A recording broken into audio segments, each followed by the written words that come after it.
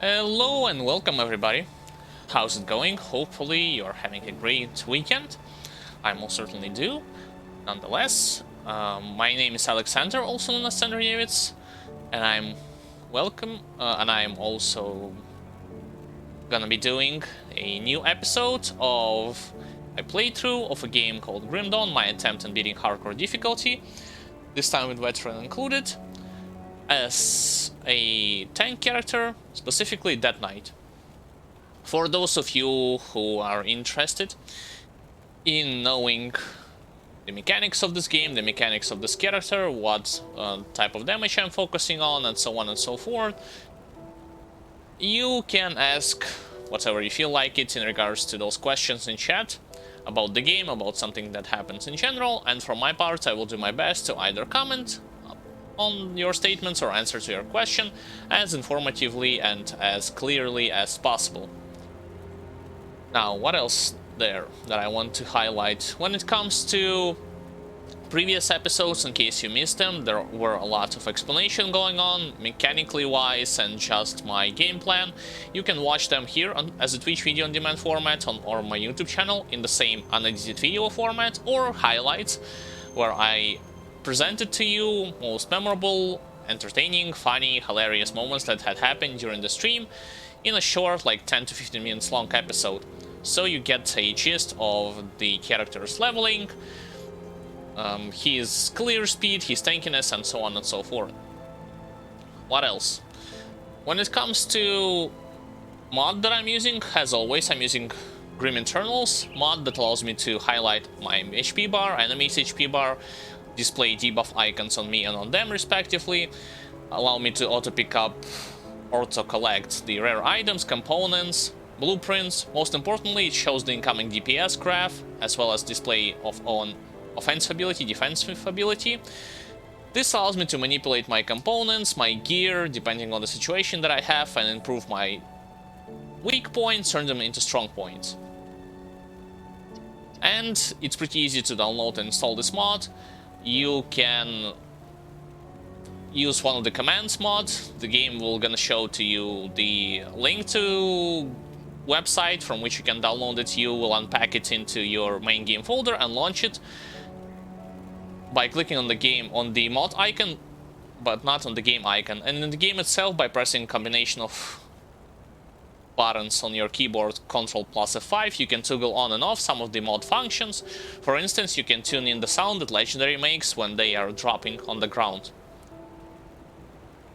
What else? Oh, since I mentioned commands, you can, if you have some questions about the best class to begin with, some farming spots, and so on and so forth, you can utilize commands for this purpose, and a lot of the questions will be answered. Same thing goes if you have a question about resistances, monster totems, and you have a short time on the stream itself, but you want to watch something later at your own leisure. I have a whole beginner-friendly playlist, ranging from advices for those players who just started this game, all the way until those who are already got to the end game. I have some advices about Crucible, about farming in the end game, Nemesis bosses, and so on and so forth. You can check it on my YouTube channel in the beginner-friendly playlist section. Grim Dawn, of course. Link to my YouTube channel you can find in the separate tab. The stream itself is gonna be highly informative and interactive because you will accumulate chat points. You can utilize them to perform various types of actions. Among them are highlighting your messages in chat, requesting personal shoutout, or demanding me to follow you on your Twitch channel or on your Twitter page. As long as you are a content creator like myself, I'm more than happy to do so. When it comes to the support, in case you like the stream and you want to show a way for support this creativity process, you pretty much can spread the word amongst those who are interested in knowing the game mechanic and not just your let's plays of the game, figuring out what works, what not, useful tips and tricks, sort of guides, and so on and so forth. You can advise them to this channel, and becoming a follower is one of them. One of the ways for you to also show support. Another way for you to do it is subscribe to a YouTube channel, leave a like and share those videos. And Finally, you can donate, but this is not an obligatory option, but nonetheless, you will receive perks and bonuses depending on the system that you would like to choose for your donations. For instance, with the help of Streamlabs donation and Twitch subscription, you will have the access to new emotes, icons, chat statuses, and with the help of in-game discounts. You can also become a Patreon. It has its own list of perks and bonuses. Among them are early access to edited videos without any kind of advertisements, participation in Q&A videos, behind-the-scenes content, and much more stuff that you can check full list of by clicking on the Patreon page link down below. Alright, now I got this out of the way, let's doing some gameplay, shall we? I had stopped previously. Sacred Ashes, Slay the Chosen, Lumber for the Legion. Oh, Blood Grove. Brilliant, let's go. Off stream, what I did, a quick reminder for everyone, I crafted a relic, new relic Juggernaut. It gave physical damage, chance to stun target, physique, offensive ability, most importantly +1 skills to all soldier. Which means my tankiness, my overall damage output significantly increased. I don't need to go all the way there. I can just go pretty much straight to Lumber Mill.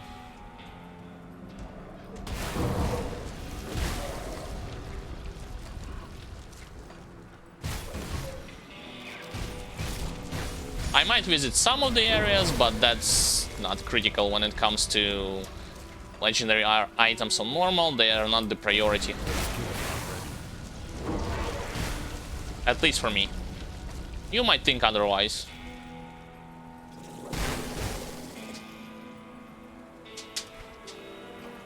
There's a monster totem, but it's on the other side, I think. Oh, wait. No, never mind. It's on this side.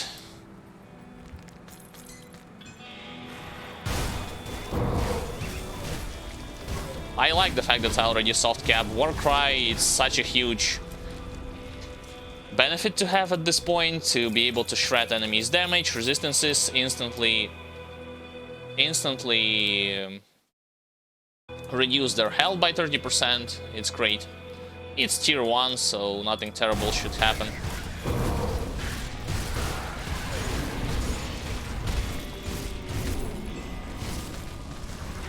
There, just some extra oh wait, I forgot. Silly me. Popping up the experience potion. Damn it, I should have done it before destroying the totem itself. Yeah, in case you missed it, experience potions. I'm using experience potions and mandates to speed up the leveling process. But I would argue that experience potions, I mean, they will increase not only your general leveling speed, but also the speed with which you level your constellations, your friendly faction experience, enemy faction experience, and so on and so forth.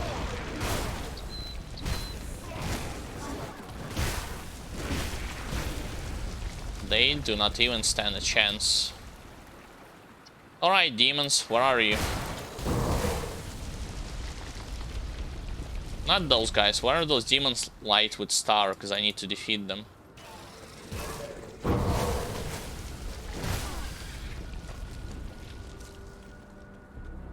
Yeah, there they are.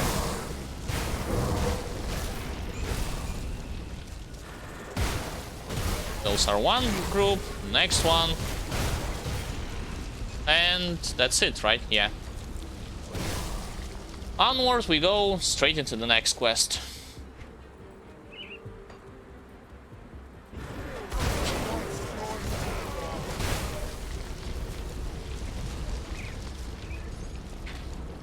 I am more or less like doing a speed run, sort of, through the campaign, but I know where to go, what items to look for, what quests to complete. If you are playing this game for first or second time, I still advise you to full clear everything on the area. Even if it take you like longer-ish amount of time, it still will be worth it. For the resources, for the sake of memorizing the map layout, and so on and so forth. Should be like a passage that I can utilize, yeah, somewhere here.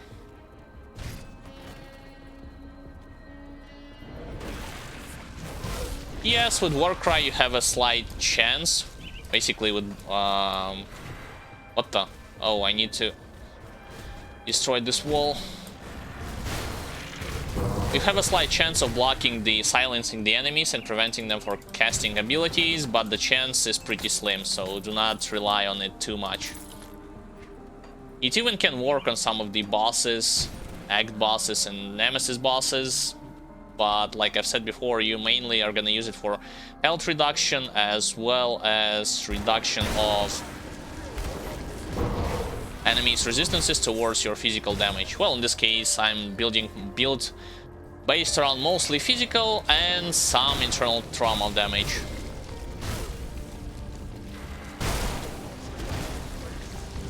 Oh, hello. Regenerator, huh?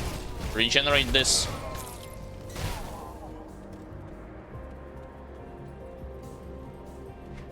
Immediately going from one place to another. One shout, full screen, got inflicted with debuff.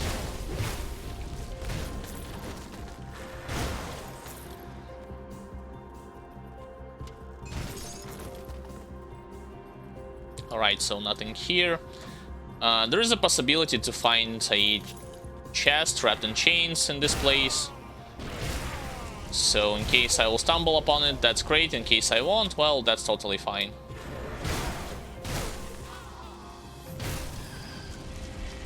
What's this? This is Forsaken, which means tier 2.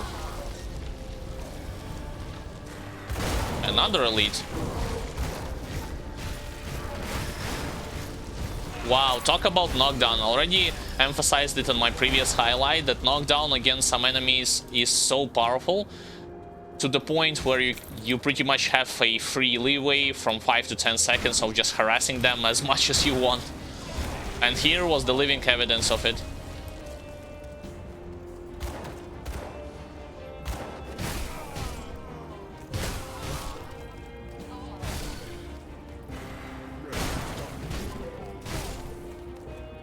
I do not recall Monster Totem to be present in this place. Usually it's closer to the boss of this area, like further where the next devotion shrine is. Oh, I'm in luck. Treasure trove.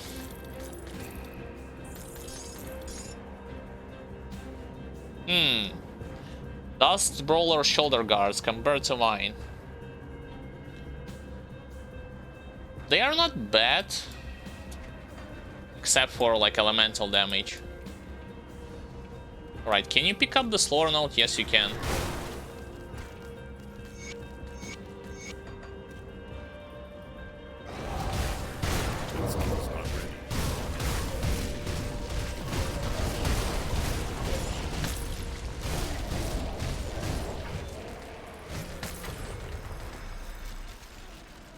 By the way, my resistances at this point are as follows, like overcapped and elemental, 60% poison acid, 76 in the pierce, bleeding, overcap, vitality overcap, ether overcap, stun 34, which is more than enough for normal difficulty, believe it or not, and chaos 70%.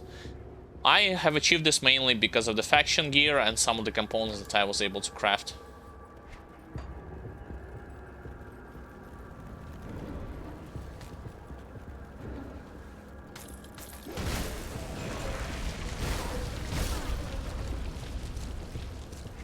Alright, now into the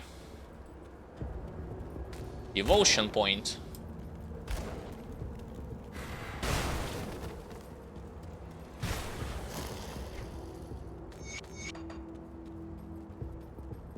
Actually, I'm gonna kill this boss and then I'm gonna aggro those monsters that are coming from Corrupted Devotion Shrine.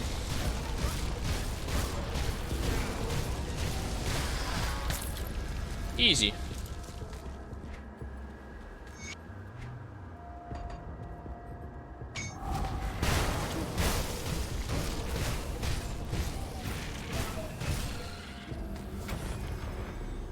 Alright, and I'm working, when it comes to devotions, on the Ulzad Heralds of Korvac. A lot of extra physical damage, some internal trauma, resistances, and very useful proc.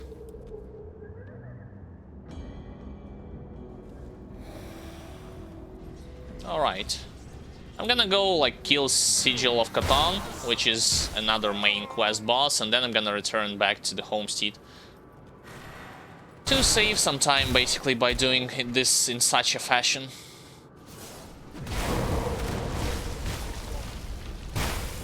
As you see, enemies are at level 50-ish here, so I'm way above their level. I do not want to be here longer than necessary.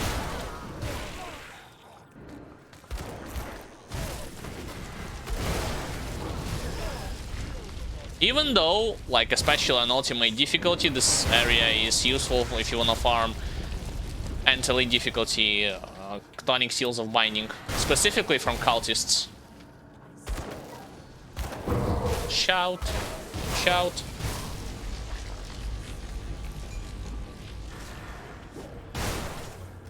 That's the wrong way to go.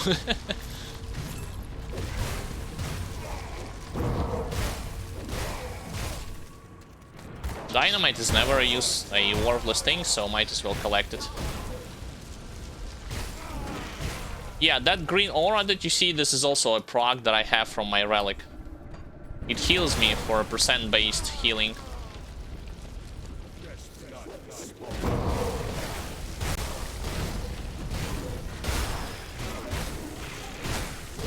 That skill's not ready. Alright, on to the next floor. There's no point trying to see if there's anything out there. I had found another monster totem.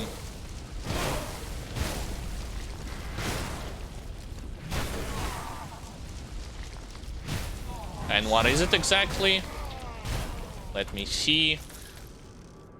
It's another Forsaken, tier 2, and Void Touched.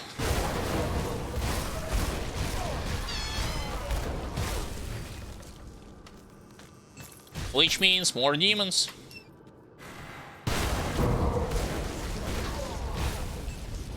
Clearing additional cultists out of the way, just because if I am going to kite, I would have to have some free rooms free of enemies.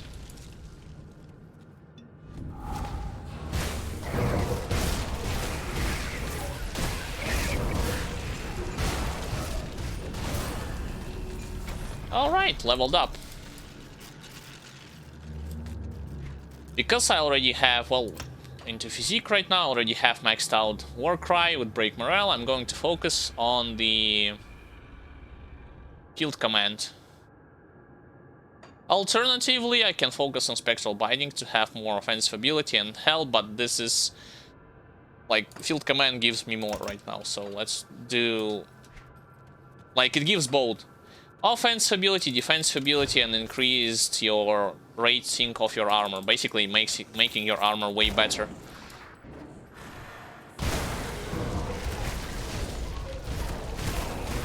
And I explained it already. Having more offensive ability means you're gonna successfully land. You're gonna land your hits with a more successful fashion. You will also going to crit more often, and your damage will be significantly increased. Defensive ability, same thing goes for it as well, but from different like perspective. Less likely your enemies will hit you with critical hits. They will deal less damage. My inventory is full, right? Yeah. My inventory is full. And their damage will be reduced. Alright, back to Devil's Crossing. Time to sell stuff. I will focus on Field Command and then Squad Tactics to pump up my damage and survivability.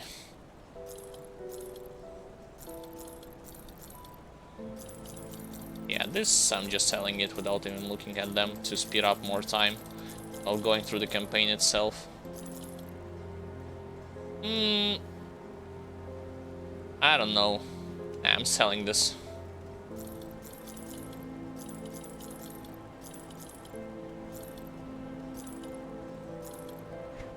And final inventory slot. Alright, got it. Quickly dump everything extra into the stash and continue onwards.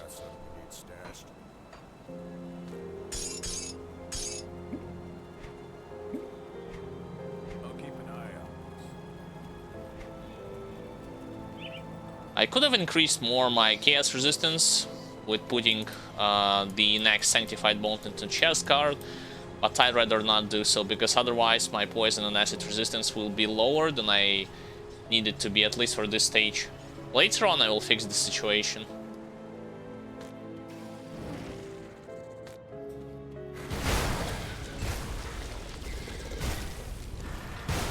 Where did they come from? Right, alright, I already out-leveled so high those enemies in this place, so I might as well just rush straight to the boss itself.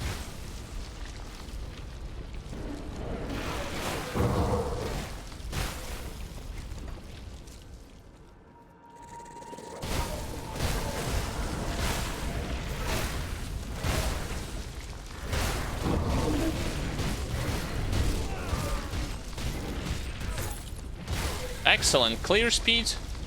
Considering that this is a sword and board build, I have no negative things to say about it.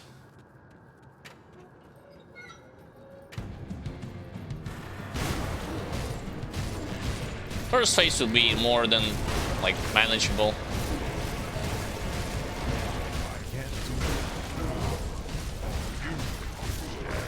And that's it for the first phase. That's locked.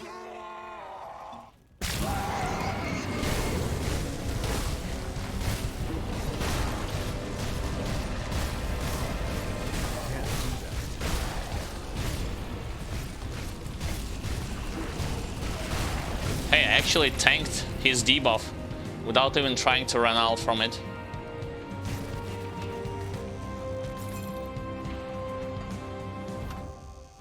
Alright, immediately going into the Rift Gate and then coming back to the homestead to collect more items. Wait. Might of the Dire Wolf. Yeah, it doesn't have resistances, but the proc is great to have.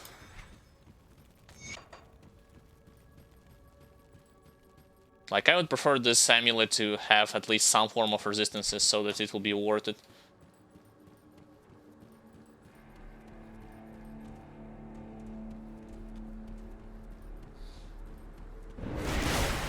Still level 50? Really, guys?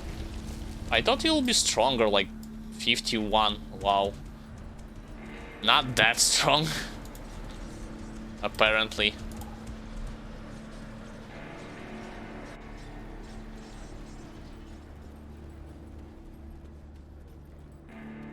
Alright, let's speak with you. I've already informed. This is bad. You're here. For the cult. And then report to this guy. Come on, get your ass down the stairs. Why are you stuck there? How's my reputation doing with Black Legion? Respected but not honored yet.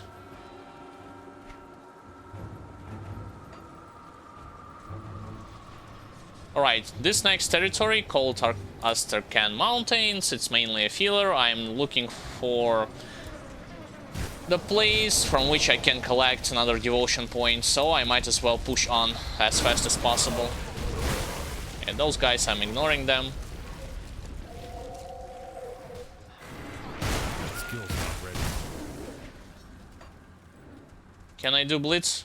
Nah, too far away. That would be an epic blitz charge. For them? Not for them either. Come on, let me do blitz. No.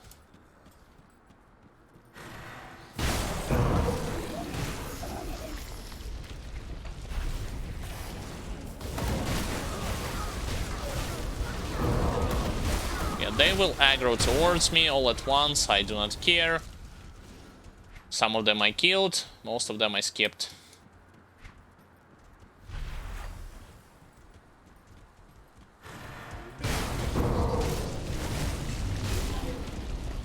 It's even pointless to, like, try and kill all of them. With the exception of this monster totem, this whole area is, like I've told you before, is mainly a filler for me.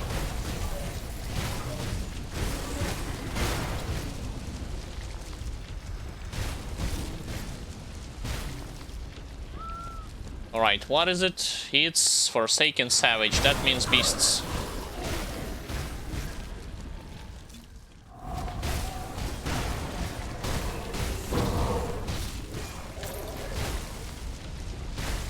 Beast and I mean, there was like bugs and shamblers. That's pretty much it.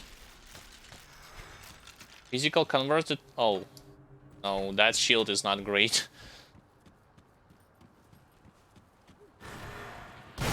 I totally forgot that you should defeat. Well, yes, regular monsters you can skip, but all the elites are on the way. Yes, you should try to kill them all.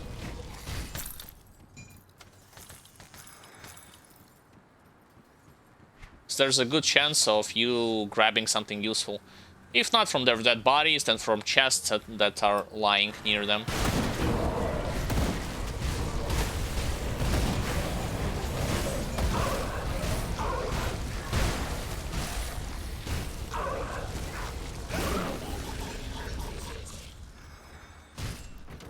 For some reason I'm collecting all of the lore notes, even though I'm not doing this intentionally. Alright, to the left.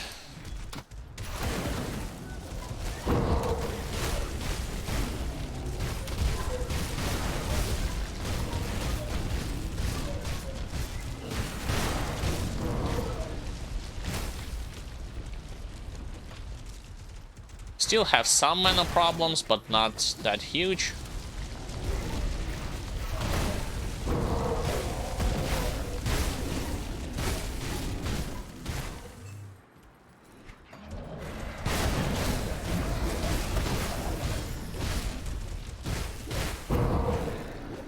I would like to have additional properties added to the Warcry, and that is destruction of those boxes and barrels. What the? Huh? Did you hear what I hear? I'm hearing some kind of an activation of the ability.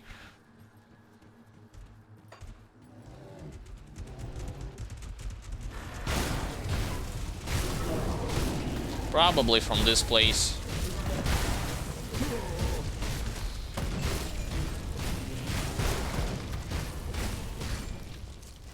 Okay, this guy will be dead by himself without even me trying to interfere.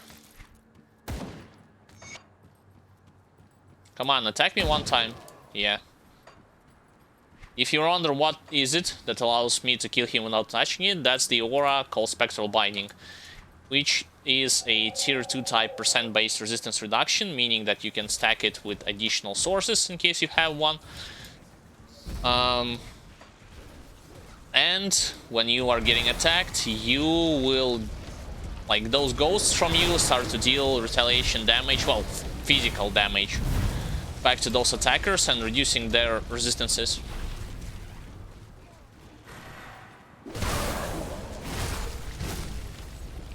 Once again, it works only when you are getting attacked. In a slight radius.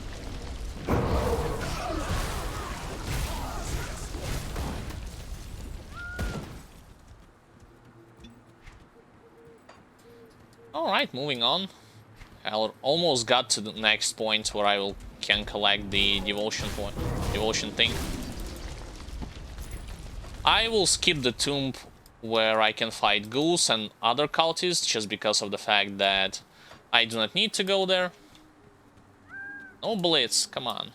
Let me do blitz from this place. Nah. Instead I have... Oh, wait.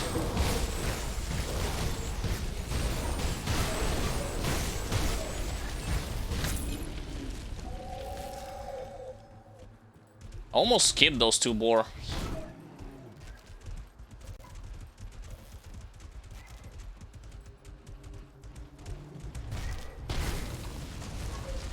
I will go straight towards their boss. I think. The ones that are roaming this place, like to the north. He's somewhere there. For now, you cannot cleanse. I cannot cleanse this corrupted, this desecrated shrine, so I'm skipping it. Okay, so where's the boss? Where's the Yeti boss? Come on, show yourself. Well, that's not it. That's a bunch of cultists.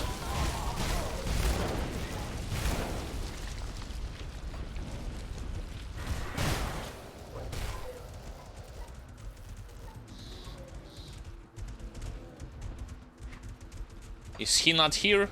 Impossible. Like, there always should be this Yeti boss in this place.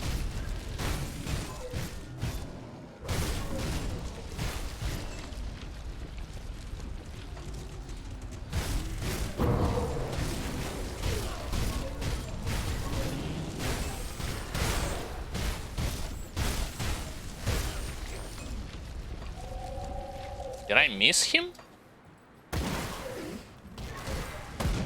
I didn't see him anywhere near it. Oh well. Strange.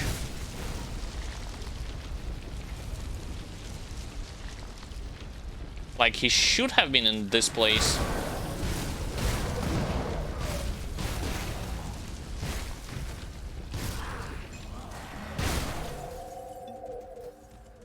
Alright, next rift point.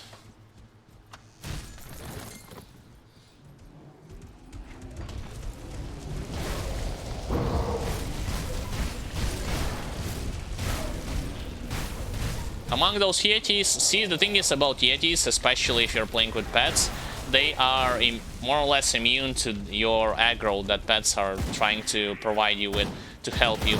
So be very careful if you're fighting them.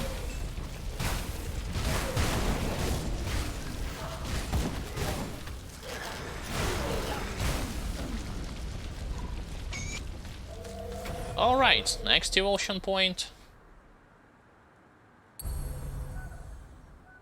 Next I will go for Chaos Resistance. Ether Resistance I will pick all of the knots in this constellation, so I'm just saying like what I will prioritize over the other.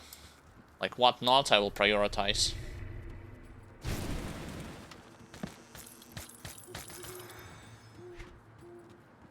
That's for Hidden Pet.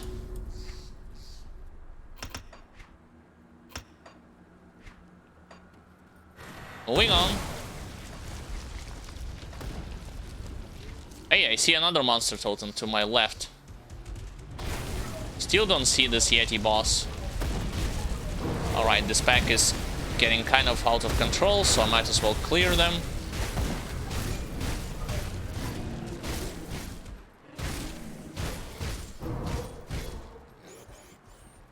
Forsaken Savage, more beasts.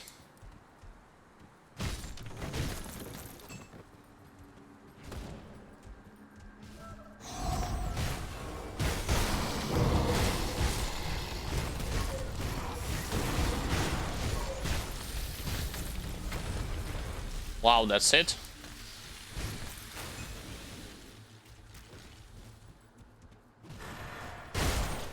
Hey, Boar, stop my charge. Come on, that's not fair.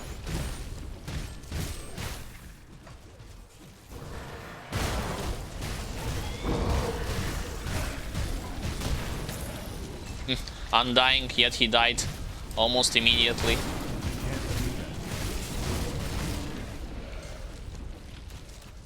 Alright, I think I'll go straight to... Well, not in this place. I'm just trying to look for this Yeti boss, probably in this area, but nah, he's not here. Nope. I think I'll do the quest Lady Chosen guarding the ashes before going into the fourth icon itself. Come on, why are you stuck?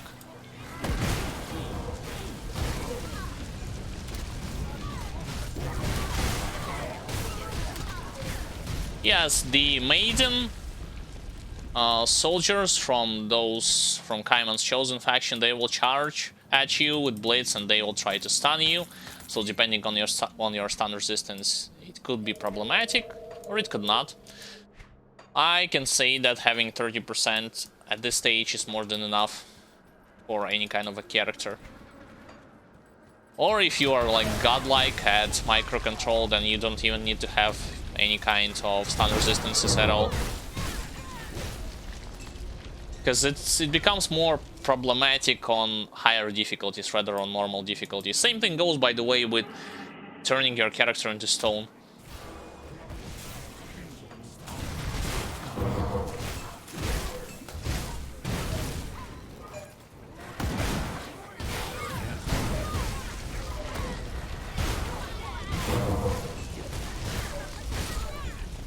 Wow, like a knife through butter. They are at level 55, 58, so... and I'm still getting rid of them quite easily.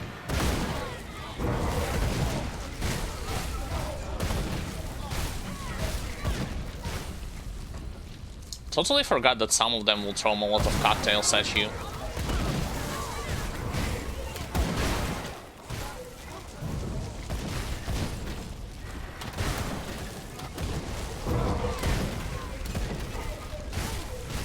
Yes, regular guys, they will either try to melee you or shoot you with rifles, like, they are not the problem.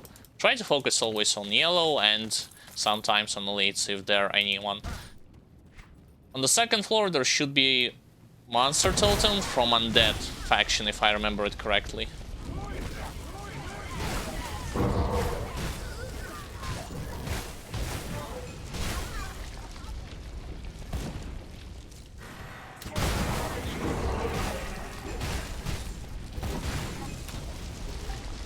But not anymore, it seems.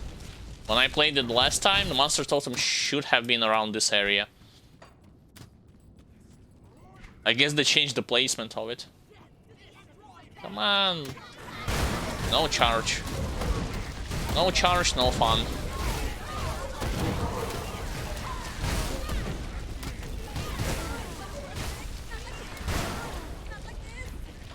Yes, not like this. Wait, how did I miss those guys? Oh, from the other side. Got it.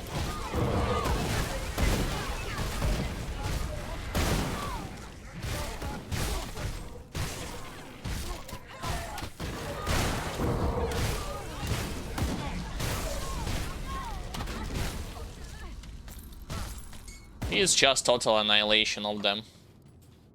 And on this floor, do not forget that there is another secret area from which you can grab the devotion point.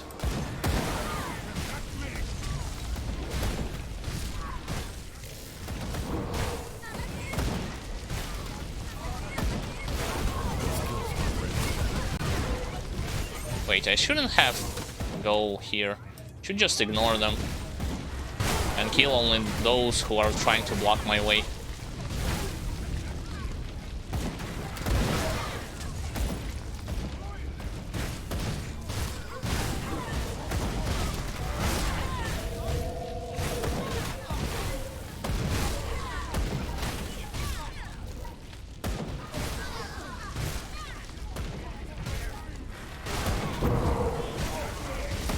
Wait, Warcry did damage to this wall? Is there a passage that I missed here? It can be true. Yeah, perhaps I'm just seeing stuff that is not present. Let me double check.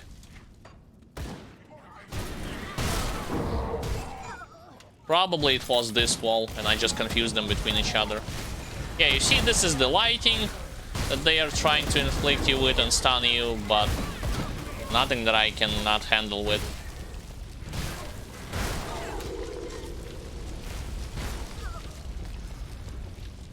It's fire damage with vitality. That's the secret area that I was mentioning.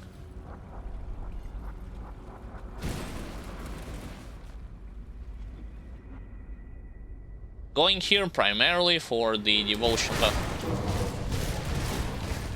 Yeah, there will be a lot of ghouls in this place, so get used to it.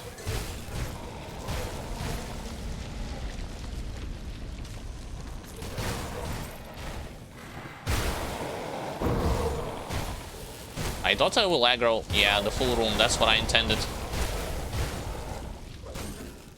Hey, there's a monster totem, but in different area. Turning around.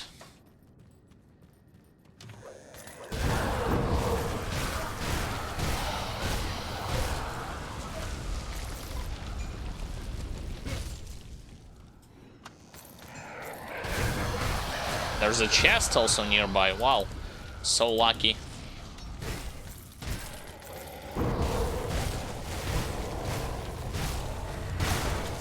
Yo, those guys cannot decide whether they are coming or not. You saw what just happened? They were moving. Oh, it was a tier 3. Damn. Shouldn't be that overzealous.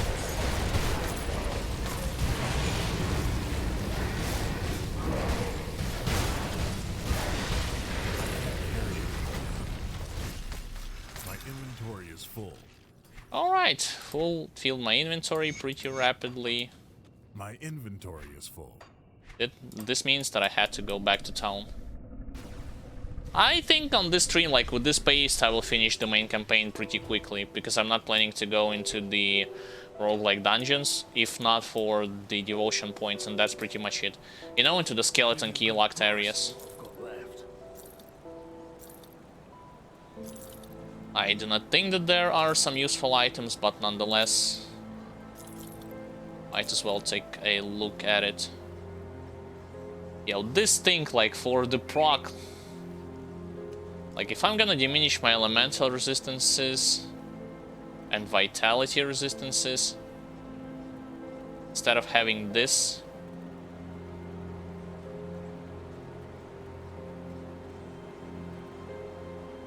Nah. My damage is more than enough to handle them both. To handle all of them at this stage. That's crap. That's not worth it.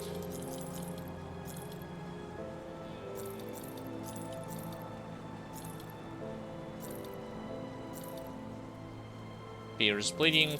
Nope.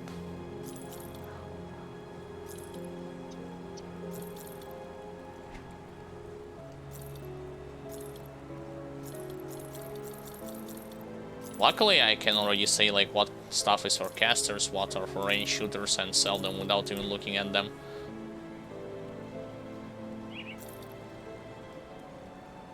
%11 physical, yeah, good luck with that.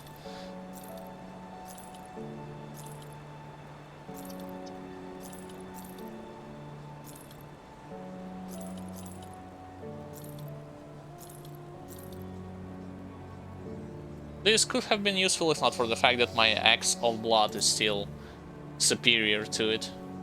Yeah, that's a two-hander, so no, I don't want to compare it between each other.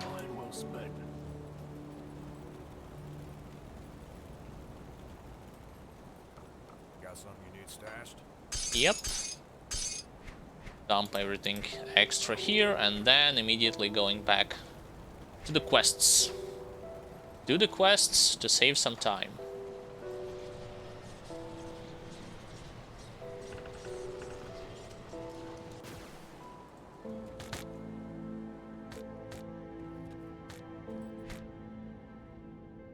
Anything here that is worth it? No. Poison, two-hander elemental, vitality decay, and that's for level 58, but it's still, in my opinion, not worth it to grab.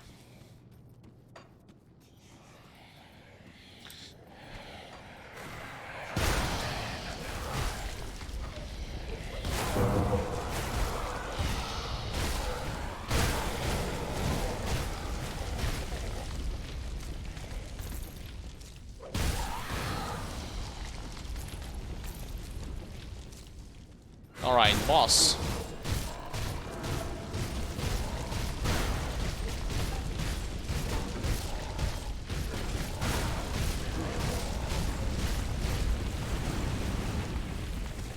I dodged some of the stones, some of them I got attacked by, but that's not a big deal at all.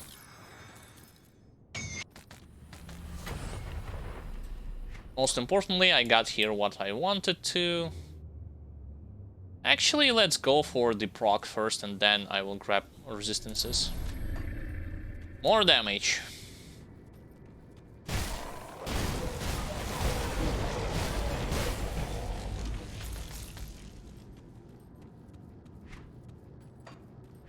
Restore Shrine, which means I can go head straight to the exit and then kill the boss for the quest or Order of the Death's Vigil.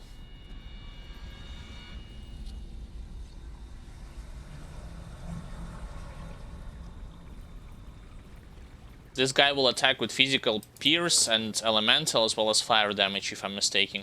He's gonna be with a two-hander.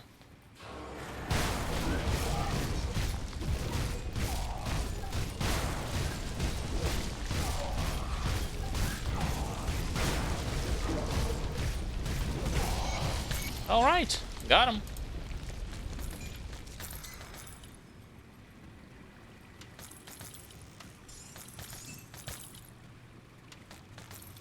Now immediately on to fourth icon.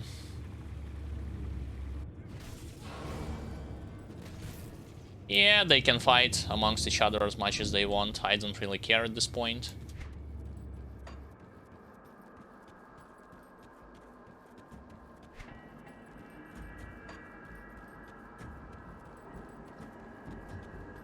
The only thing that I wish developers have added is monster totems to allow players to kill elites from Crowley's King,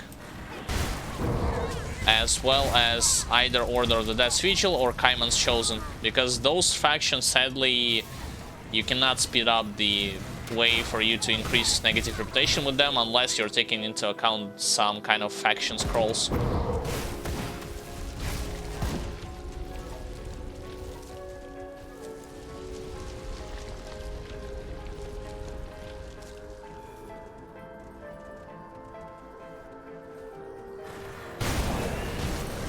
There's a lot of materials in this place. Not anymore. That was a pointless detour. With the exception of boxes, I didn't find anything useful there.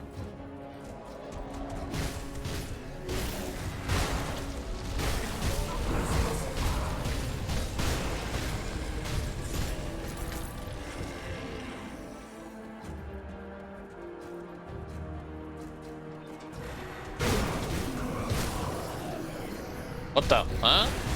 I wasn't able to actually attack him because my mouse cursor was going all over the place. Oh yes, infamous archmages. That you can do you cannot do anything to them until their shields were out. First legendary drop from enemy, and it's not good for my build.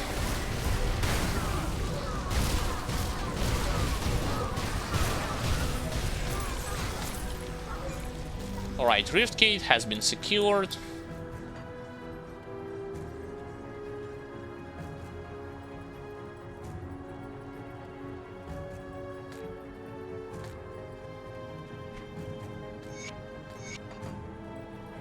Good. You've opened very precise. Supplies, main quest, and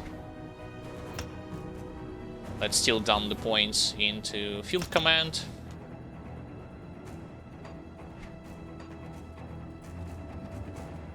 What else have I missed? Later, later they will actually give me the quest to talk with Outcast, not right now. Right now I need to go to the jail and bring them their supplies. But before doing this, let's go to the Sorrow's Bastion.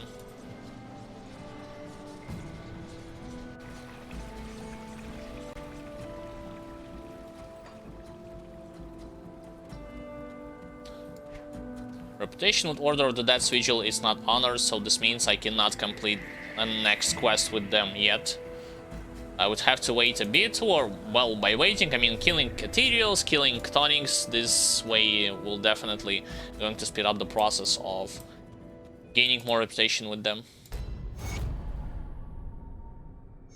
Oh, never mind, I can already perform the ritual with them. Alright, let's do it.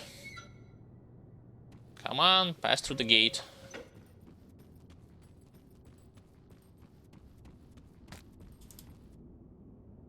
Yeah, I'm ready, just begin.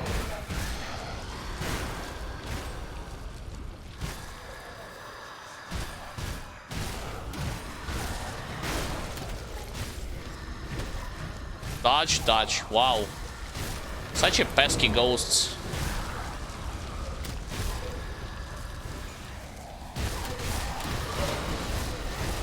Revenant just got completely annihilated. But it's not the ultimate wave. The ultimate wave will be the next one. Yeah, there it is.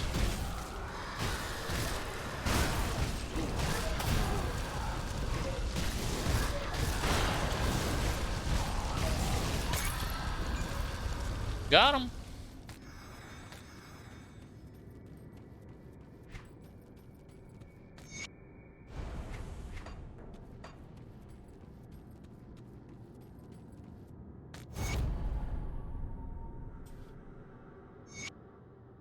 And to search for Ouroboros, I would need to make a short detour towards... What's this place is called? Yeah, East Marsh. I mean, I can do it right now and grab myself another devotion point, but later down the line, I will be doing hidden path. Well, I mean, it's debatable. I can do it right now, but I have to return to East Marsh later for hidden path, unless you want to miss out on the point of getting extra attribute point, devotion point on every level of difficulty.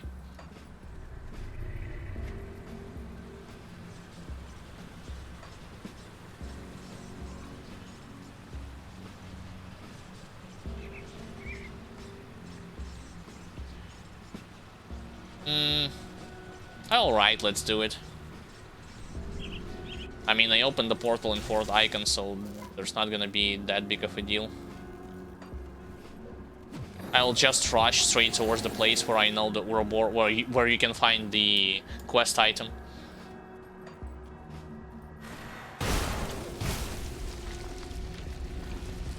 Oh great, but I don't have enough scraps. Alright, alright. 10 scrap it is.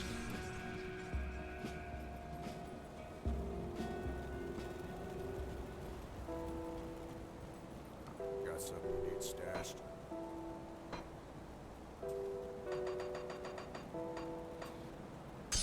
Because I had only one. After I will finish with field commands at level 12 out of 12 and squad tactics, I will try to focus on fighting spirit or just blade arc, like fighting spirit to soft cap and then blade arc and laceration, try to overcap them.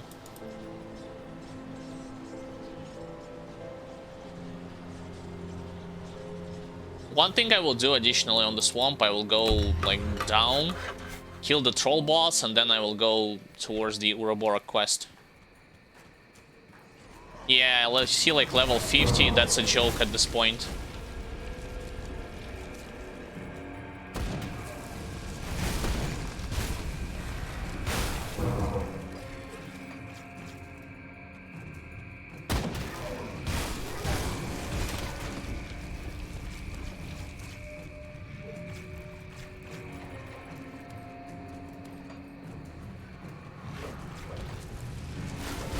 For some reason, even though I'm clicking on the gate... Alright, there it is.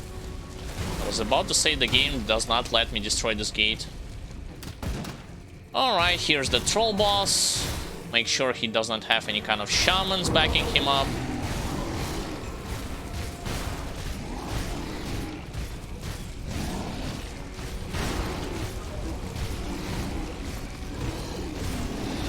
I actually blocked his swing with the shield, because there was a sign blocked.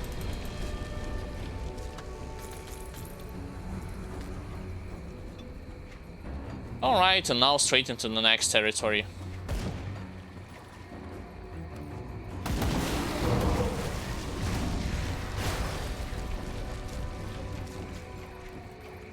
I need to stick to the right, like... Oh, wait a second.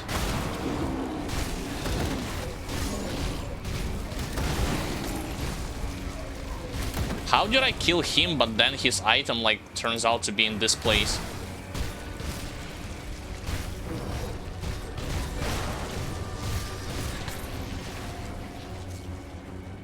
That's weird.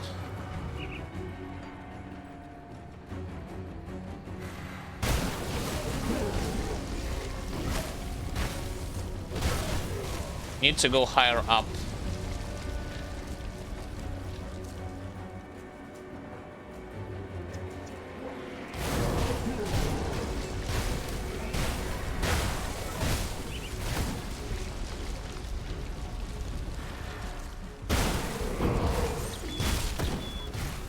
Yeah, there's the quest area where I need to be. This is the boss that I need to kill.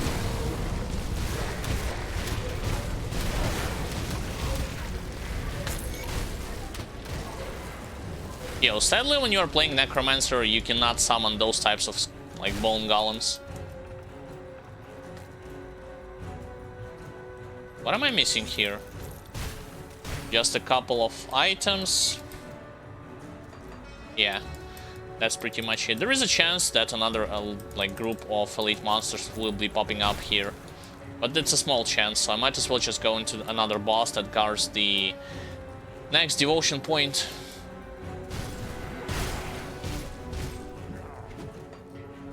No need to fight them.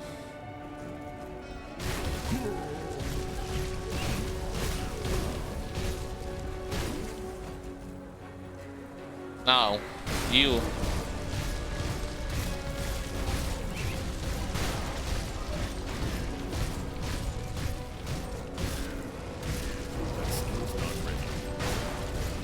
He does not do anything to me. I got some kind of shield from him, and what? Warpath, what girdle? Physical internal trauma, +1 skill to soldier. And no resistances at all. No, my belt is better. Even though, like, it has more armor, but my belt is better just because of the proc that I have.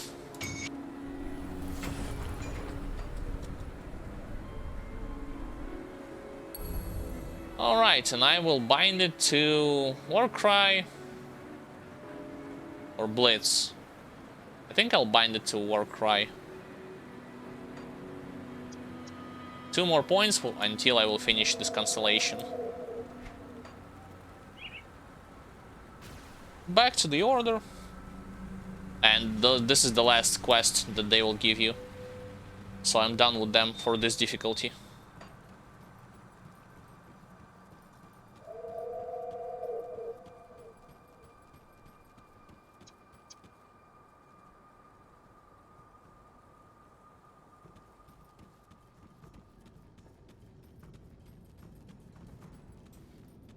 Alright. Yes, I found. Might as well sell the items because I'm near the vendor. Oh boy, take a look at this. Physical, bleeding, offensive, defensive, physical resistance +2 to blade arc, physical damage to blade arc, bleeding damage, and Earth ward. My guess this shield is way better than mine, so I gotta buy Stone Husk Hoof to improve it. And Severed Claw. Something better.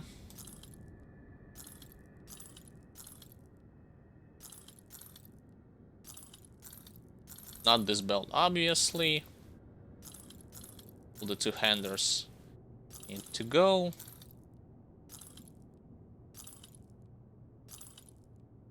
The problem with swords is if you're not focusing on pierce damage and while at the same time going with pierce, you do not want to grab them. Even when going sword and board build.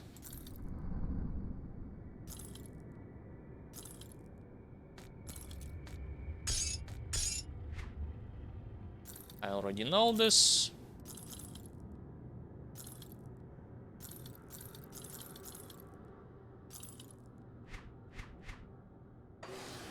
Alright, so I have to go to the homestead to buy Stone Tusk Hoof ingredient. Because all-around blood does not, like, you cannot put it into your weapon. I mean, excuse me, into your shield. Wait, Stone Tusk Hoof, and I'm actually going to Rovers. Wow, I'm a dumbass. Let's go to the homestead.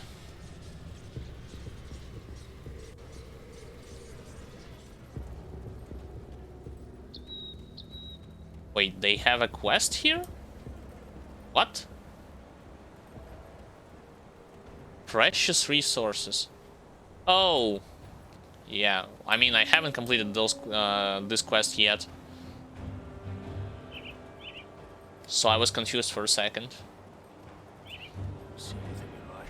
Stone Tusk Hoof. Back to Devil's Crossing using the inventor lady. Let's take a look, shall we? Keep the add-on. Reapply it. Bring me back something interesting.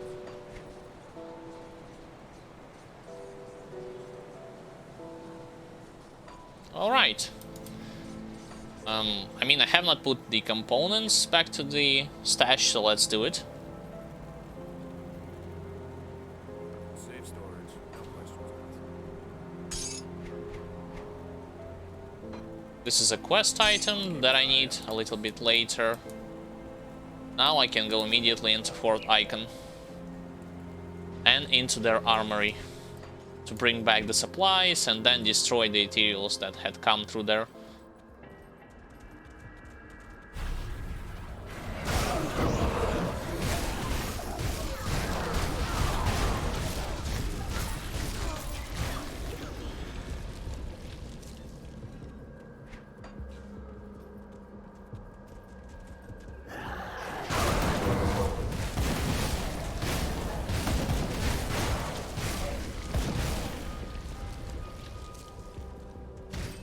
Just don't forget that there's like two hidden stashes over here. One in the tower, and one a little bit later near the wall.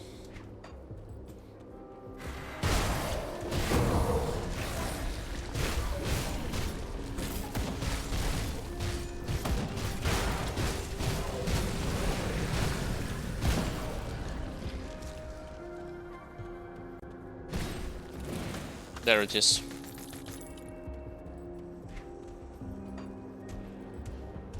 I'll just rush straight to the commander Lucius and kill him.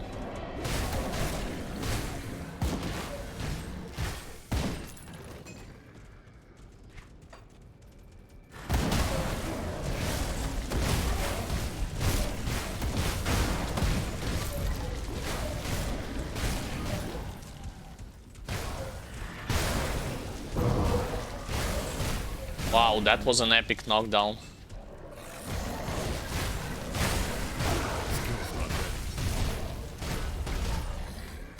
Alright, slowly but surely starts to level Ulza's Decree, that's great.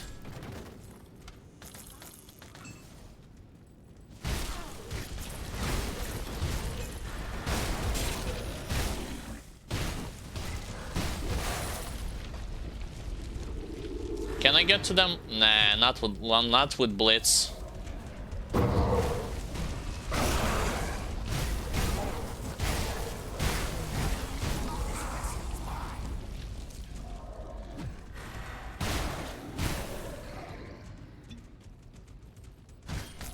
I think I need to destroy some kind of a wall to get to them, but not like... I gotta advance slightly onwards.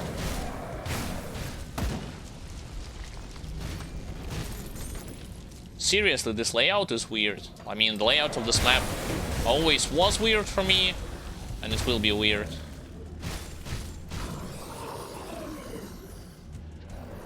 Because supposedly for an armory you would have to have an easy access to all of the guns, all of the ammunition, and so on and so forth. But what I'm seeing right now, it's definitely not the case. And I totally missed this group of enemies, oh well.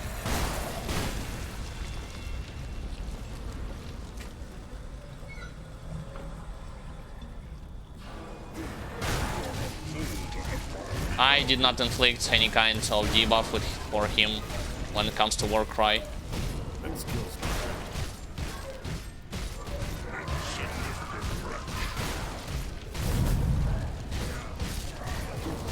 Alright, now I did.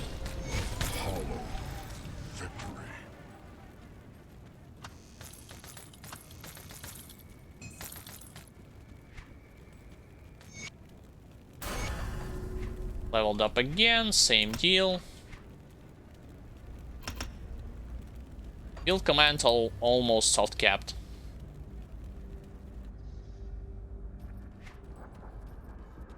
Now to blow up this passage.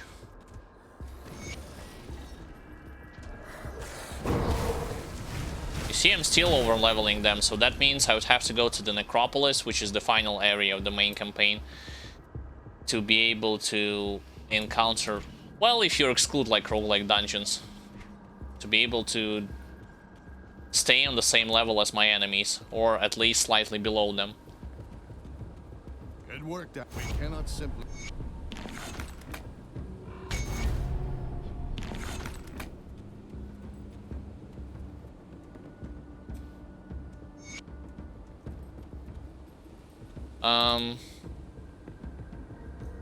Wait, what? Oh, slay the Herald of Destruction. Oh, this is for Black Legion quests, right? I'm honored with them. So this means... Can I buy already their... Yeah, Legion War Seal. Can buy 2 of those.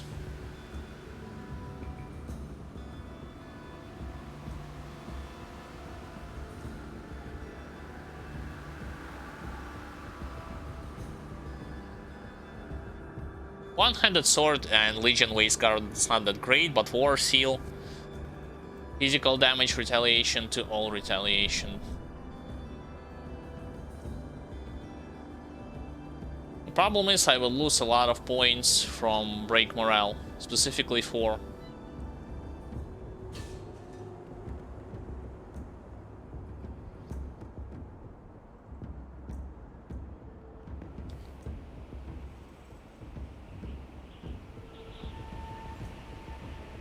I'll gain slight boost towards my physical and internal trauma damage, but less.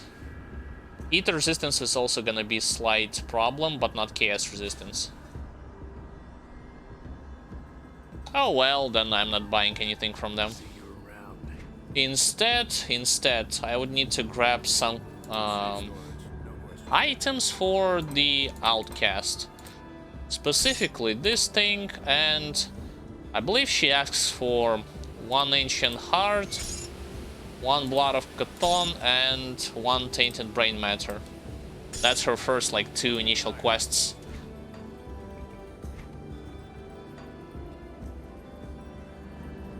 Let me pop up another Potion of Clarity.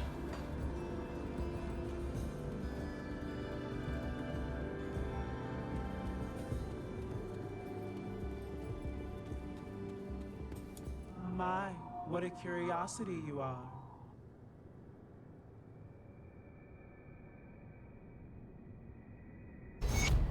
Okay, what's wrong? I have all but I like to hear, and I will acquire, and I should have picked another dialogue option.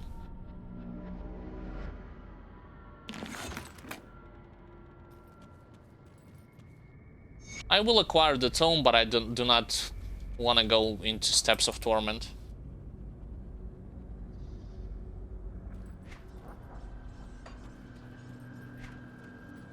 At least right now. Right now I want to go straight towards new territories in main campaign.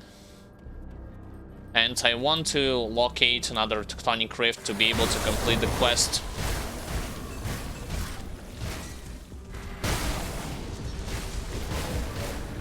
Black Hand of... what the... oh, it's for pets, never mind. Oh, which means I do have to explore this area thoroughly, so I cannot skip enemies unless I will risk, like, missing the Tectonic Rift gate.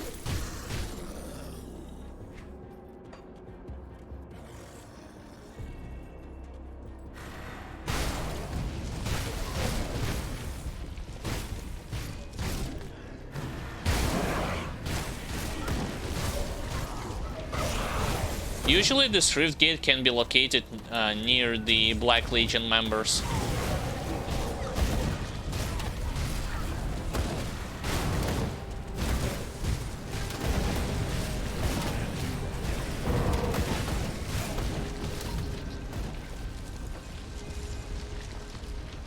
I do not see anything there.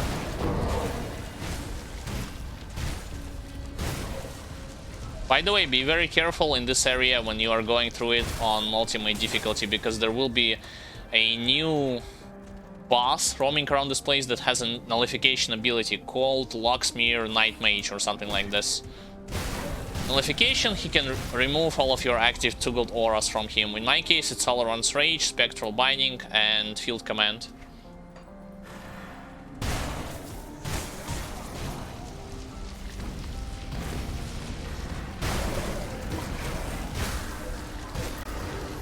Oh boy.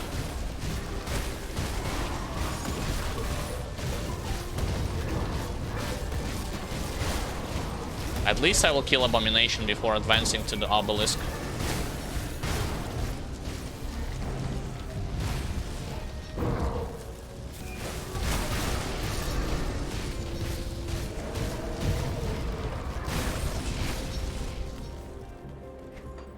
Right, let me grab the Ether Crystal.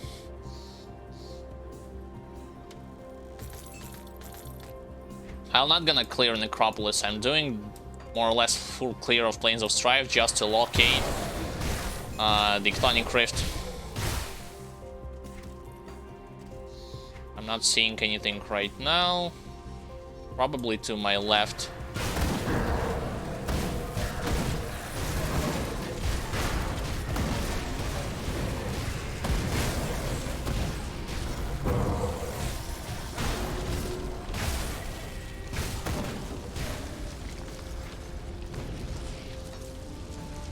Where's this silly Ictonic Rift? Come on, show yourself.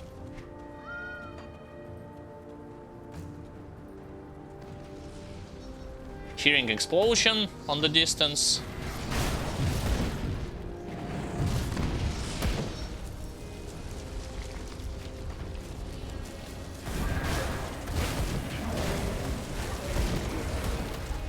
Yeah, there it is. So I finally managed to locate it.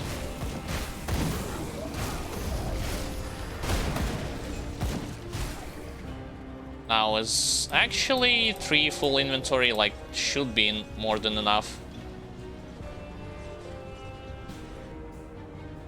Even though there will be like 2 areas. I'm mostly interested in quest item and in the second area to kill boss and grab his exalted stash.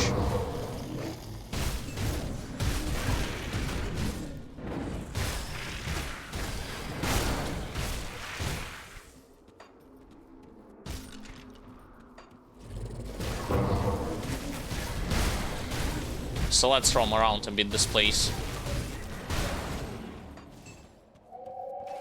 That skill's not ready.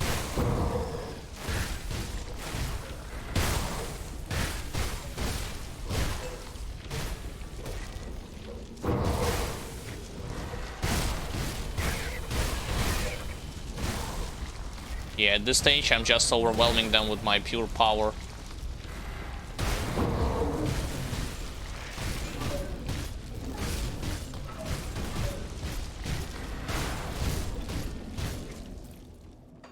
If one-handed Blade Arc can do such wonders, like, there's no denying how powerful two-handed Blade Arc can be.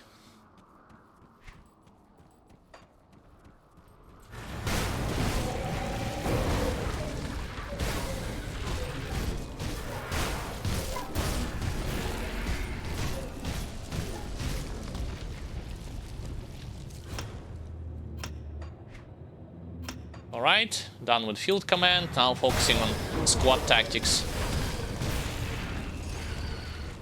This time to increase my damage output.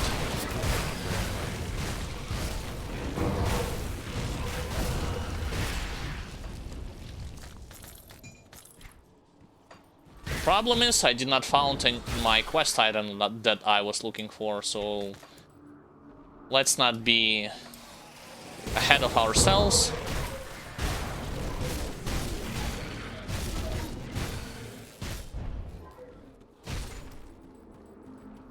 By the way, those of you who are wondering, no, it's not the end. I will definitely upgrade my offensive ability even higher. Not only through squad tactics, but through fighting spirit.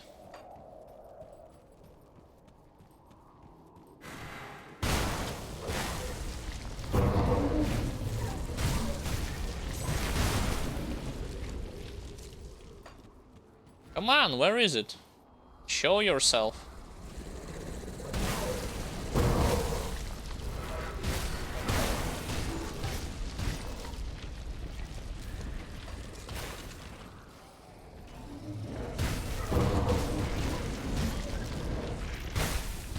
Yo, where is it? Where's the star? Supposedly when you get close to it, the star will display, will highlight for you on your minimap the location of this item.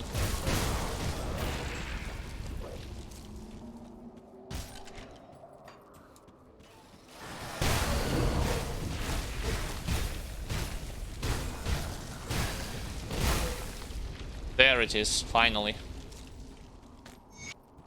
Now I can go to the second floor.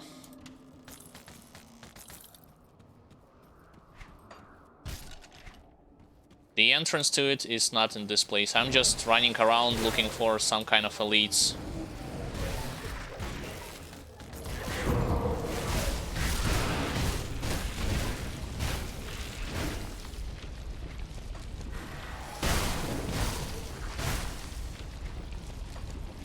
This is the exit from this place, but do not click on it just yet.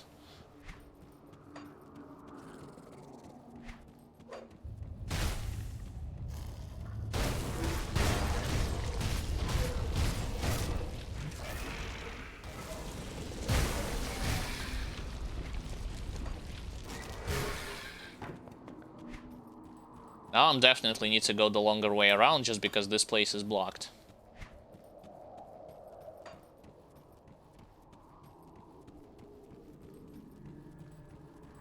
I would say for normal difficulty, like if you know what you're doing and you are not that scared of enemies' damage and you're playing sort of a tanky character, you can ignore damage absorption. Like even for DLCs, unless you want to clear like everything and you want to be extra safe, then yes, you can pump up extra points into damage absorption abilities if your class combination has something.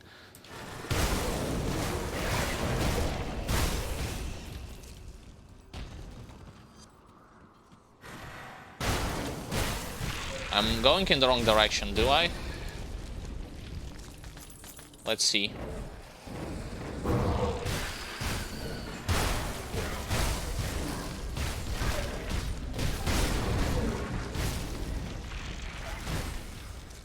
Yeah, I need to go in the center of the map.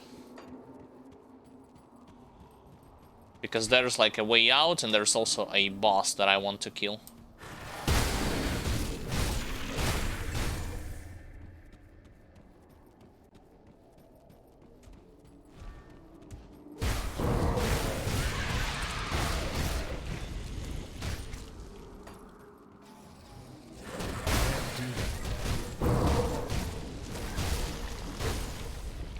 Look at this guy.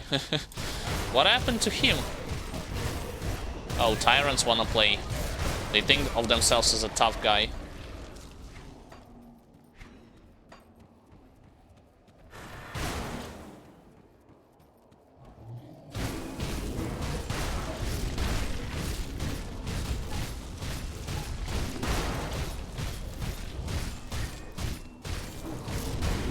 There, he's dead.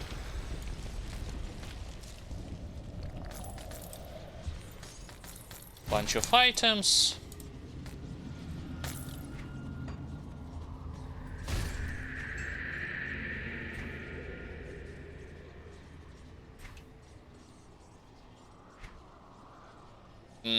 I want to check something. Oh, fire damage, horse wave, yeah. No, thank you. Pierce damage. Not great. I'm going towards the necropolis, opening the rift gate, and then I will return back to restore Shrine of McDragon. Yeah, you can follow me as much as you want. I'm ignoring you.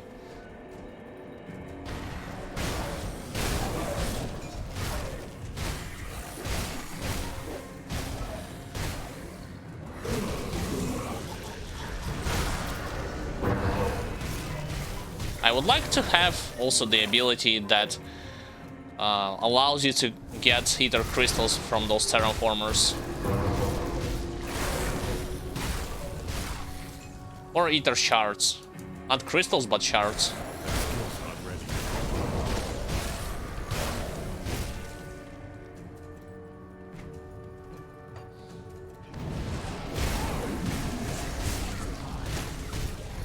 Funny thing is, if you will inflict any kind of damage to Archimage before he pops up his aura, he will be dead.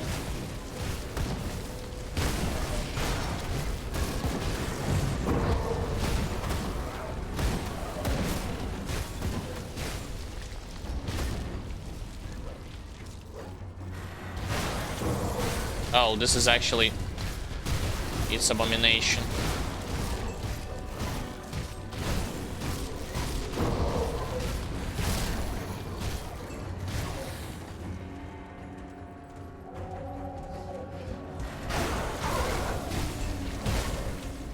There, I'm at the gates of Necropolis. Let's go onwards.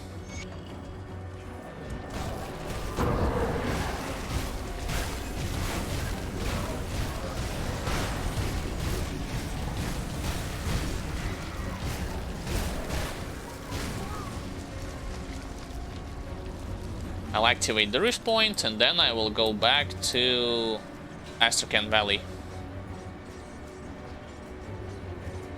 Now, in the Necropolis itself, you are looking for 2 devotion points, first and foremost. There will be, like, no quests, with the exception of a couple of Nornos that you can collect if you want to, or extra story lore, extra story pieces. That's pretty much it.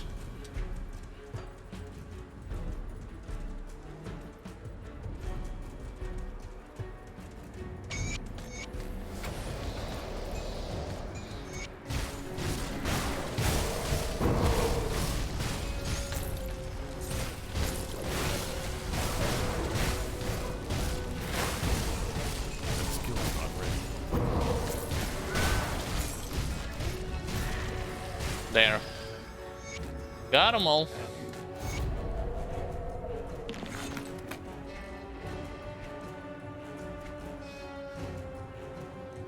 Yeah, those items are not good.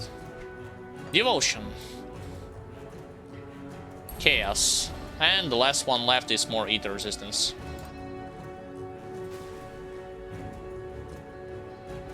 I'm gonna go first straight towards the tomb to the top right, and then after clearing the tomb I will go to the next rift point. Yeah, if I'm not getting roadblocked along the way, which can happen, unfortunately, by those guys.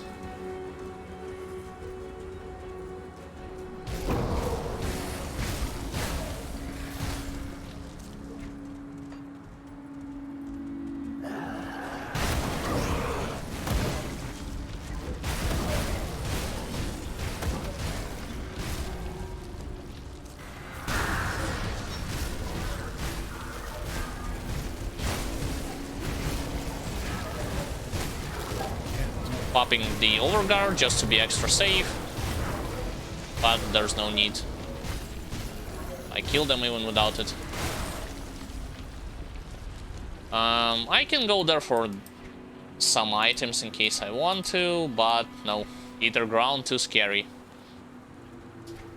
I already lost one of my characters on Ether Ground. With the very first character on hardcore when I started to stream, I lost because of Ether Ground, so no thank you. I would like to avoid this like a plague.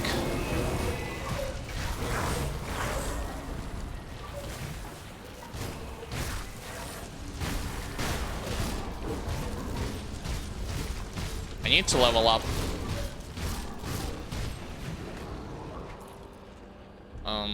2 more squad tactics, same thing goes into physique.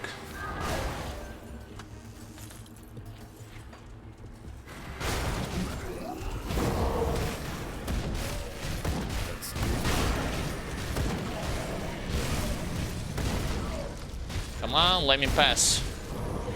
Stupid flesh hulks.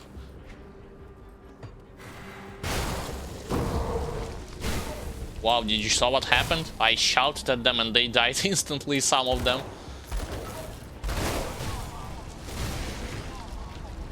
Alright, into the tomb. Or crypt. Can you? What the? Yeah, because of the camera angle I wasn't able to enter this place. Yeah, I gotta go all the way down to the ghosts, through the ghouls, and this is a dead end. Brilliant. So I gotta use the left passage instead.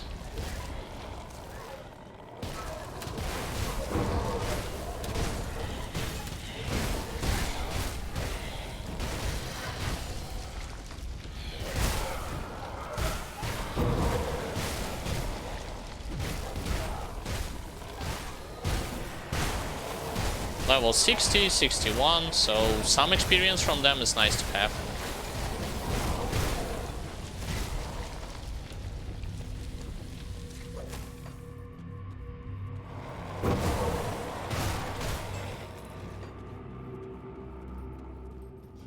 I'm actually binded my Olzuin's decree, excuse me, to the war cry specifically because it has the ability to inflict.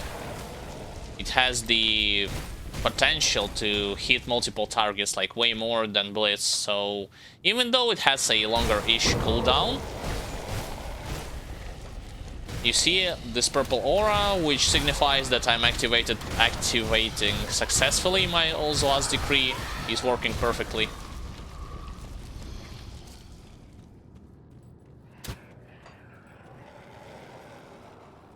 Still gotta go down.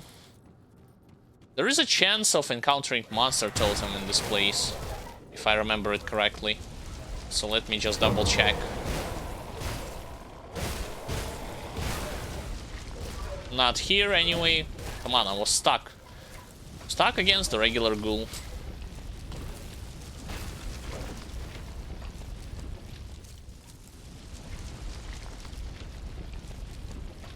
Nah, no monster totems.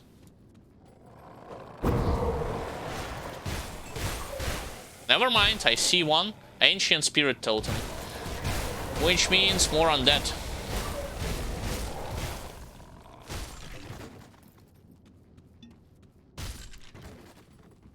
I would like to destroy it before actually attacking the boss of this place itself.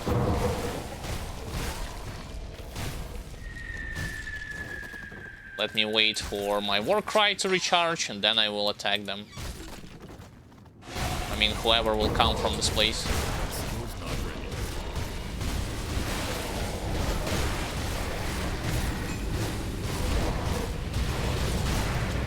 There.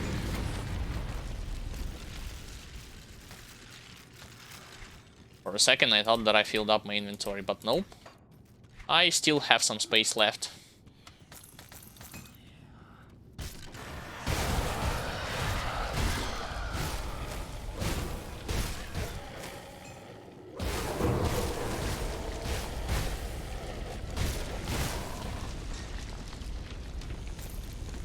There's the boss that I was talking about.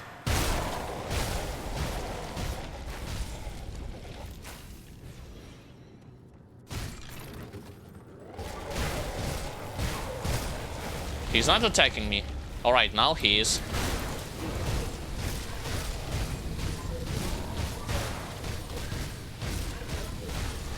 Crits for 19,000 was the maximum. Which is insane considering it's still normal difficulty and it's one-hander weapon.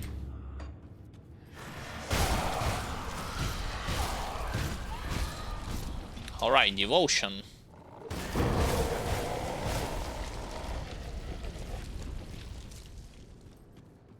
As soon as I will be able to enter this place. Damn. Gotta go all the way around. I can't carry anymore. Empowered Storm Guard.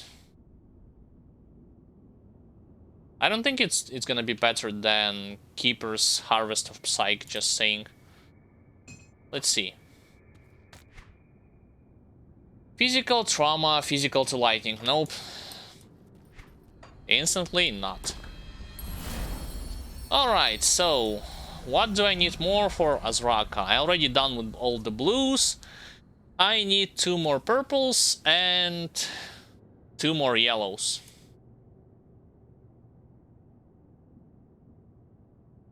Sadly, I cannot get any kind of purples from this place. I mean, can grab a hammer. That's the shortest way to do it, like 3. Alternatively, I can grab an owl to be more protected against reflected damage later down the line. But owl takes like 4. I think I'll grab hammer. And for yellow, this one needs 10.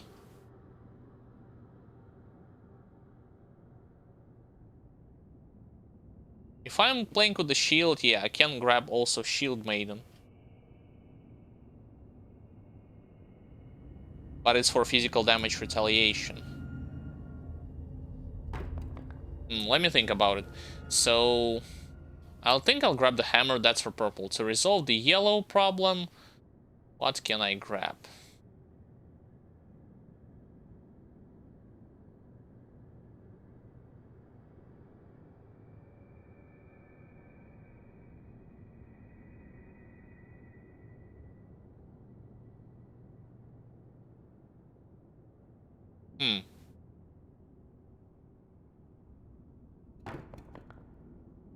Scales, but this is like devotions is expensive as hell. Alright, nonetheless, I'm gonna resolve purple and then I'm gonna think like what shall I do? Yeah, the Blades of Nadan would be great if not for the fact that it's for Pierce build, so it's not a viable investment for me.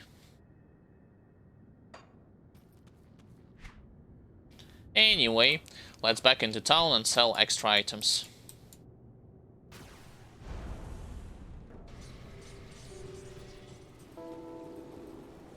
See anything you like?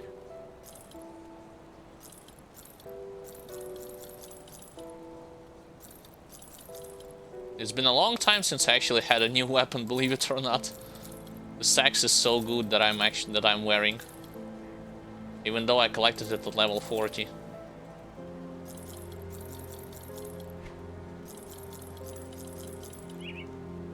Lighting acid, yeah, good luck with that. This is slightly better, but only slightly, like plus 37, it's not worth it, I think.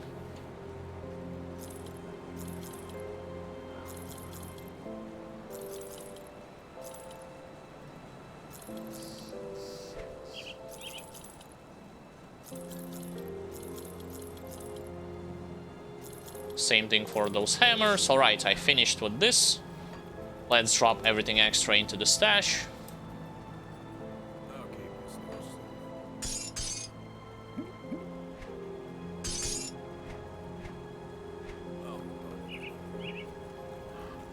And then let's go back to the same crypt.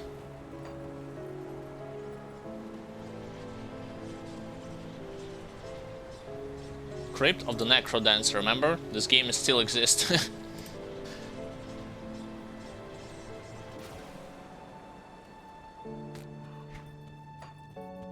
Alright, I need to open up a shortcut. Yeah, there it is.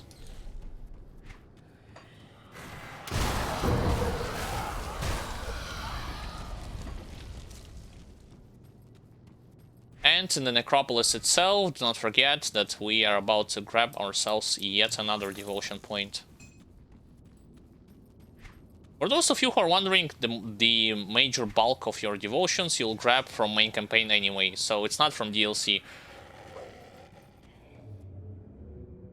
Those of you who do not purchase DLC, who have only the original game, yeah, do not worry, like, even if you got like one time through main campaign, you can grab another devotions by doing the same stuff on other difficulties.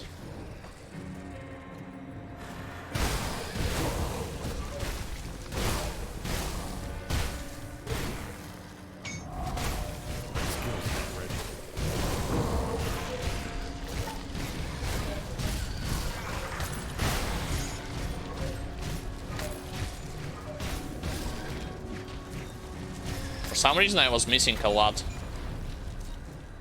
Alright, so devotion point, hammer.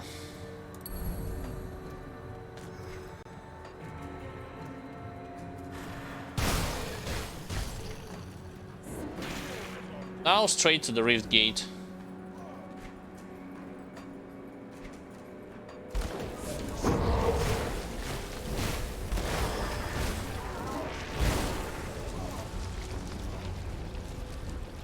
Oh, I'm in luck. Forsaken Void touched. By the way, because of this constellation, I was able to max out, well, soft cap, chaos resistance.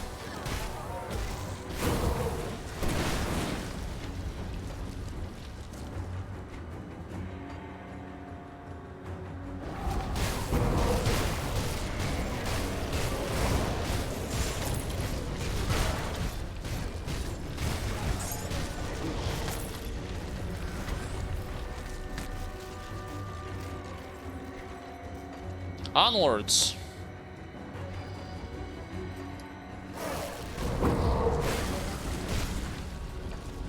Wait, I should have been closer already to the Rift Gate, shouldn't I? Yeah, there it is. There it is. Wait a second. I'm going in the wrong... Wow. Talk about camera rotation. I was going in the wrong direction. I need to go there. Jesus. Those necropolis places can be tricky to navigate through.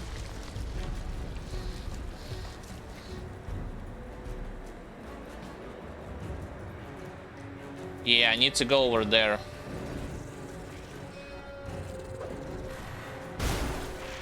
Luckily, I have Blitz to help me with this.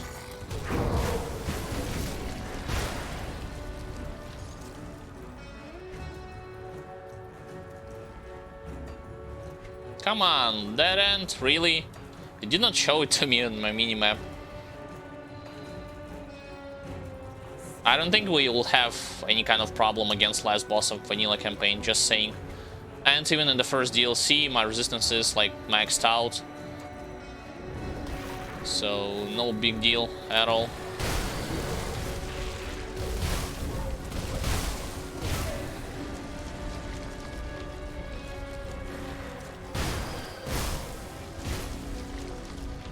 Alright, let the fight begin.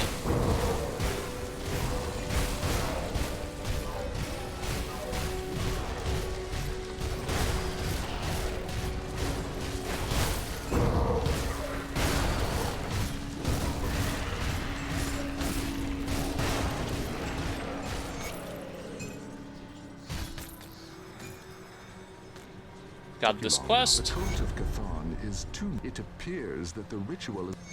I'll stop the cult, and let's go and smash ourselves some blood wagons.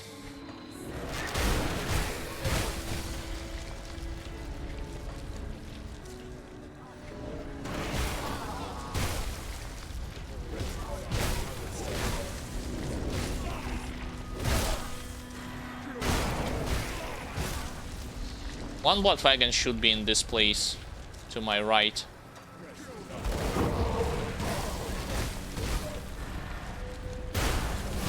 Wow, leveled up because of this epic blitz charge.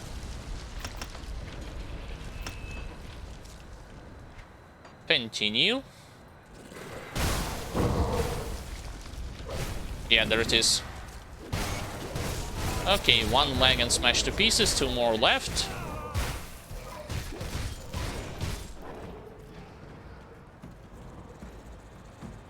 Come on, do the blitz. No, stairs. Stairs are the worst enemies if you want to do the blitz or teleporting from one place to another.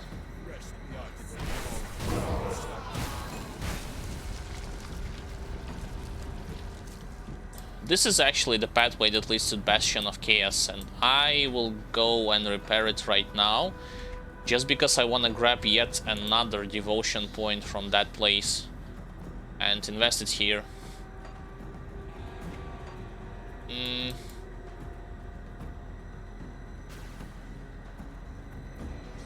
I'll not go into the Bastion itself, just saying. I'll go there simply for the devotion altar.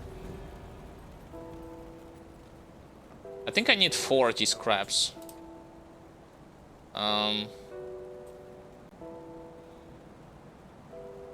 40? Yeah. I'll keep an eye out.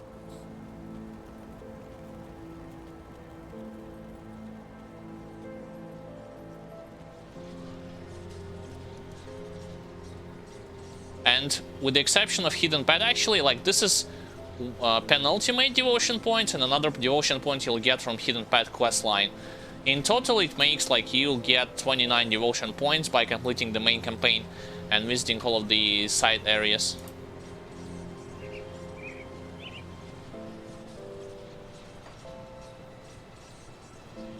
Alright, where I was here.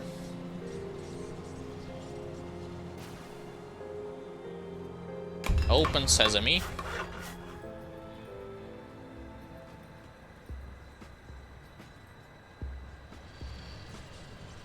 Let's enter and rush straight towards the devotion point. What do we have? Unstoppable? I'm not really all about crowd control. At this point, I'm purely about damage and tankiness. So I think to get to devotion point, you would have to go like to the north, because it will be like closer to the entrance, to the skeleton key door anyway.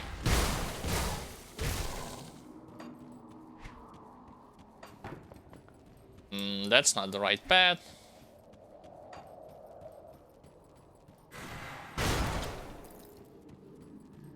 Yeah, there it is. Once again, remember what I said in the previous stream, get rid of demons who are creating pools on the ground. Over big ones, over the ones that are flying slowly and walking slowly.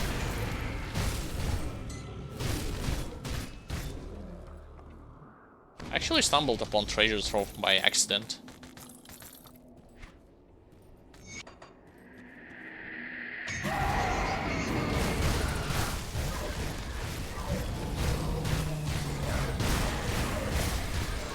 The Unraveler will not stand a chance against us.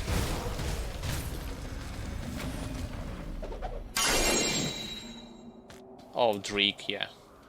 I wanna grab this. Alright. Now what? Now I cannot go back. Yeah, so I have to relog, but that's totally fine. Because I have opened up the portal in the inner necropolis area. And I destroyed already one wagon, so I need to destroy like only 2 more. The main thing we did is we got their devotion point.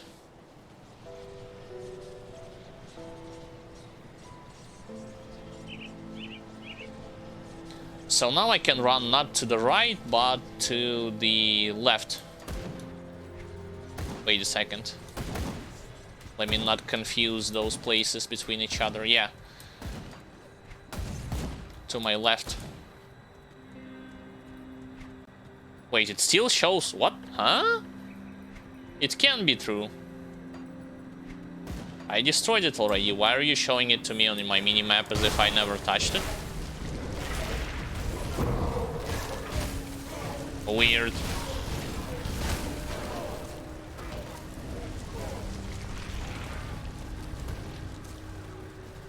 Okay, there's actually a Forsaken Void Touch totem, which is great. More experience is always nice to have, but I did not pop my Potion of Clarity, so...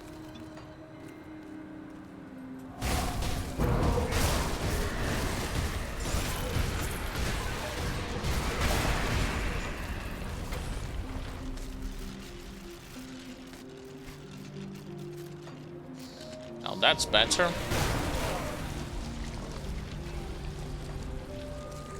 Next wagon should be in somewhere around this territory.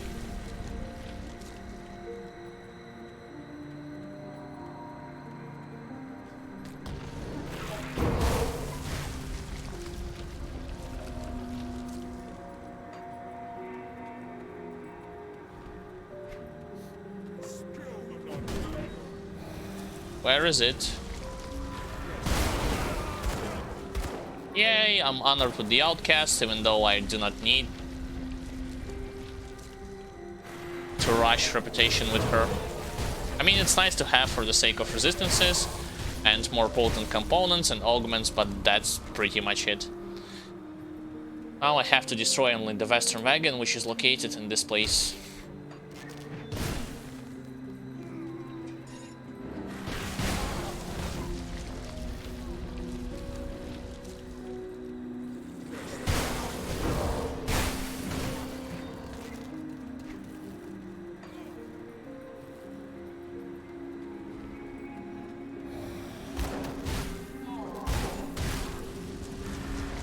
There. Everything has been destroyed. Now I can go and finish the main boss.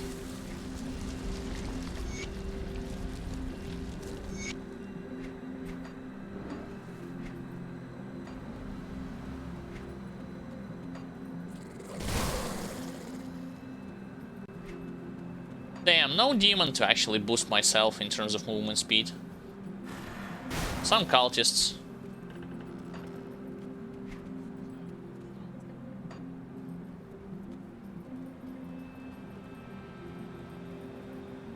So far, I would say like the whole experience of main campaign with the sword and board build was easier than I expected.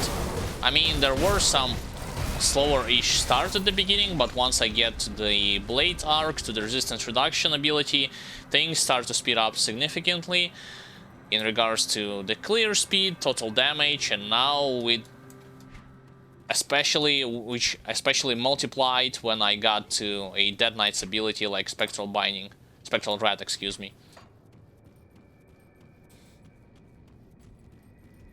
Right here, I'm just gonna rush straight to the entrance to the next level. There's an elite over there. Hungering Blade.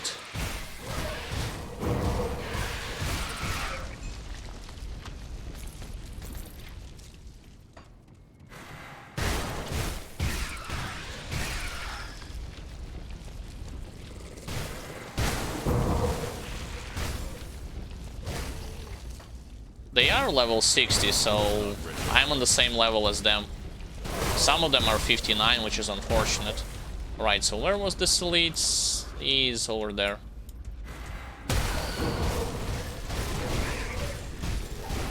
That's one. Let's kill the second one. There. Got them both.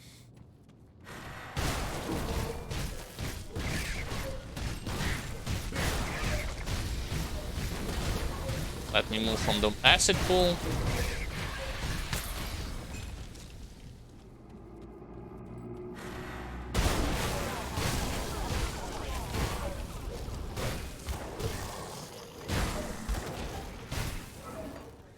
It would be great to have like one hit and dead, but that's, I mean, in terms of enemies, how fast you're killing them. But that's not gonna happen with one-hander.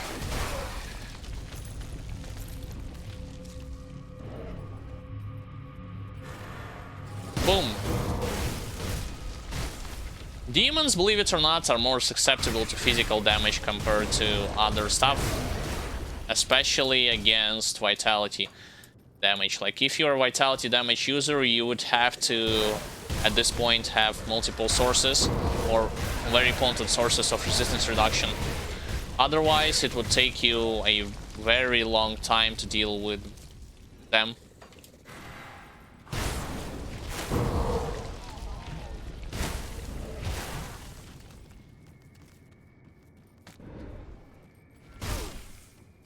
Alright, next floor.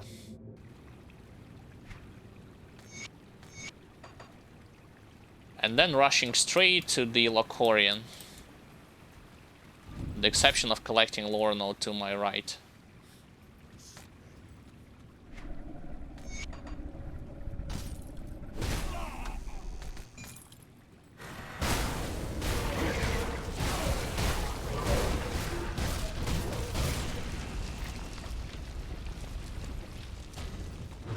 Now there could be some pathway that will be blocked and I have to go all the way around, but we shall see. Usually the pathway to the left is open, like in most of the cases.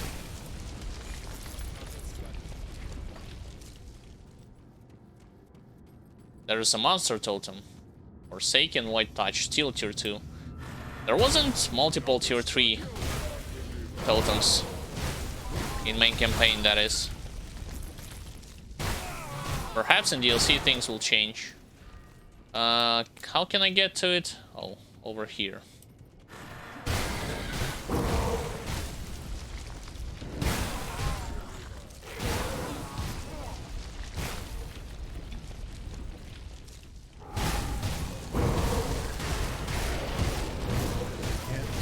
White Harbinger should be dead already.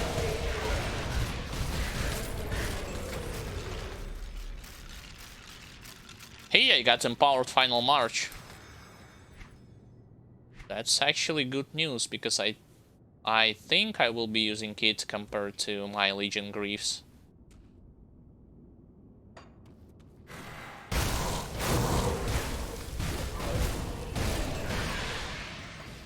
But we shall see.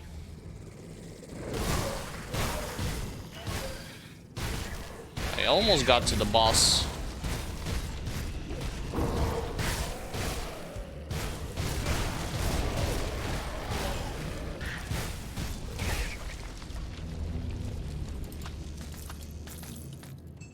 A little bit higher.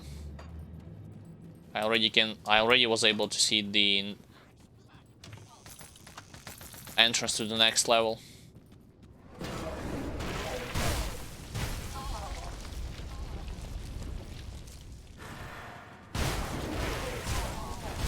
Much better.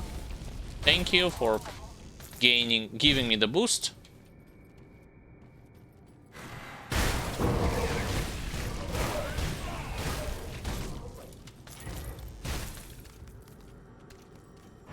Alright, now this guy who protects the entrance.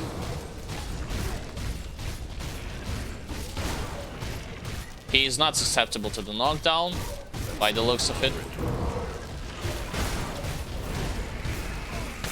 There. Got him. Now, will I have enough inventory? I think I will. So I might as well just go and kill the final boss.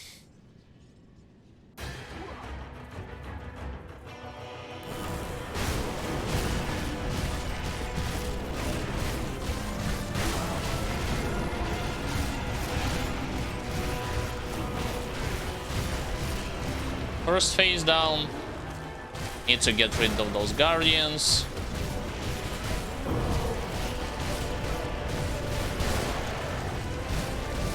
Can attack him. With overguards I can take his barrage of attacks, so I'm not that scared of it.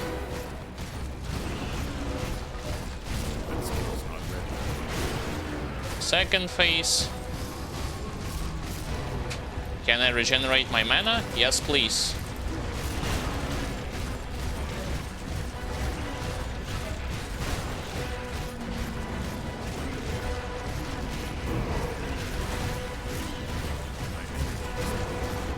Oh, my energy. Now I have to attack him with auto attacks. Great. Yeah, probably I need to grab some kind of cancellation for energy regen, just saying. One or energy leech, like one or the other. Alright, so this boss has been defeated. Let's go into the town and speak to Olgrim. See what kind of legendary item he will give me as a reward.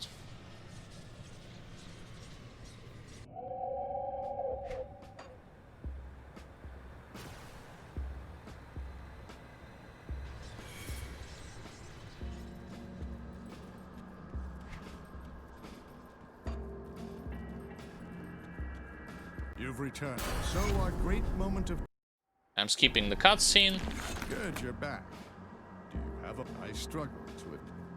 Come on, Good, you're back. I want to accept the struggle. quest. Yes, I yes. see the Luminari have long been...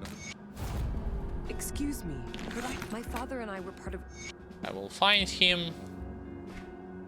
So, what did he give me in terms of legendary ring? Or he didn't give me legendary ring, right? He just gave me on this difficulty some kind of a normal item. Never mind, he did. Avatar of Mercy. Nah, not great.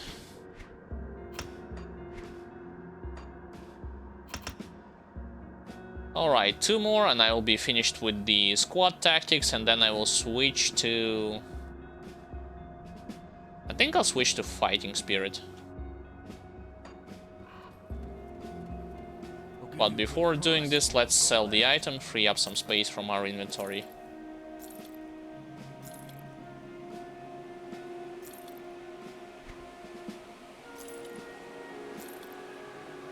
Vitality damage, lighting, pierce damage.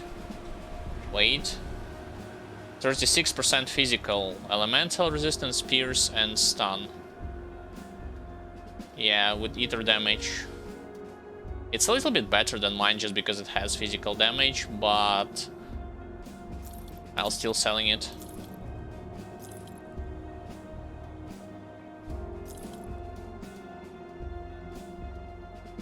I'm debating to equip this.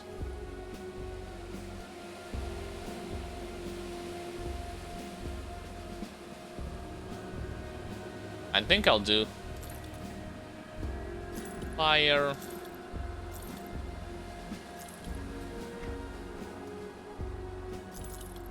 Okay, no two-handers, no kind of ranged weapons. Because this is not what I am using.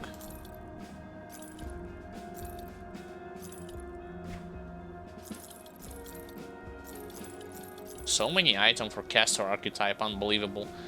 You know, the chances of you collecting the item for casters if you are playing a caster will be like minimum. Because the game for some reason like memorizes what previous character you have played, so it's not gonna give you those items for a long period of time. Holy hell, 85% physical damage.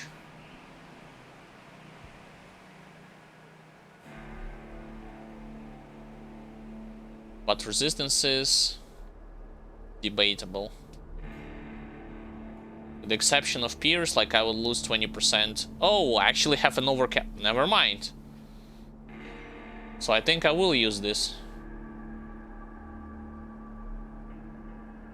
Yeah, because why not? Alright. Soleil's Malice usually goes with chaos damage and vitality, and I was correct.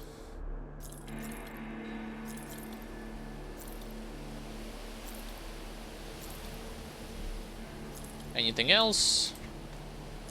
No, just 2 items that I will be using. Put it to good use. Save storage, no questions. I also can check what kind of... Forgot to sell this amulet.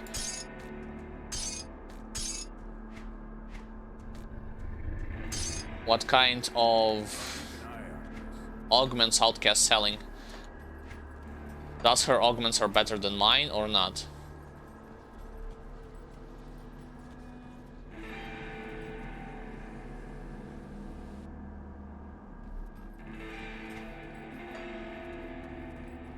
Let's see.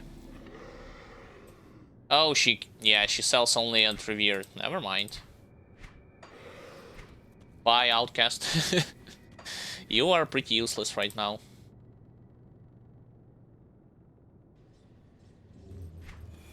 Now then, let's go to the Devil's Crossing.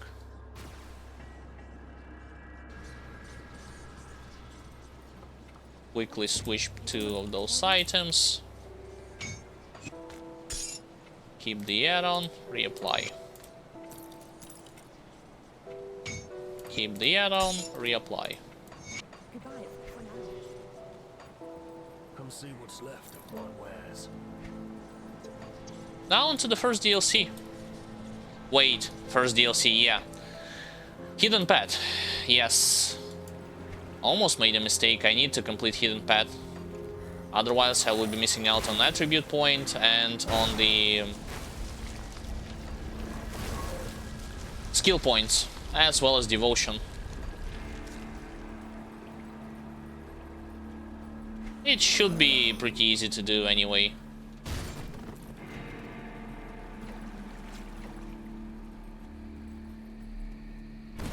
Clear.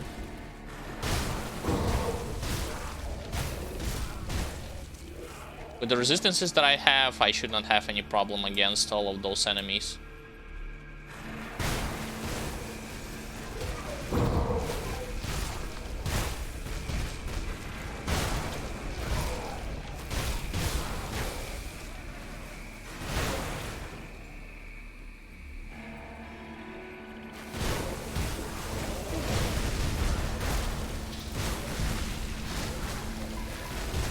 Yeah, it's pretty much a joke at this point.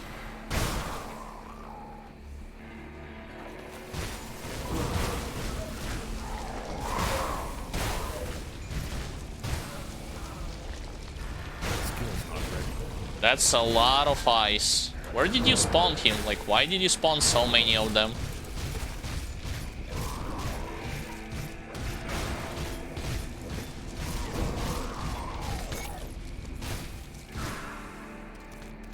Usually you see that many eyes only on ultimate difficulty, so what happened? Beats me. Alright, so this one has been cleared. Now let's go to the Broken Hills.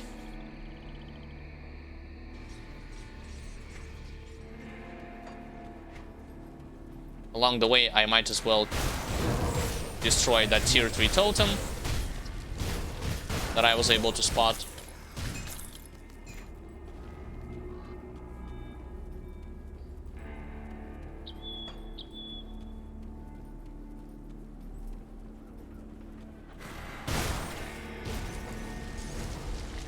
Actually, I should have created Rune of Mobility and put it as an additional movement skill, so that I will travel between one area to between areas a little bit faster.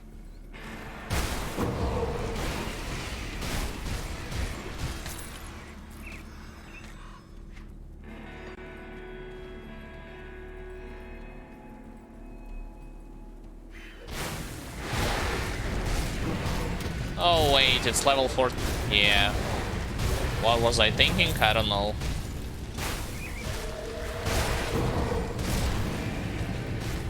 I mean, it still gave loot, but level 58, level 50, and 46, so diminishing returns, as they say.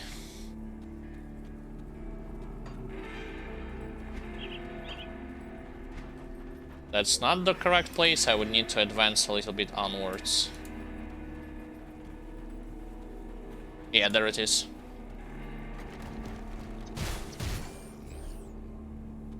Come on, Guardian of Soleil. Oh, I have the same debuff? Huh?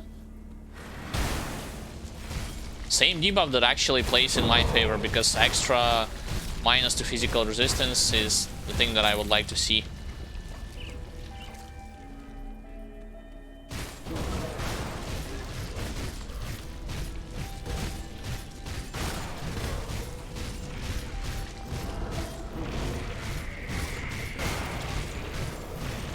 Wow, wow. Ghoulish Hunger proc because I was standing too long on this pool. Should have moved a bit. Alright, completed this stuff. Now let's go to the Astrakhan Road.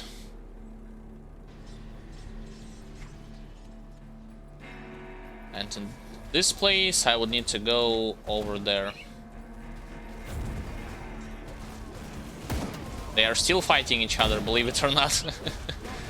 Oh yeah, that's because I actually logged out. I already forgot about it. That's because I logged out from the game.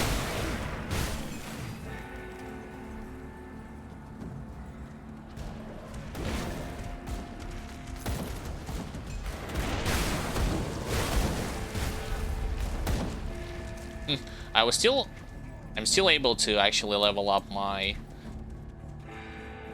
devotions, despite the fact that they are not strongest enemies.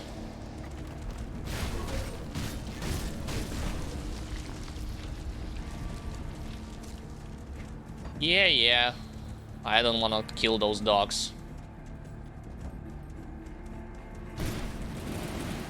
Straight into the cave and to the Guardian of Bismael. Wow, same debuff in all of the areas. What the hell is happening?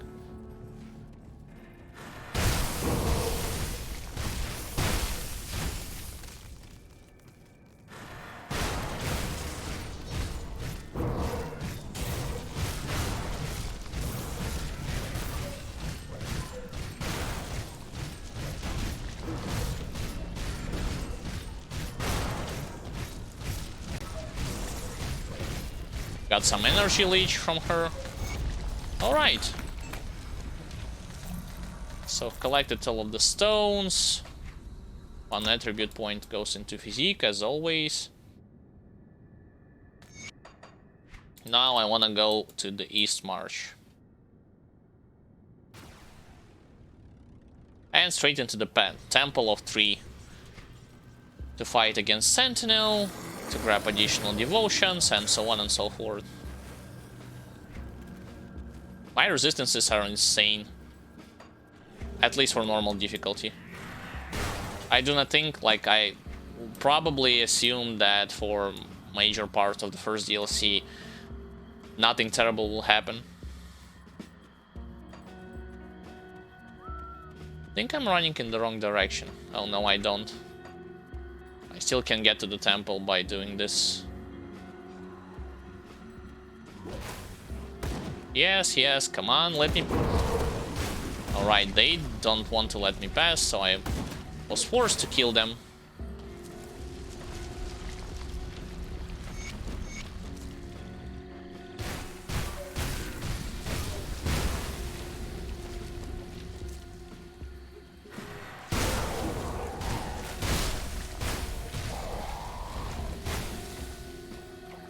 Wow, there's actually...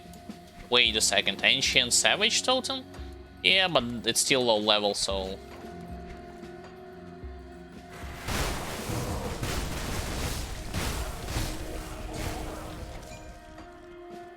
Right, where's the entrance?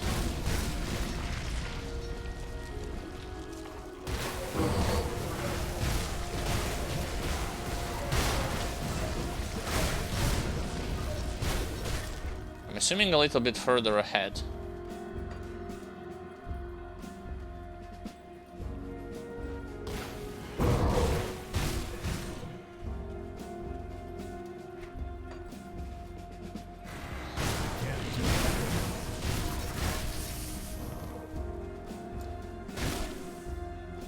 Oh, it's not Menhir Wheel, it's Earth War. See, that's the thing, like, sometimes in this game, the game actually confuses you by giving you a display of the same...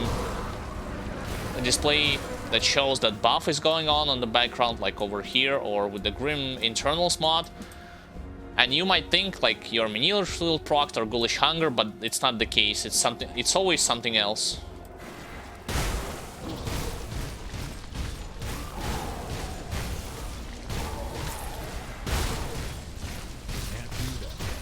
Talk about knockdown, wow.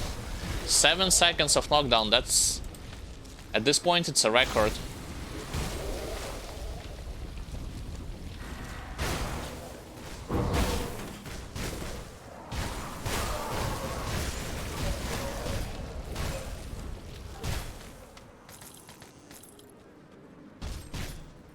Alright, nothing there.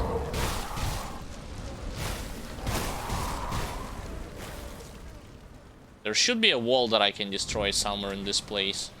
I guess I missed it, or it's a little bit forward.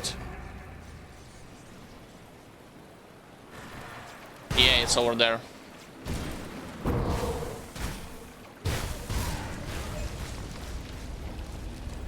Come on, click on the stash. Wow, did you saw what happened with this monster? He completely screwed up his aim. Like, he shot through on the wall, and that's pretty much it.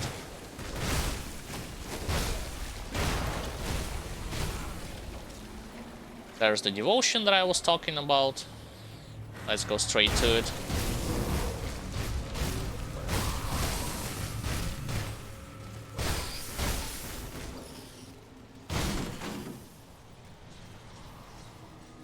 There's actually a monster totem and a devotion.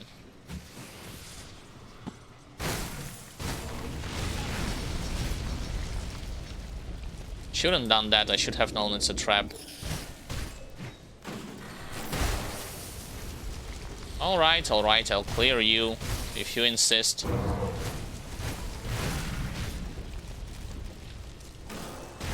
What's this? This is Forsaken Eldritch.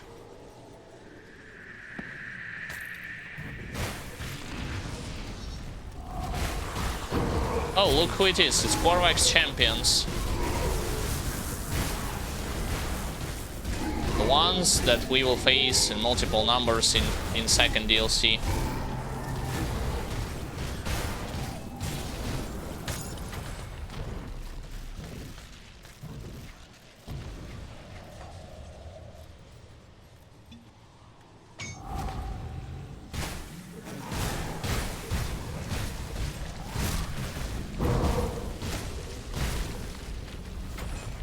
There, got what I wanted. This devotion point.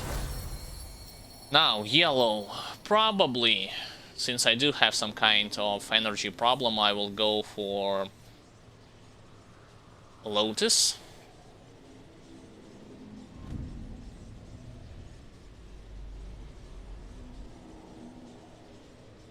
Yeah, I'll go for Lotus, and then afterwards I will be on, I will unlock the pathway to Azraka Eternal Sands, because the only thing that I'm missing is yellow. Some yellow points, and that's it.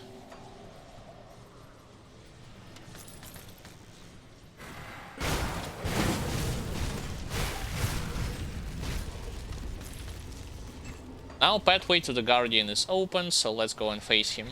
The Sentinel, rather, not the Guardian.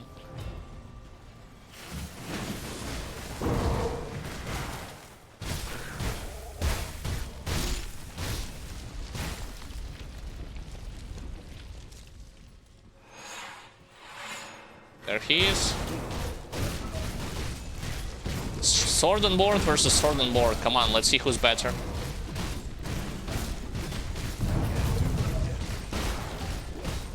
I need to kite him over here. Wow, he actually... You saw what happened? Mid-animation, he stopped my blitz. Alright.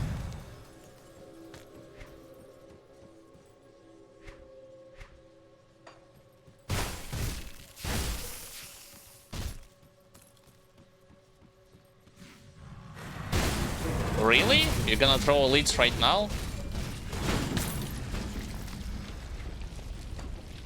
I guess that's one way to do it.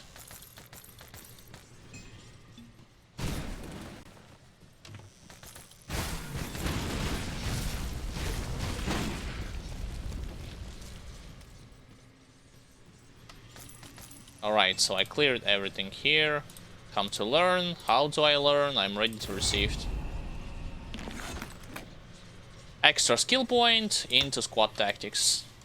Now we are really done with this place, so it's time to go to the first DLC.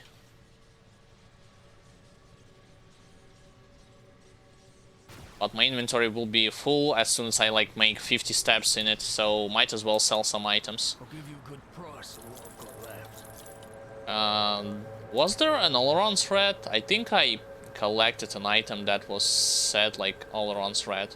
Yeah, here it is.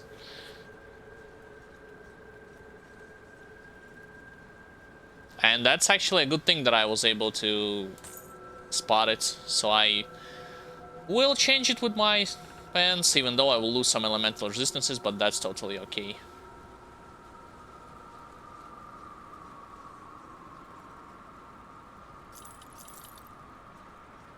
Anything else with all-around thread? Vitality, Frostbite, Fallen Skies. Those are all for casters. I wonder who will sell a better one-hander. Because sooner or later I will need to change this weapon that I have.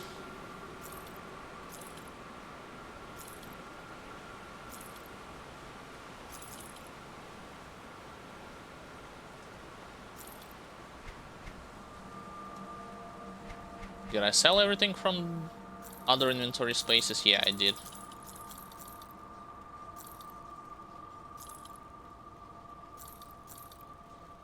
Alright. Good use.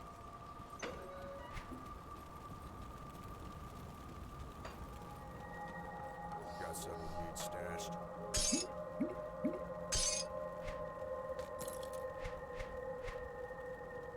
I'll keep an eye out.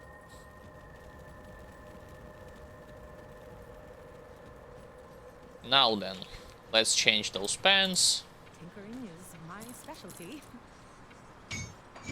Yes, I lost some elemental resistances, but nothing terrible will happen because of it. Alternatively, I gain a huge boost towards my armor, as well as my overall damage. Now, first DLC, this place. You still need to complete Hidden Path on all 3 difficulties, just as a reminder. And like for those who are wondering, even if when you are theory crafting your builds with the help of grimtools.com, it counts as if you collected your skill points and your attribute points from all of the optional quests and secret quests. So do not forget it when you are doing something like this.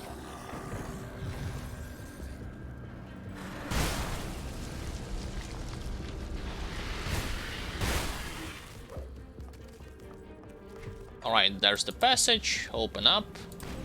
Purge.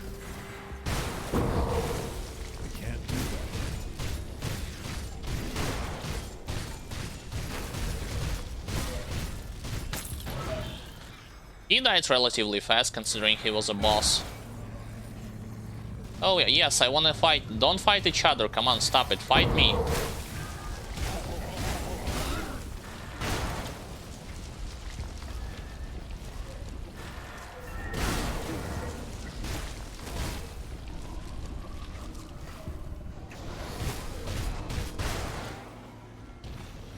Wendigo against Ethereals, Wendigo wins.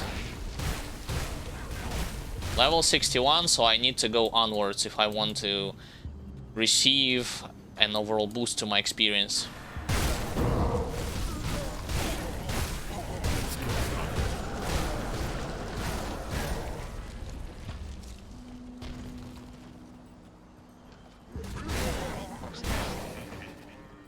I don't need to clear everyone, come on. Just want to open up the Rift Gate, yep.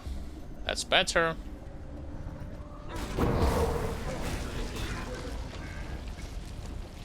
I think that, well, let me help them.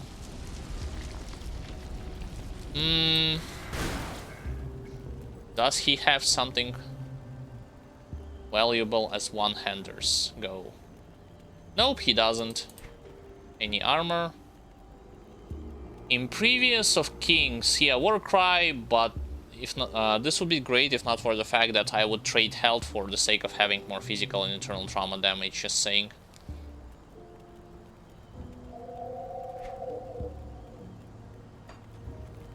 So for now, I'm skipping them all.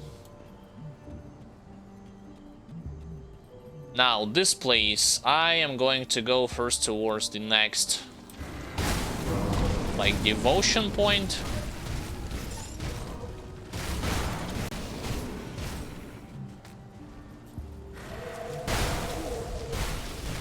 Which is to my right.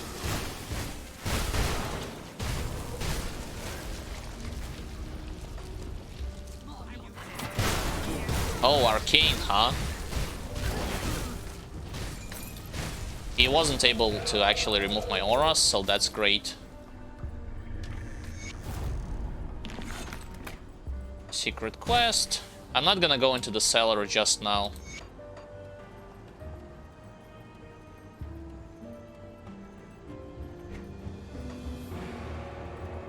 Like I've told you, gonna go towards devotion.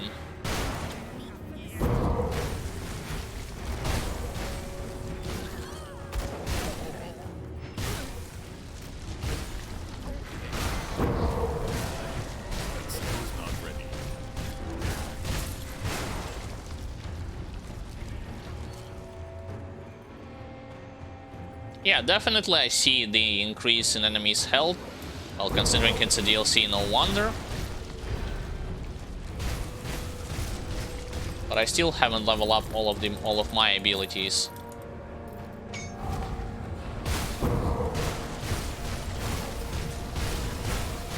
I should have actually focused not trees, but rather crabs.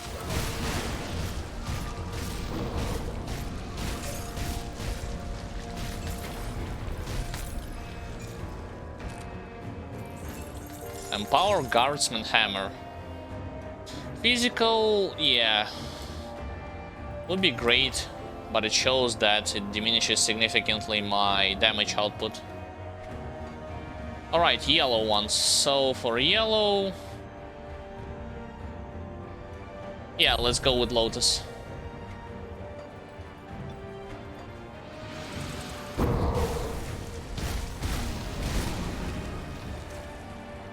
Now, since I have collected devotions, I can go towards the cellar. Clean the cellar and then go towards optional quest and then towards secondary quest.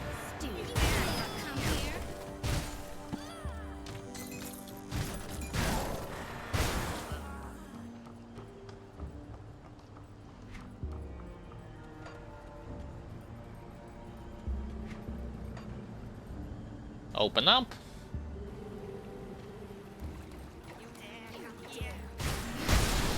That was weird. For a second I wasn't able to move that place at all.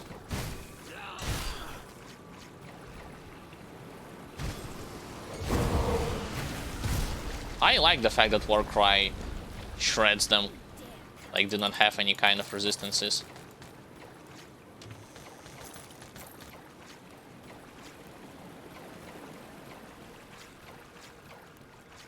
Need to rotate the camera a bit so that I will be able to see where exactly I need to go.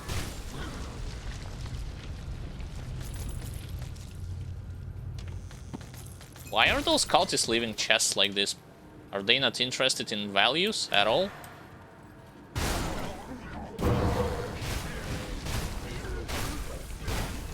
Did you saw what happened with that Wendigo? He just ran away. What? Weird.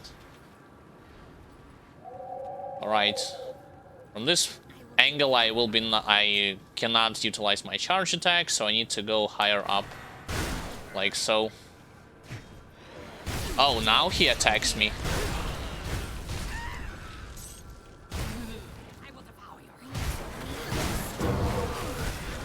It's still hilarious how those you are hearing those sounds from from cannibals. Like, it reminds me of Evil Dead series, you know, for anyone who watched it, or Blood FPS game, like an old FPS game that recently got a remaster called Fresh Supply. Basically, there are the same sound effects. Alright, so finished with the squad tactics, with field command. Now we shall go towards... Fighting Spirit, yeah. Let's do Fighting Spirit. And in regards to attributes, same thing, everything into physique.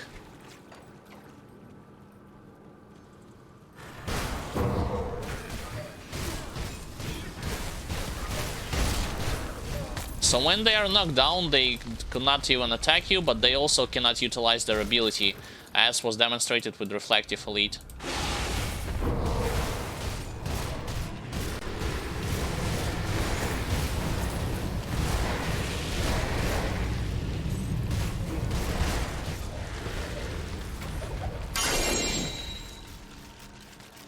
One-handed range.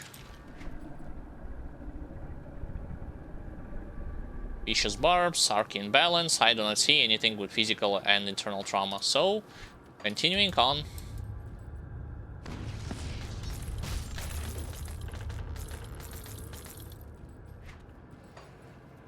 I mean, at this point I'm done with the cellar, so I might as well head straight to the exit.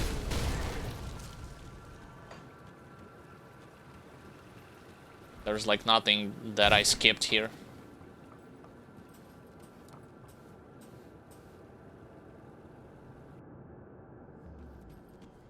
Fighting Spirit works when you are getting attacked by, so when you with a certain chance.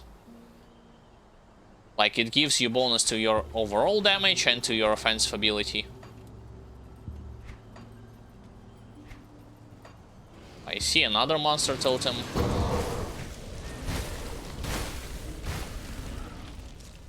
So might as well go to it. Oh, it's tier 1. Yikes. So no significant experience or no elites.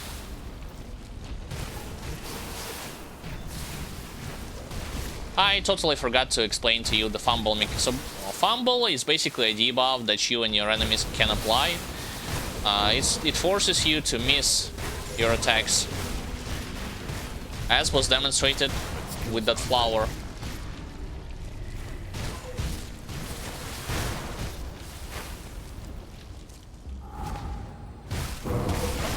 What a weird way to appear. One from the top left, other from the top right.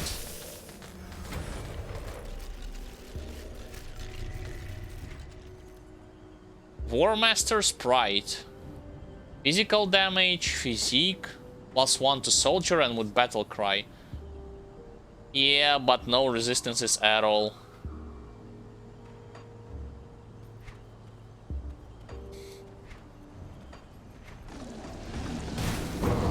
What the hell? Look how many trees.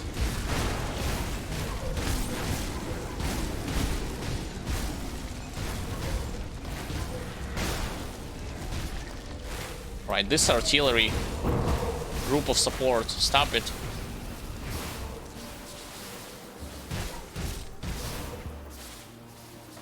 I need to advance forward. Because I was getting sidetracked for a while.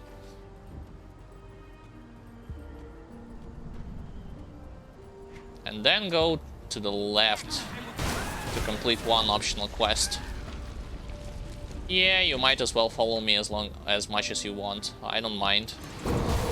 Yeah, there it is. That's the star.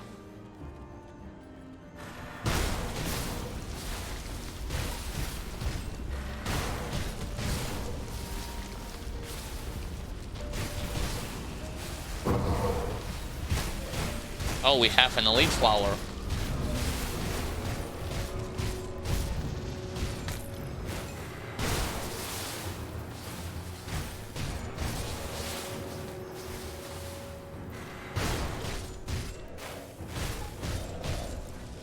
Yeah, those flowers from normal difficulty, sadly, they will not give you that much hooked on blooms, if any. It's only about elite and especially ultimate difficulty that you start to see the difference.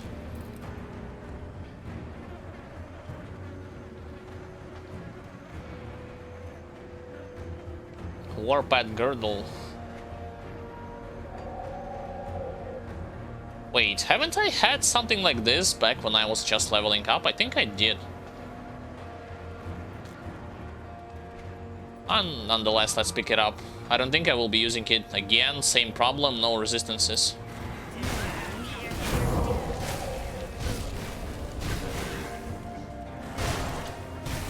Like, I know I am picking mostly damage constellations, but I'm also worried or concerned about my overall defense, because I don't want to turn my sword and board build into glass cannon.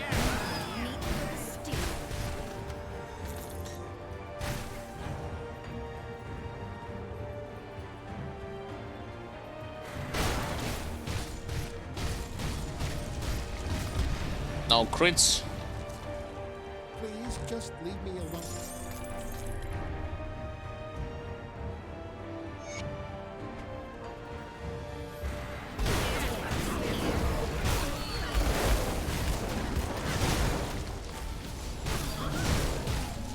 Hey, I was able to silence at least all of them. Almost all of them. I think I will have another stash somewhere around this place. Oh, another arcane. Luckily, no removing of my auras. Yeah, I was right. Another treasure trove. And yeah, this area has... I don't need to be here. I need to go into the cellar, and then I would need to advance onwards to another respawn.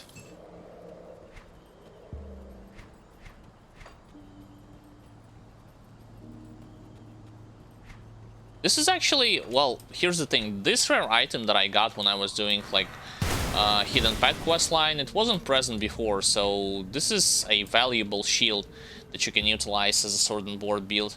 Even without like a blade arc ability, with force wave you can do this. Of course, the best option would be to utilize one-handed blade arc.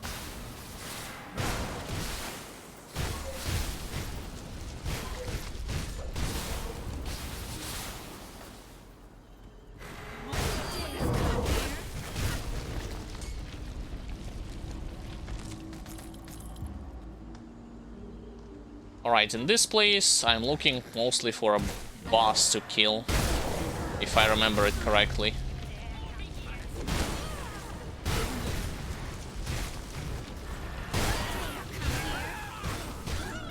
He should be somewhere in this place.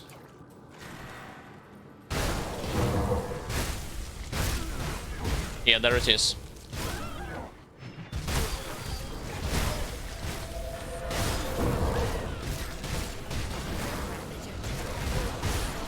What? He said something about Ravager.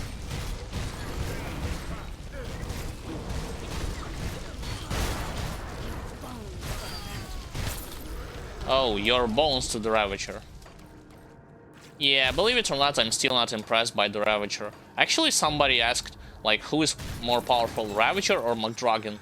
Like, if you summon the Ravager and then you speak to him, he will say to you a story that his ass got kicked with others. I don't know whose are others. Back in the day when he tried to defy McDragon. So, and it was when he was supposedly more powerful than now. So no, Ravager is not, according to game lore, it's not powerful.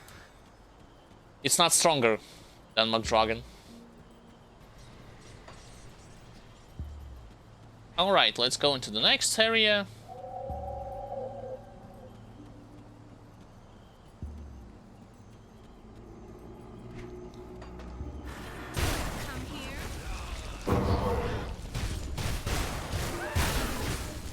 Right, in this place, I'm gonna go straight to the cave to my left to complete the main quest. And then I'm gonna go visit one secret area and to the Covens Refuge.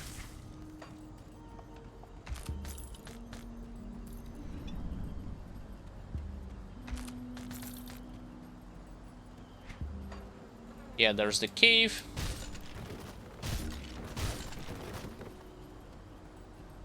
There will be like no devotion points for now. Like only when you go to the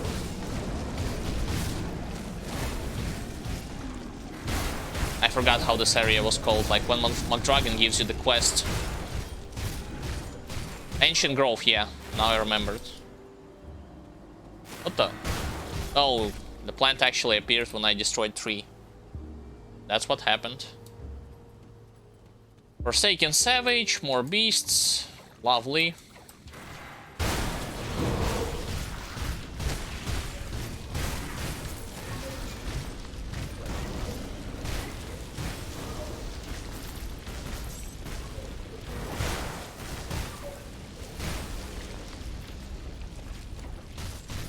I should be careful and not aggro accidentally the boss that is roaming around this place. You see, there he is.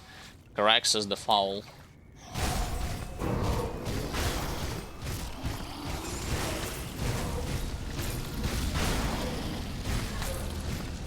I collected another item with Tolerance Red. I was able to recognize it.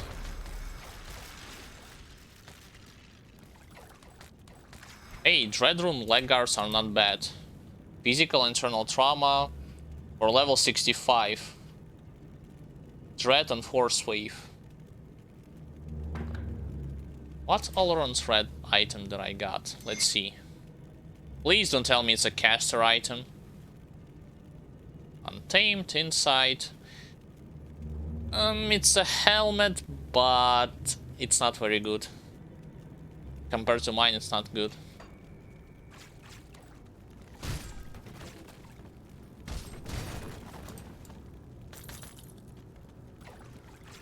Alright, time to get rid of the crap. With the exception of those trees that try to intercept me.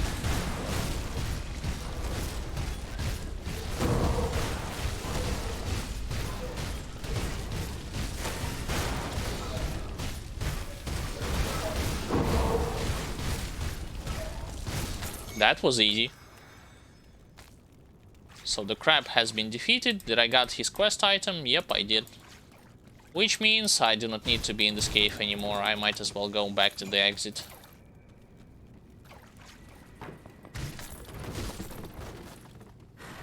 Unless I miss more elites. But I don't think so. Nope. No more monsters. Which means I need to visit only one place before continuing to the Covens Refuge.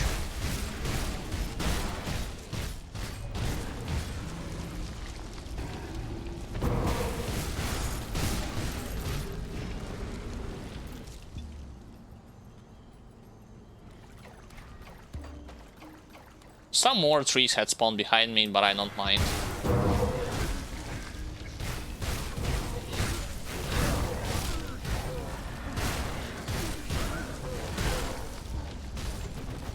In this house I'm looking for lore node. Shouldn't it be somewhere in this place, like in the first floor? Have I missed it? There was a description of the same crab that I just killed earlier. I think I missed it. Oh well. Not a big deal.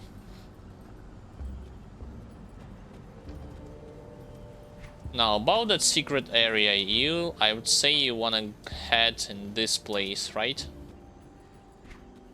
It's like under the bridge.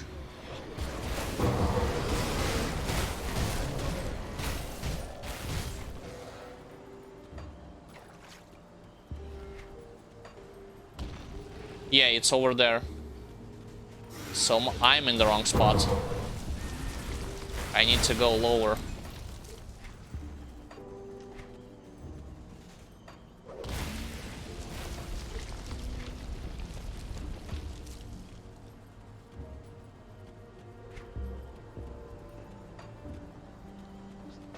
There it is.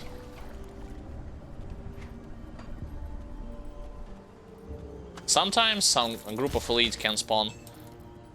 So it happens mostly on 3rd and 4th difficulty. Celestial Rat. I'm already starting to seeing things. Celestial Rat, Alron's Rat. What's next? Azraka's Rat.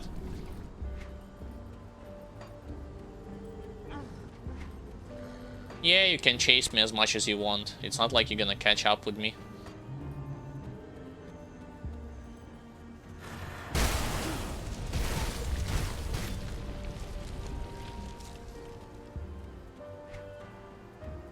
Covens Refuge will be useful faction for those of you who are wondering, just because they sell pretty important jewelry that I need for this build.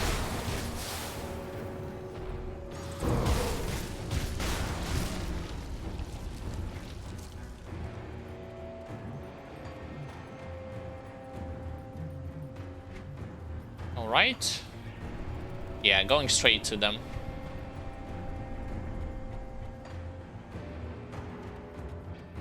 I always get a feeling, like from this place, I'm getting a feeling of Diablo 2 vibe, with specifically Act 3, once you get to the swamp area.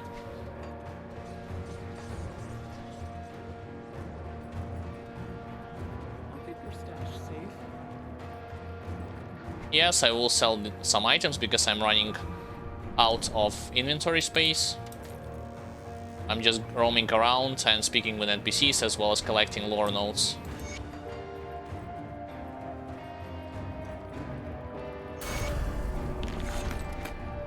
Leveled up.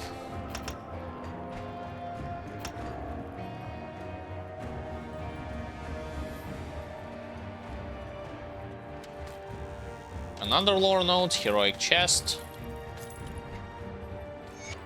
And the music also is pretty great.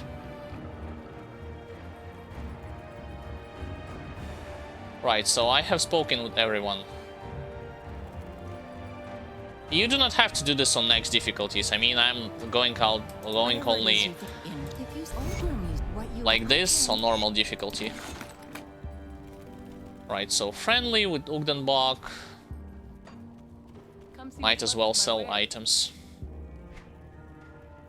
Let's quickly check, do they have something valuable? Probably not. No.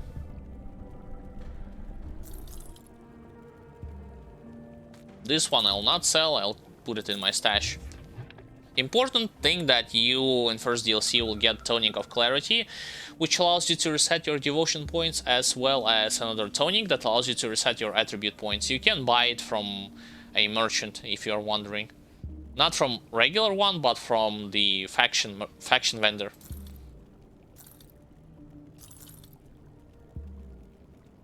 Ring of protection, don't need this.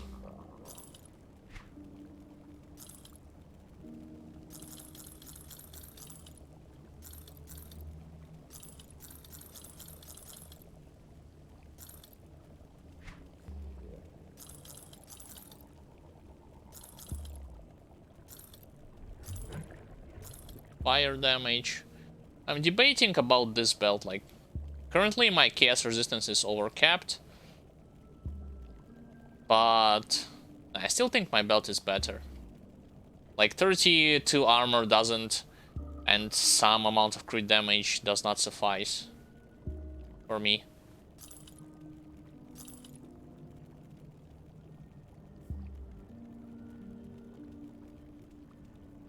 This one though, rune carved, imperial threads of ruin. Elemental resistance is bleeding.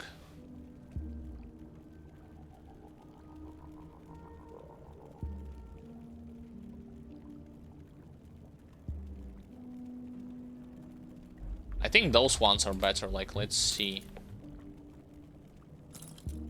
I'm gonna remove Mark of Traveler and put them back on the rare item. Forgot to sell this belt.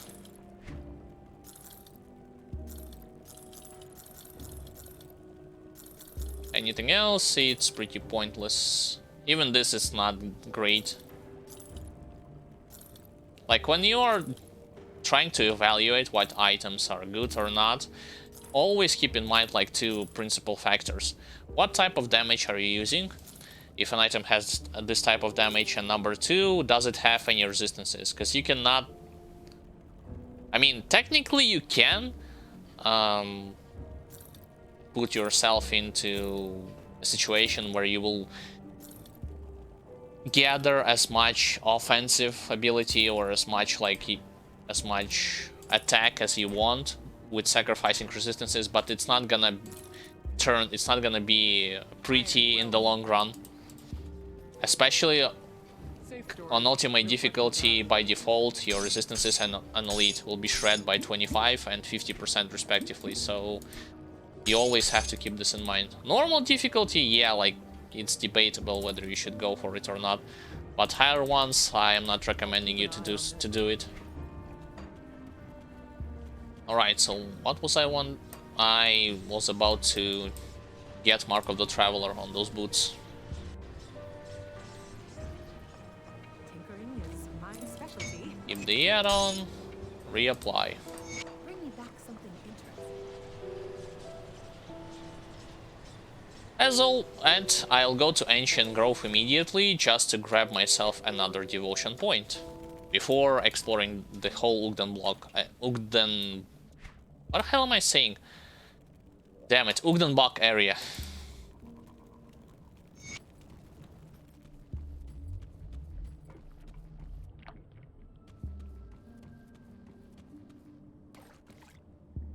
Let's use another potion. Yeah, because you see, like, level 63, 62.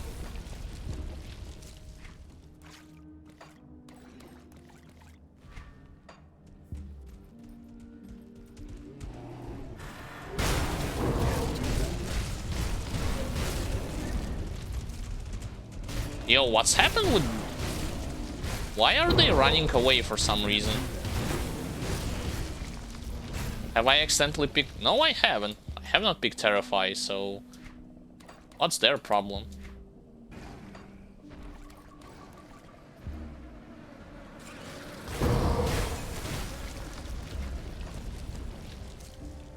I forgot to actually show you the items that I will be using from Covens Refuge. Oh well, on the next return to town I will show it to you.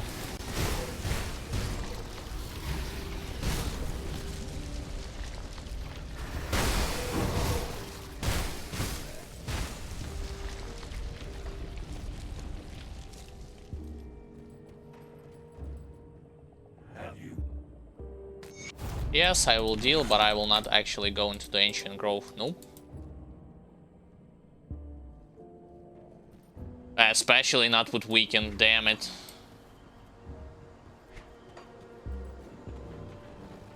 Talk about bad modifiers.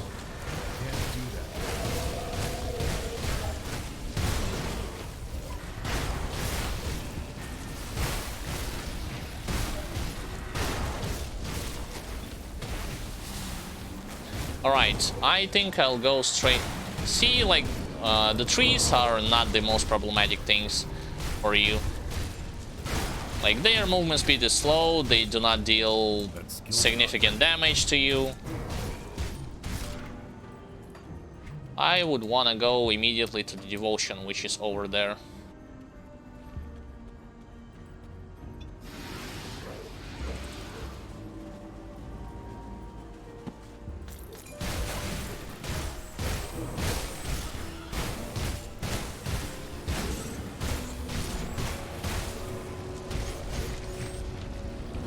Damn, now I accidentally aggroed those trees, so I need to get rid of them.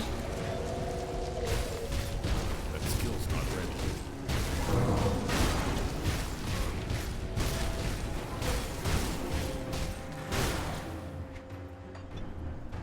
I think that this is it, yeah.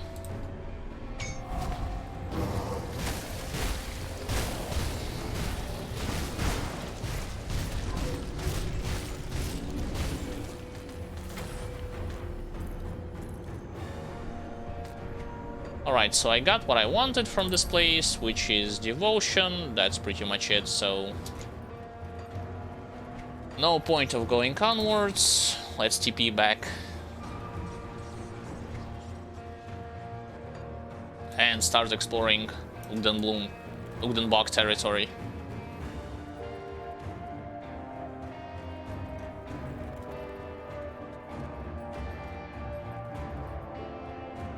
After Azraka, I will go towards the Chariot of the Dead constellation to be able to have more offensive ability, a source from which I can heal myself when I'm getting attacked, more resistances, especially against stun and slow, which will be important later on, and yeah, that's it.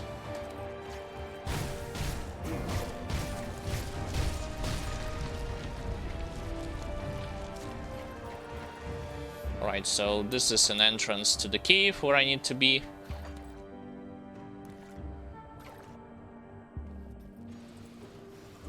Is it a cave or lair? I think it's a cave.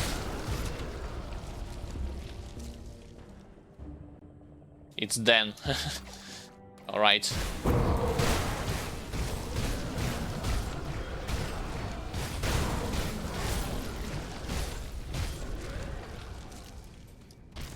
Now going straight for the boss.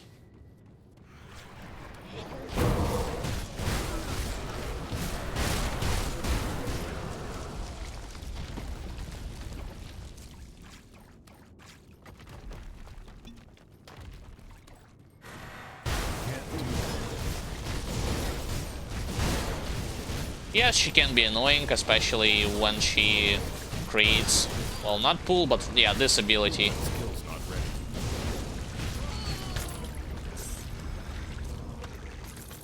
But other than that, she's pretty weak.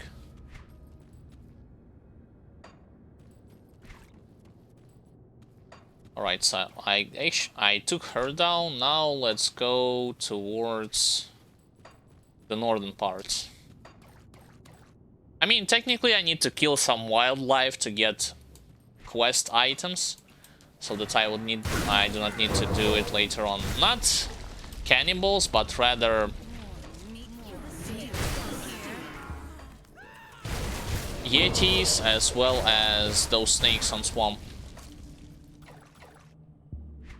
Because if I skip them all, like, I would have to redo this later.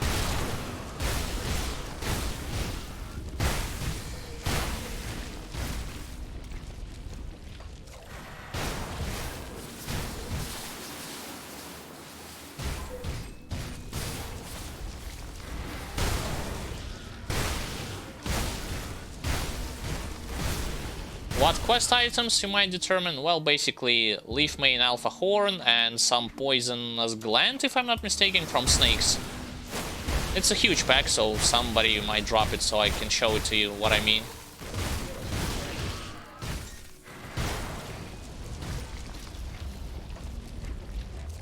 This one, Venom Gaze Bile.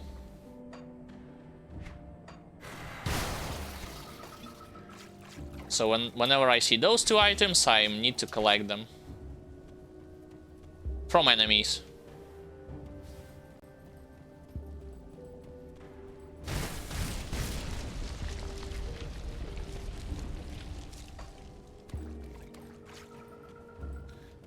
The thing that I do not remember, how many do you need? Like 2, 4,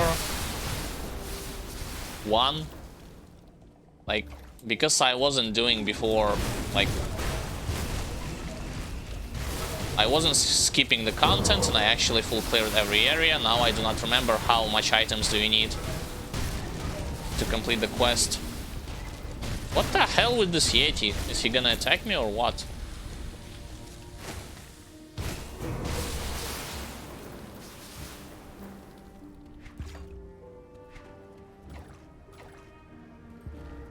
I'm not gonna go towards the Kraval, Ancient of the Waters. No way. He's too dangerous. On hardcore difficulty, he's too dangerous.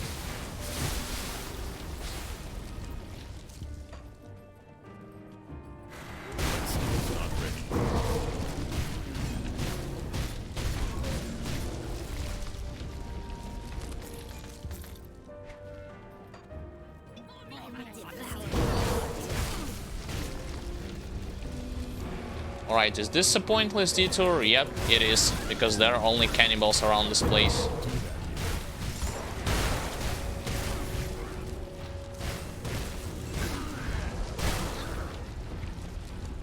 Got hated with beasts, which means there will be more elites spawning and running at me.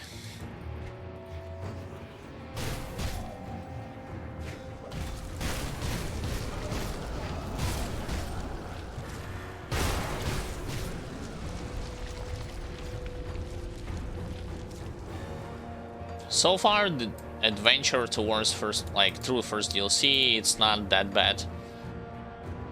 I would have preferred to have a better weapon, but hey, so far it's enough.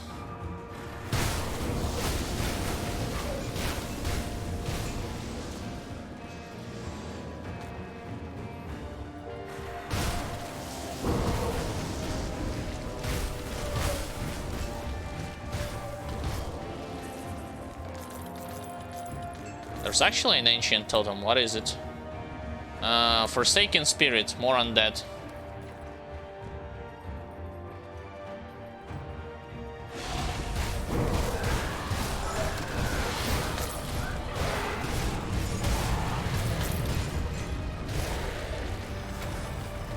Great Knight, Empowered Aldenar, Stabilizer. What the hell is this? Weird.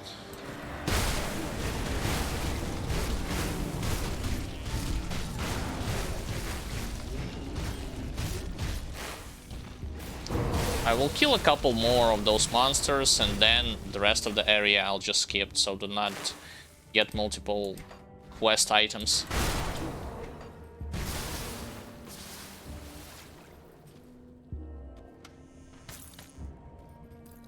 How much dynamite do I have? I only have 1.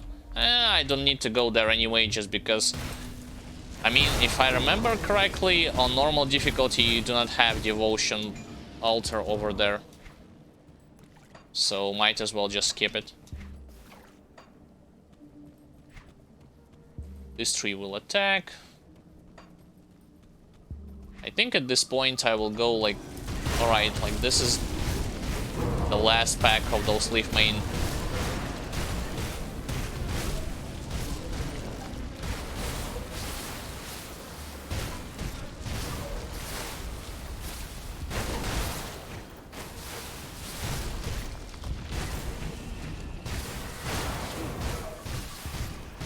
I think I just missed the attack on my Blitz against this flower because I got debuff with the chance to whiff my skills against them.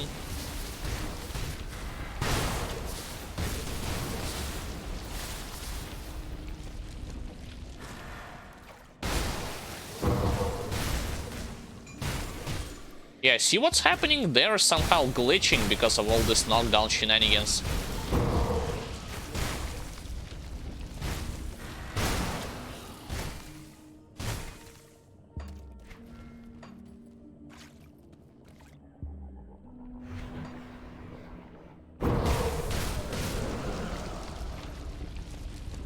Alright, so I gotta be on the lookout for those sisters that I need to save.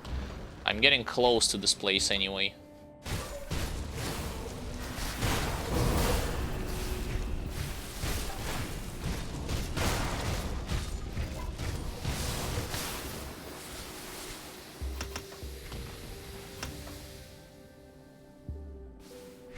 How much do I have right now as a plus? Plus 162 and plus 140. Good, but it will be better significantly.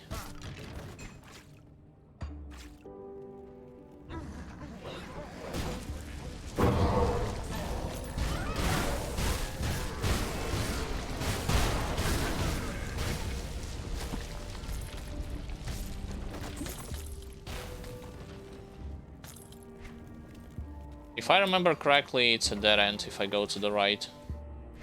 No, it isn't.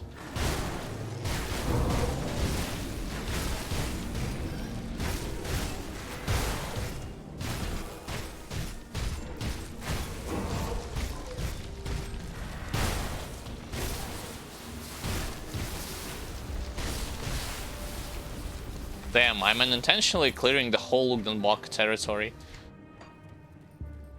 Which I should not do.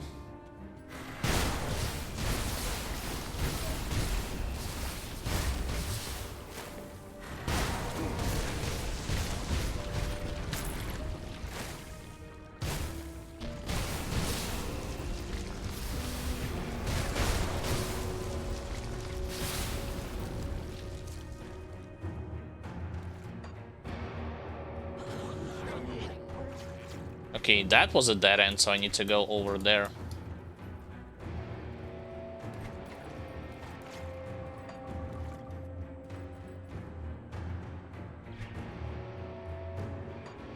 Like, after I will max out Fighting Spirits, I will try to max out till soft cap Spectral Binding. Wait. I missed my turn. God damn it. Yeah, it's gonna be a long way until I get to another devotion point. I think it's will be present next to the Barrowholm village inside of a mine, if I remember it correctly.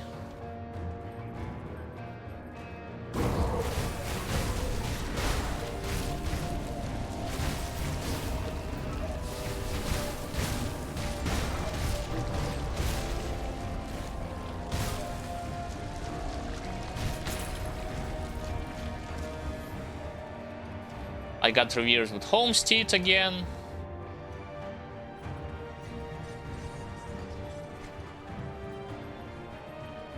I totally forgot that you can get, yeah, from this place.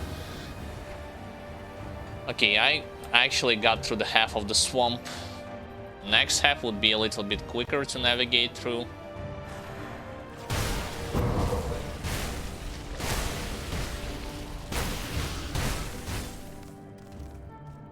Funny thing is that to increase the reputation with Covens Refuge, you just have to kill beasts. They do not even have to be like on the Ugnenbach territory. They might be like any type of beasts that you will encounter along the way.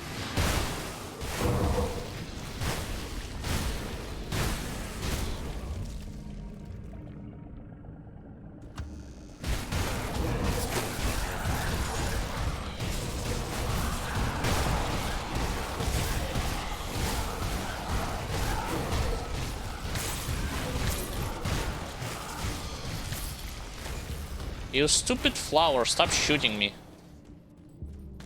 Shoulder guard of Paragon, elemental damage and lightning damage, yeah. No, thank you.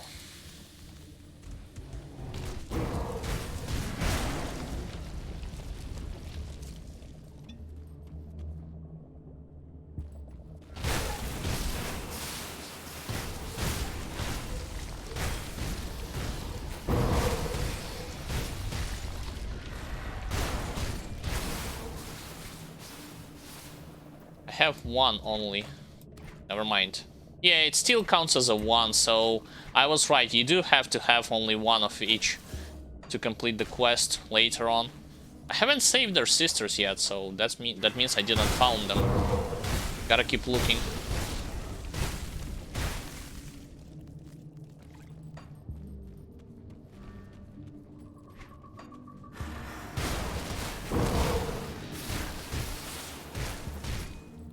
It's a cave that I also need to visit to kill a giant flower. Flowey the flower. No, it's a different game. It's pointless to go in here to speak with that NPC just because unless you are truly decide to kill her later on, she's not gonna assist you in any way. I'm just saving you time. Like, she's not gonna give any kind of extra lore node. Extra lore to this game.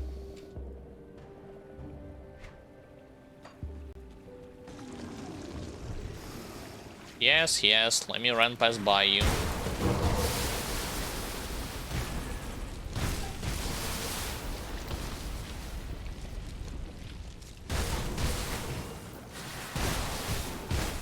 Always when playing a melee character, try to focus, focused on either weapon pull skills or auto attacks, try to focus on those flowers.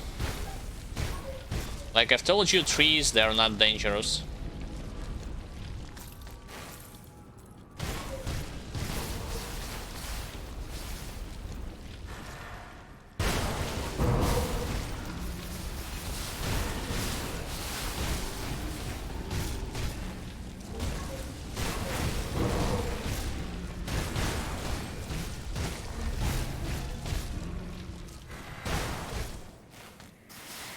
Alright, now to face the boss of this place.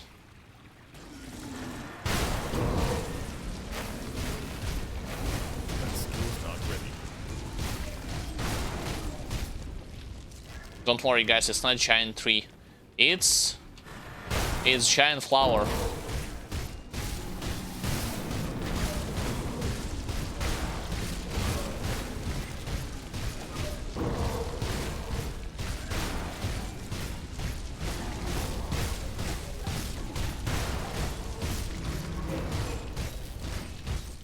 Once you get rid of this flower, like, all of the trees will be gone. Yeah, like so.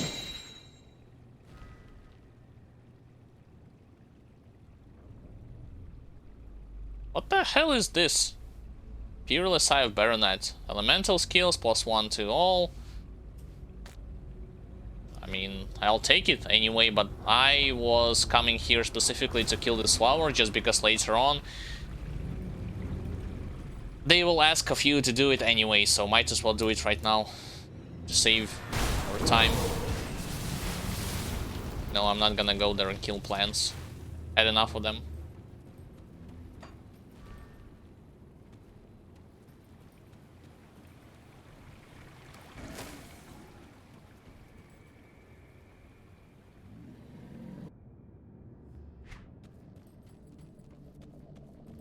I'm starting to get closer to the barrow home, but I still... Oh, I forgot to complete the quest, Lost Father. I mean, to talk with NPC to receive reward. I still have not found those witches. Rescue the traveling witches.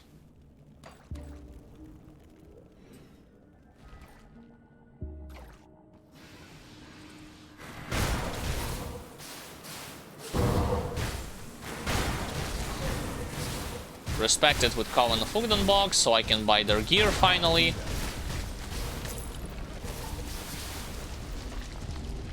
I'm looking for stars. I don't see any stars on my minimap. Keep looking.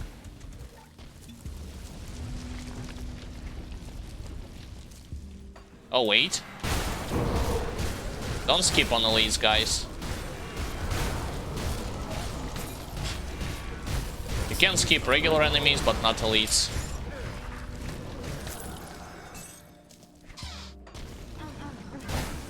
There they are, finally.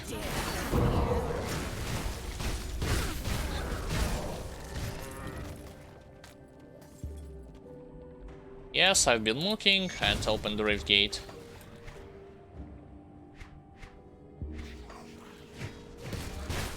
Now my pathway to Barrowholm is open. More or less. I just have to find, visit one more optional cave and that's it. Somewhere around this place.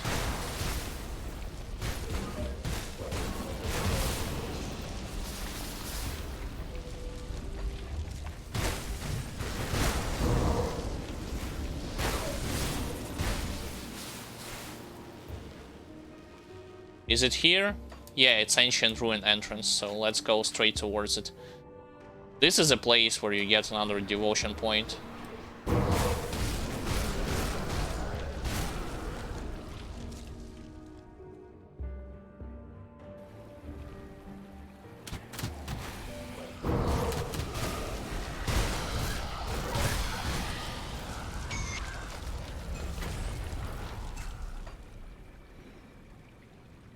Energy region, I need this, yeah.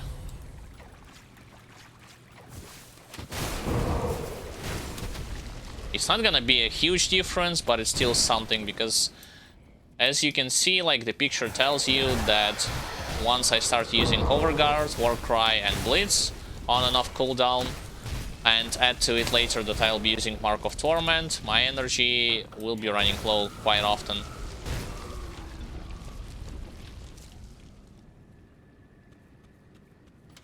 I was always like helping this ghost. What happens if I decide to kill it?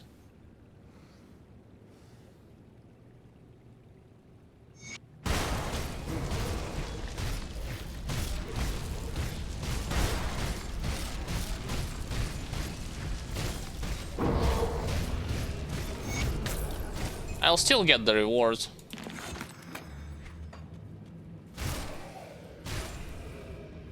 Banish Ugdal.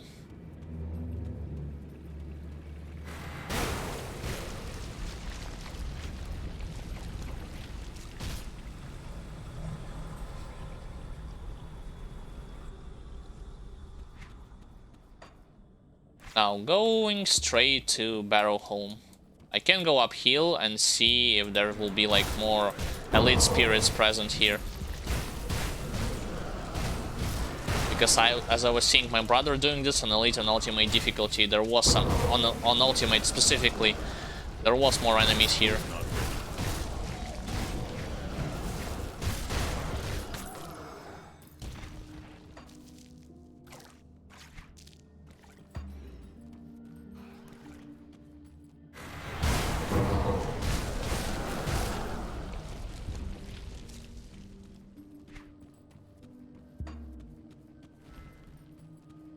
Yes, finally getting close to the Barrowholm. Who put flowers straight on the bridge? What? That didn't happen.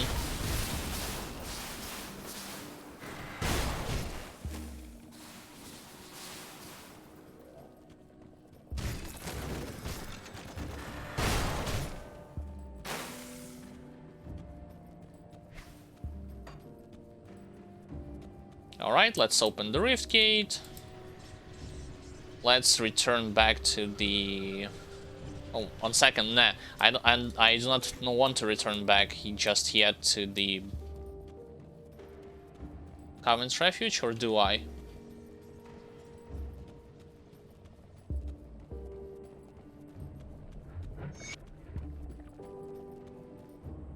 I mean, technically I can, just to complete those quests that I was doing. But nonetheless, I need to speak with the head of this village. Welcome, traveler. Oh, cutting right through the formality? Glad. That's locked. Is there something you need? So I will complete a couple of those quests for them. I'll get it done. I'll rescue. Alright, now let's go back to Devil's Crossing and then to Covens Refuge to complete some of the quests. That's one.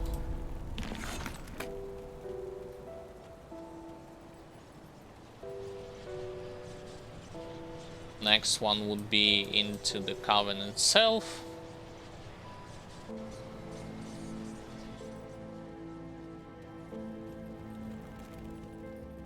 You've returned. Fool! Find it at once. Damn it. That's not with her that I need to speak. Sorry.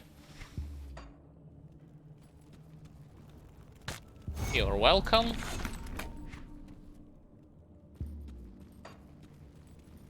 Now, about the wares from them. That's not correct vendor, this one.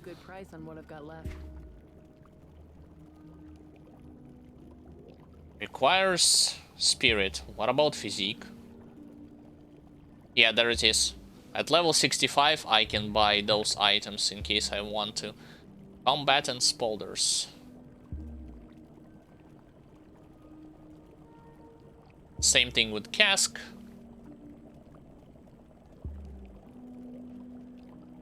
As well as chest guard.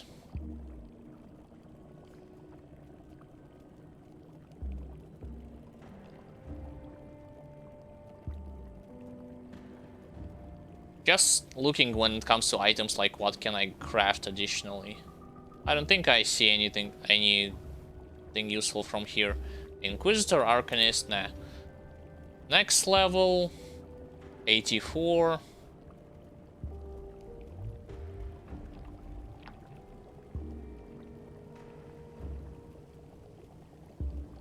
A new shield would be nice to have, but not from them.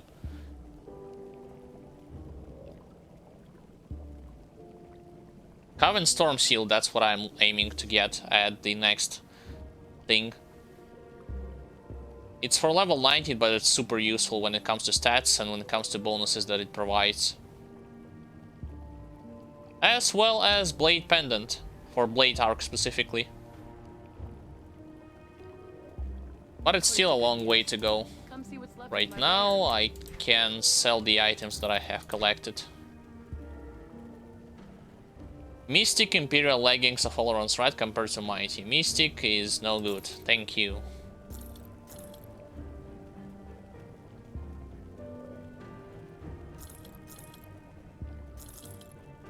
Fire Chaos, Elemental.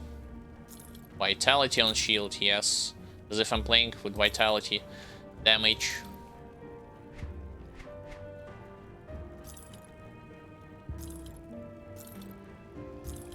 Remember Void Harbinger, guys? Remember when I played a Void Harbinger character and I said to you that you should look for those items in case you are doing Vitality damage, because it gives like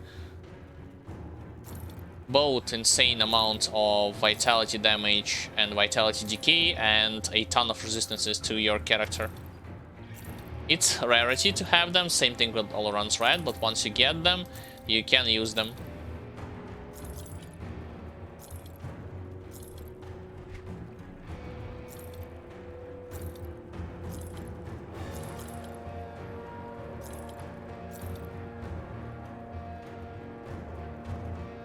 This would be a nice thing to have at this level, if not for the fact that it gives Fire, Ether, and Acid convert to physical damage. Wow, what a weird choice. In any other regard, like, look at the resistances, this is insane. And +1 skill to Soldier.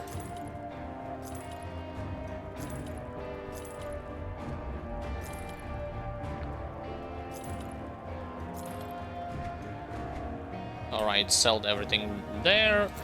The only thing that I did not sell is this thing, this inventory.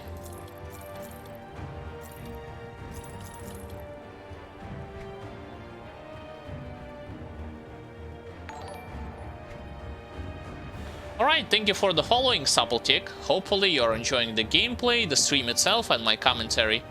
But in case you have any additional questions, or you want to share your thoughts, you can utilize chat for it. Right, so I pretty much imposing of Drangle, acid to physical. Yeah, but it's only 29%. Wait a second. 29, but look at this. Offensive ability, more than mine. Increases health regen, more resistances, and +1 skill to Soldier. If not for Earthquake, I would have changed it, because my Earthquake gives more damage whenever I'm attacking my foes with it. Iron well spent. Alright, let me actually... Oh, I forgot to sell Come this. see what's left of my wares. Iron I well. wanted to read lore note. Thank you. I'll keep your stash safe. Yeah, if you are new to the game and you want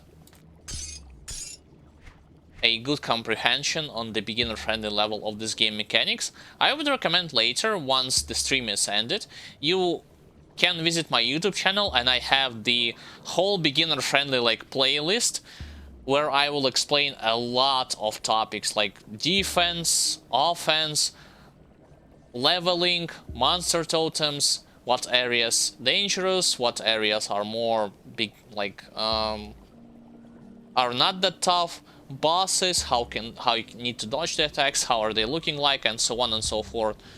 So yeah, you can watch it later at your own leisure, like after the stream. And in case you have any question, like I've told you, if you want to ask anything right now, you can do it. I will help you as much as I can. So, quest items, let's go, let's put them here. I'll hold on to that for you. And I will return back to Barrowholm.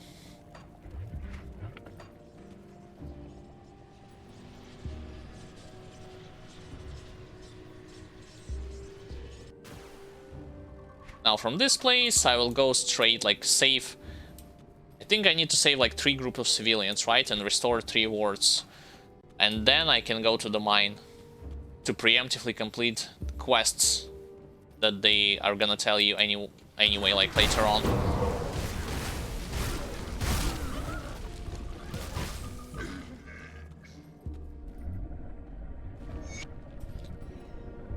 You said you just started veteran and playing dervish, and you are getting one shot by creek. Here's the thing. When you are playing like any kind of build in this game, first and foremost that you should be looking to get when it comes to prioritizing the stuff is your resistances. Try to aim for, like, at the beginning stages, like 60 to 70%. On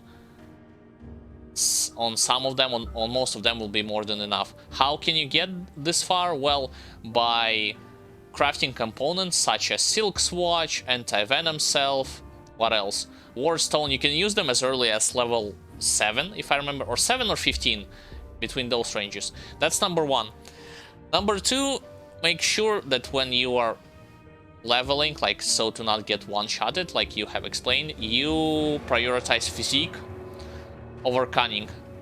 Why is that so? Like, even if you're playing dervish, like any class should, in my opinion, should prioritize physique, just because defensive ability is something that will allow you to dodge more hits, take less damage from enemies' attacks, and make sure that enemies will crit you, will less likely crit you. And more health is also nice to have. And number 3, you also should put more points into, like, mastery bar. Focus on one offensive ability. Let's say you're playing dervish, you're using, I don't know, like, what does this ability called that Oathkeeper has? Like, either, doesn't matter. Like, let's say this is your offensive ability. You put some points into your offensive ability until it will be on the soft cap level. 16 out of 16, 12 out of 12, depending on what choice do you have. But you also make sure, you also should put more points into your mastery bar. You see, at 50 points, I have plus 250 physique, cunning, 1400 health and energy. So yes, you can put only 1 point into your passives, circle ability, and then return to them later and level them up. But at the earliest stages, you almost always want to prioritize, like, upgrading your mastery bar, leveling your main offensive ability, in my case it's Blade Arc, and then putting points into 1 point into passives. So this will be a worthy start. Once again, as a summary, put more points into physique, make sure you put your components into your gear.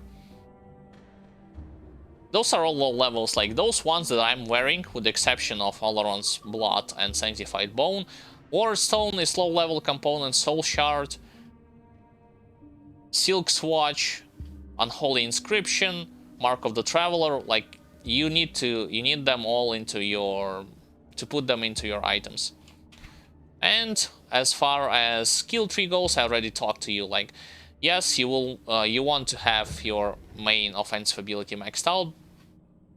On top of that, you also want to put 1 point into your passives. For instance, Nightblade has the passive into that gives him more like poison damage, gives him more cunning. 1 point is gonna be more than enough when you are just leveling up, and invest everything else into Mastery Bar. So that's the whole premise of it. And when it comes to Krieg himself, I imagine you're getting one-shotted by either his Stomp in his second phase or by his Force Wave attack in his first phase. Both of them you can dodge, in case you are wondering. Like, yes, he telegraphs his moves, so you can avoid the damage in case you wanna like try like make him whiff the attack and then counter him in return. So do not try to always face tank bosses, because that's bad advice. Like, even for a sword and board character, it's bad advice, because in this game there are some attacks that you need to avoid.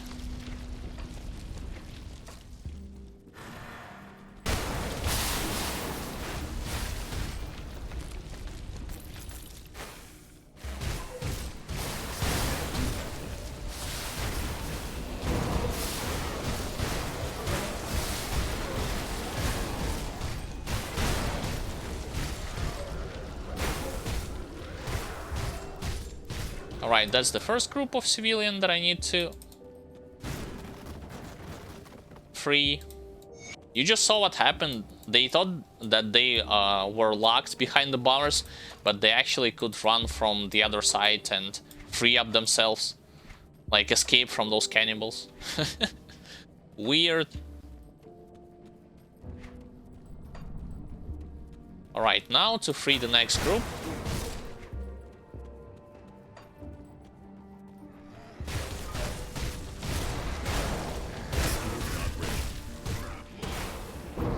Are they here? I don't think that they are here.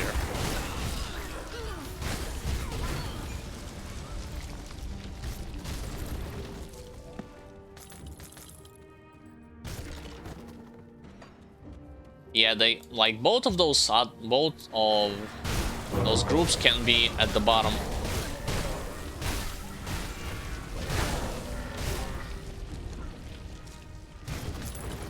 This is the cage, but it's empty.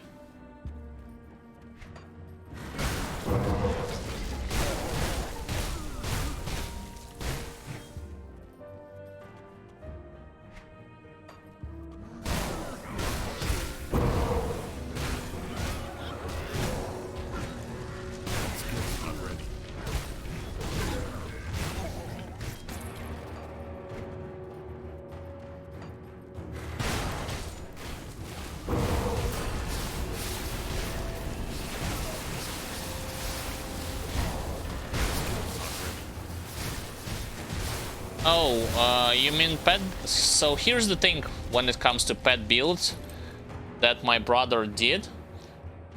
When it comes to clear speed, at first it's gonna be like slow-ish until you get to the point that you get your exclusive aura from occultists. It's not gonna be the fastest clear speed that you possibly will have. Sure, your pets can be tanky, but they will not gonna deal huge amount of damage, you know what I mean? Until you get to the point that when you get the occultist ability that pumps up their attack speed, movement speed, and total damage, As well as you add to this the gear that you can find, you know, new gear with bonuses to pets, then your clear speed will be significantly faster. If you wanna like put it into comparison, like the pet build that my brother did, it focuses mostly on how tanky your pets are. So yes, like leveling, it's not the quickest that you had. If you want to seek more fast leveling, then you can play other pet build. For instance, Necromancer and Occultist would be a good choice. But keep in mind that your pets would be squishy. Like, skeletons are nowhere near as tanky as shaman pets, just saying. Alright, leveled up. More into fighting spirit, more into physique.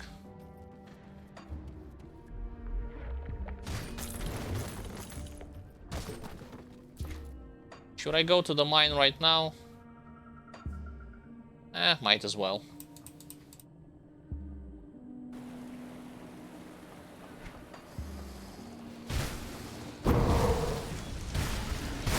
I know that some classes in this game have a slower-ish leveling speed depending on what levels, like depending on the difficulty, the gear that they have, what kind of skills they leveled, and so on and so forth.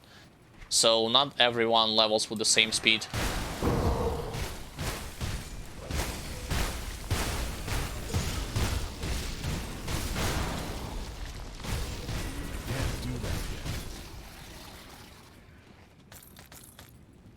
I think I will collect some dynamite in this mine.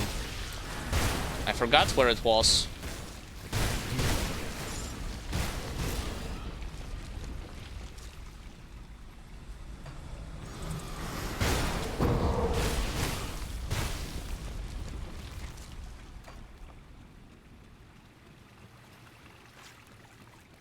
It's not here.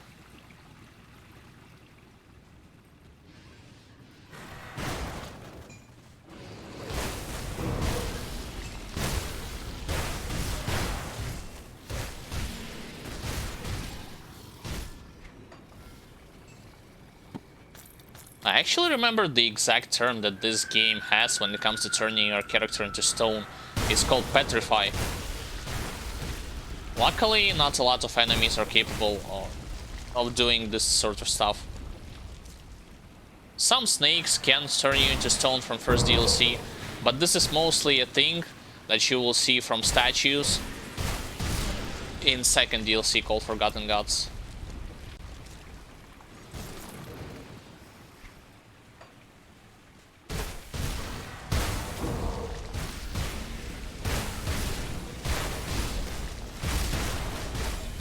Yeah, like those stone gaze basilisks, they can turn you into stone.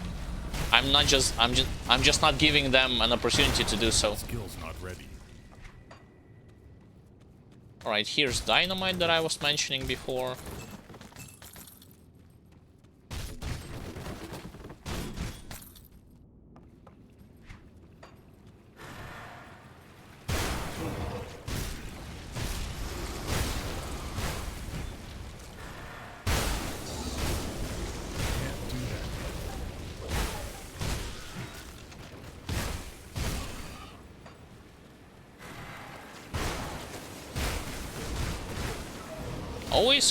I should prioritize those haunted spike shells instead of lesser crabs.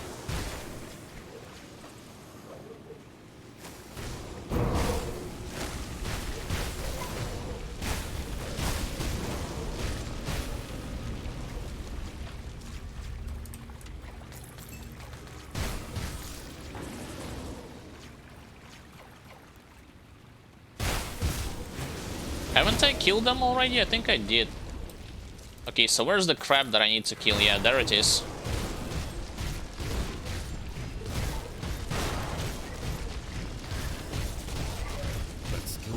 Let's move from ether pools, so to not take additional damage.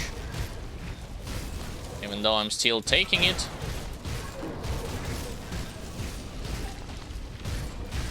There. Got him. So right now I need to go all the way back to the entrance of the mine. Because sadly there is no teleport. or quickest way to leave this place. Oh, that was a good call because I actually missed the chest wrapped in chains.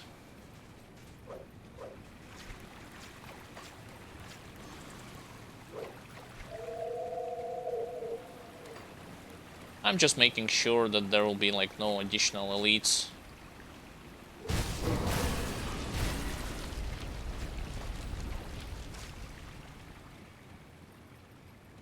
Alright, now to find 2 additional groups of civilians that was lost.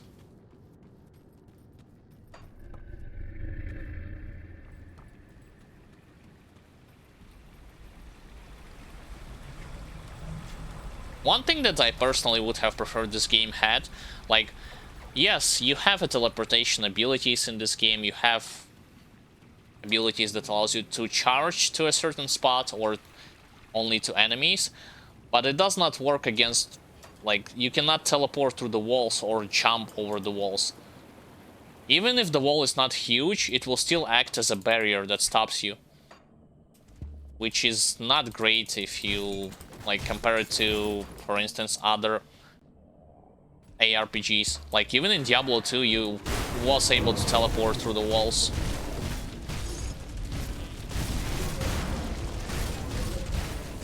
Even jump through them.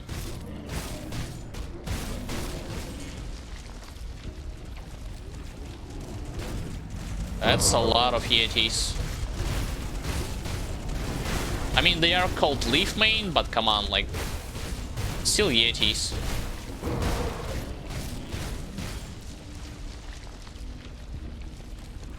This is Forsaken Savage Totem. More beasts.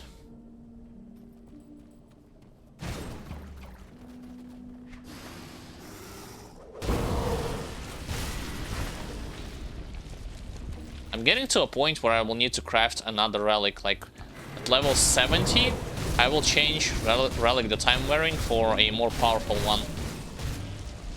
It will still give only +1 to a soldier, but the damage will be significantly higher.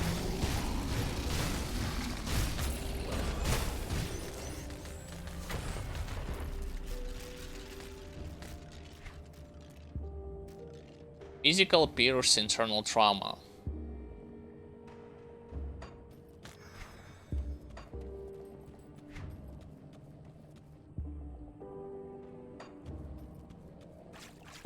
On raw stats, this belt is a little bit better than mine, but the reality it shows different just because this belt does not give +1 skills to soldier. And whenever an item like... Yes, some items will give only bonuses to certain abilities, but you wanna have at least like 2 to 3 items that gives +1 skills, +1 to all skills to your main class. Whether it be like Shaman, Nightblade, and so on and so forth.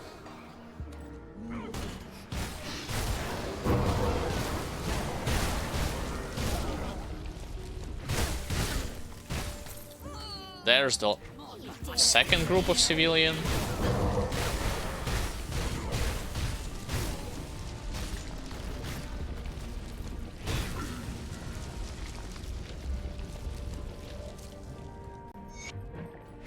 Alright, and I need to finally find the third one.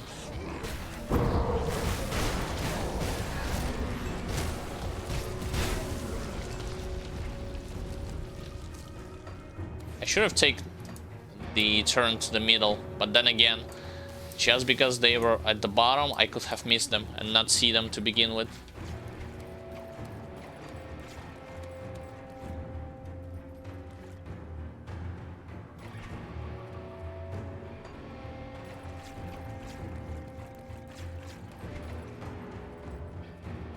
There should be a place where I will be fighting against elite ghosts. Somewhere in this area. Okay, there's the star. Oh, it's actually a star to restore the ward. Never mind. Yes, I want to reactivate it.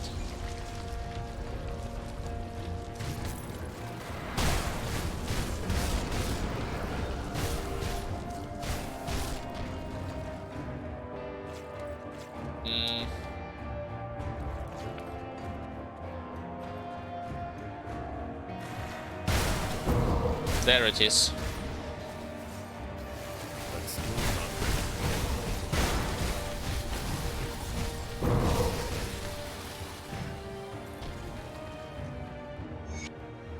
not Alright, so all of the wards had been reactivated.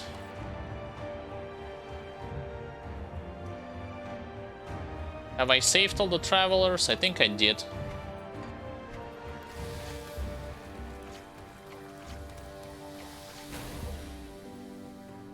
So let's return back to Barrowholm and claim our rewards.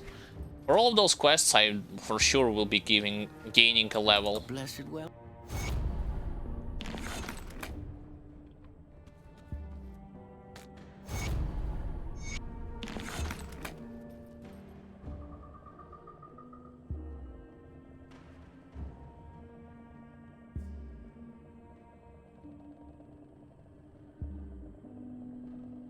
Wait, what? Huh? What are you talking about? Clear out Ugdenbach pit creepers in the Barrowhole mine. I just did it. I cleared the whole mine. And now you're telling me I need to do this again? Really? It did not happen before. Like, before I was able to clear whole mine and then, like, talk to the NPC and he's accepted it. As if I completed the quest preemptively. Oh, brother. Really?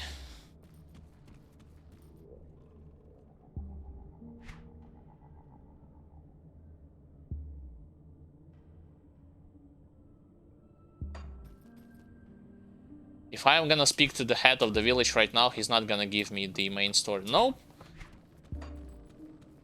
Clear the pit creepers.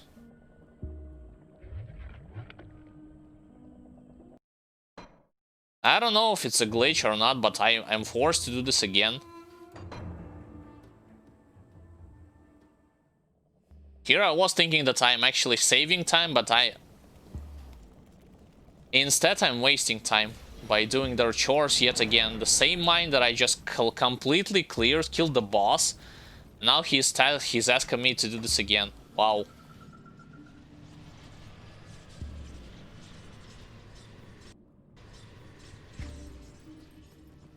Stupid Barrowholm faction. I mean, they have good items, but their quests are just kinda meh, if you ask me.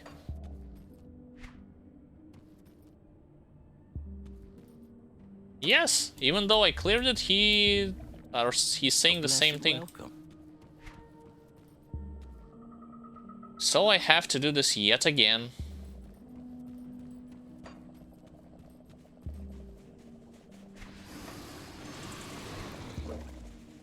And they're not asked of you to clear the boss itself, they're asked to just kill the pit creepers, which are yellow crabs.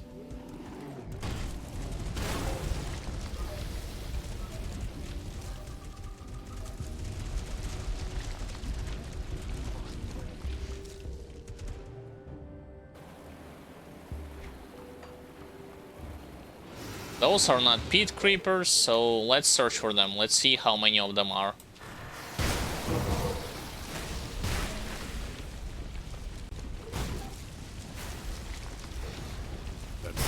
There's 2 of them, so that means -2.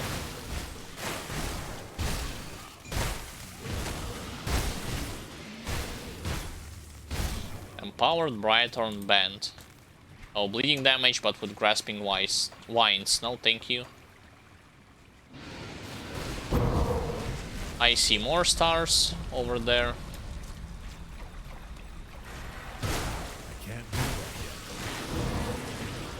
And finally 2 in that direction.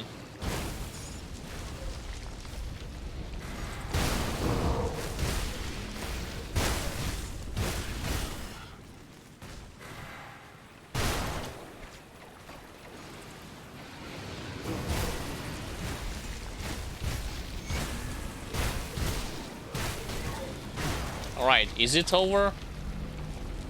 Or do I need to kill boss yet again? Let's see. Let's see what those NPCs will say to me.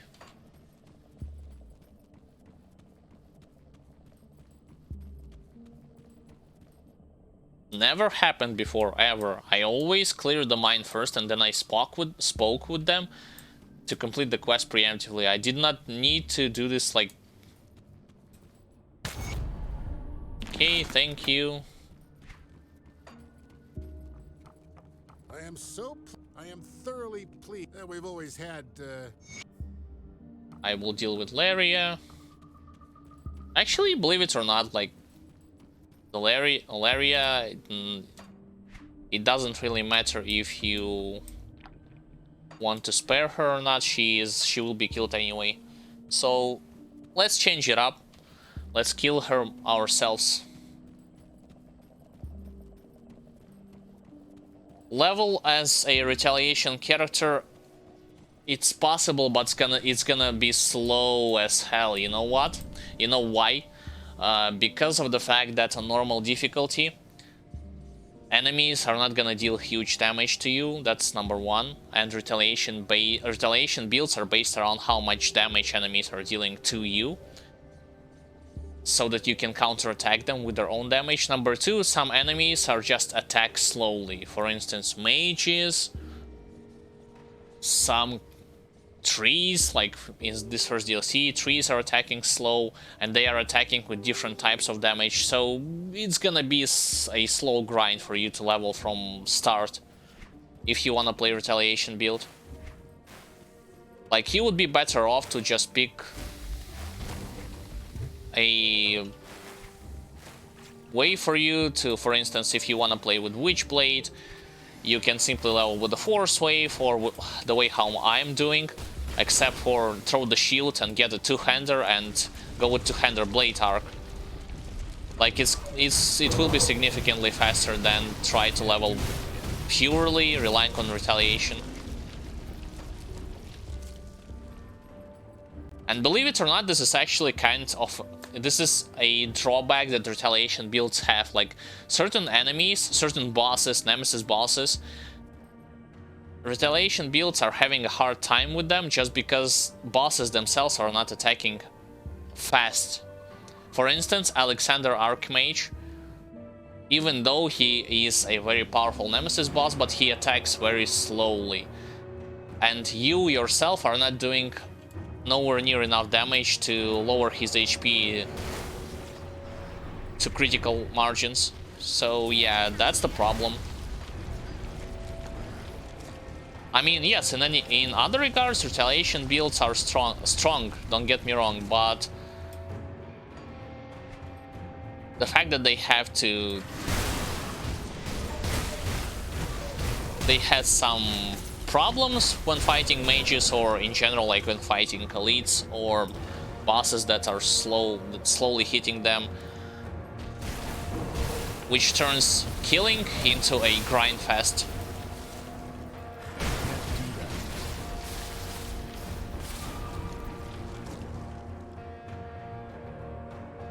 If by full content you mean clearing the campaign and roguelike dungeons, yes. I mean, why not? It's not that difficult. But if we are talking about clearing higher level Shattered Realm stuff, 65 and, I mean, above 65, no, because on hardcore difficulty it's suicide. Like, if I'm gonna go in Shattered Realm, then I know my character, I know I will be dying no matter what type of character I will be playing. So my goal as this character goes when it comes to playing on hardcore difficulty is to clear the campaign and clear roguelike dungeons on ultimate difficulty, and that's it.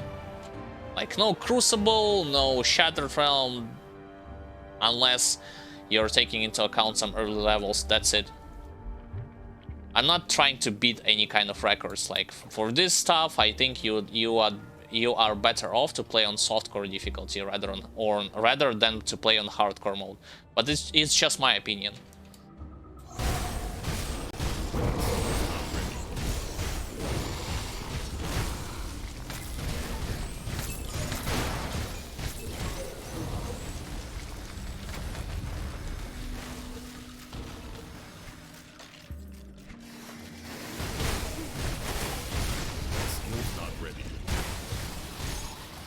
I would say one thing that Retaliation builds has as a huge advantage for those of you who are seeking achievement and killing super bosses are they can kill super bosses pretty easily.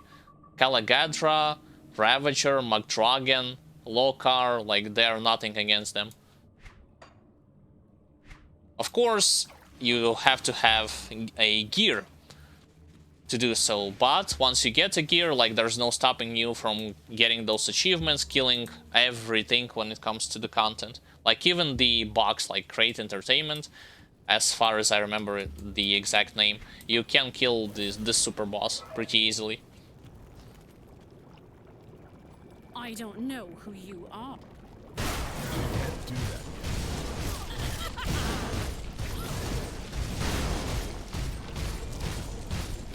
Curses upon you.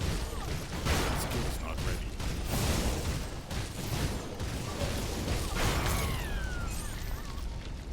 Oh, minus reputation with Ogden block.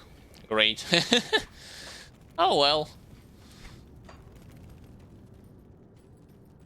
I mean, it's not that big of a deal. Minus 250, I can get it back by killing a couple of elites. Like, they are giving me plus 87, so 4 elites will be already like more than enough to compensate this reputation loss with them.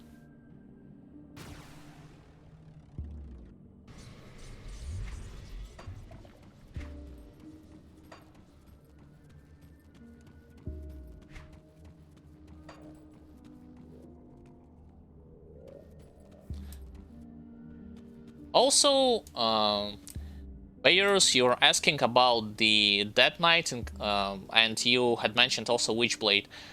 I specifically picked Death Knight because I wanted to be more tankier and have a damage absorption from the help of Mark of Torment. But if you wanna go for the damage route and you wanna have more clear speed, you want to do more damage, have more crits, then yes, you can go with Witchblade. Because Witchblade, he has the access to Blood of Dreek, which gives more offensive ability compared to Spectral Binding, like it gives more damage, and he has Curse of Frailty, Curse of Vulnerability, that allows him to control his enemies pretty easily. You will be able to speed up your clearing process significantly, so it depends on your tastes.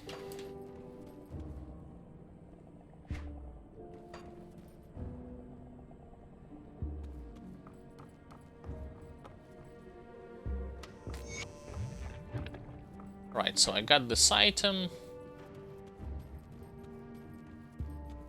Have you dealt with that pest yet? Good, very good. Well, the time for deception. Well, Okay, at this point I cannot continue on with their quest line.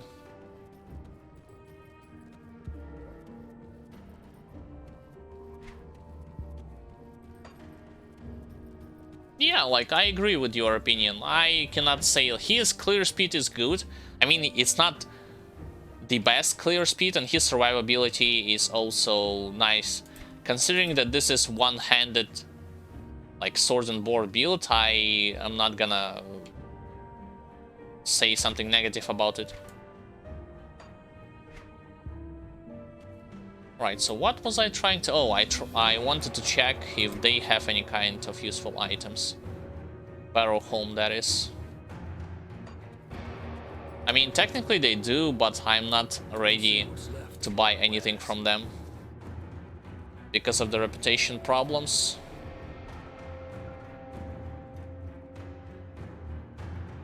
See you around. I don't know, I mean, probably I'm gonna go for Creek set. Something that drops early on, as early as Elite difficulty. And I cannot say what other items, legendary items, will be dropping for me. I mean, it depends on RNG pretty much.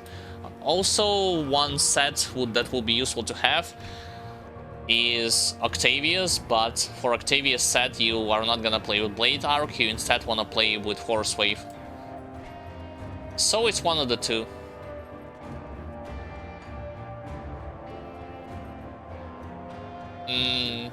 What was I trying to do? Yeah, I was trying to go back to Covens Refuge and to give them the quest items.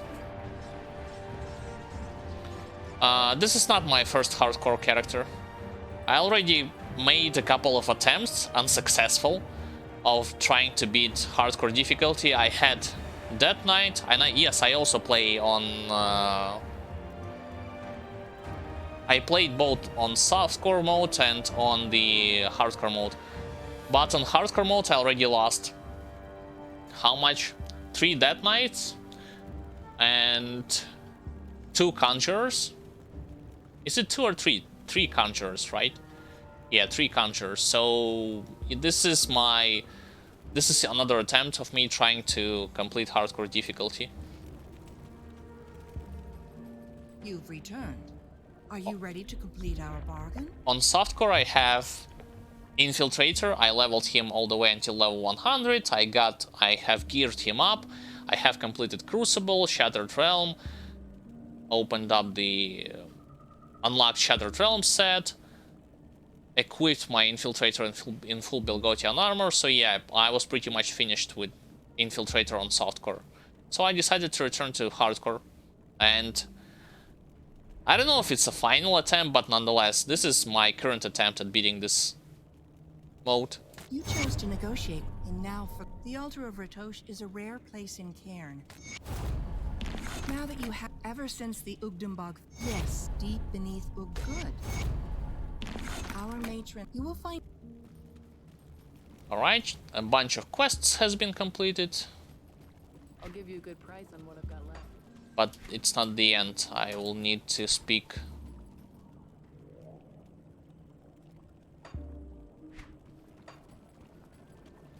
with another NPC to continue the quest line for Covens Refuge.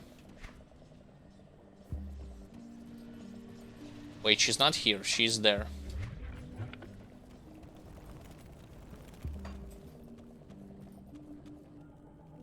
Goradia, at least it appears, yeah, not far from. Restoring the worst is pretty easy. First, let me level up more. Fighting Spirit. I have done with Fighting Spirit, and now I will switch on to the Spectral Binding from Necromancer.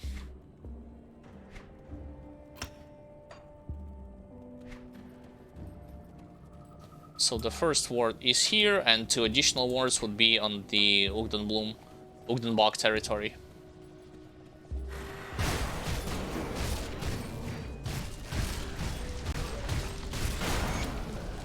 That's 1 goes down.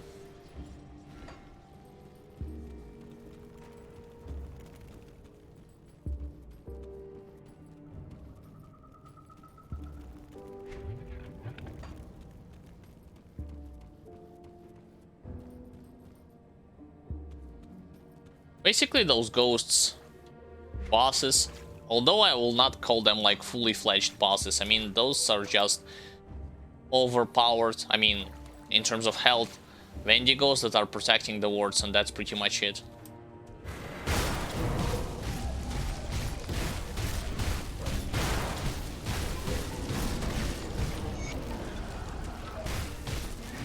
My experience potions had run out, so I'm chugging another one.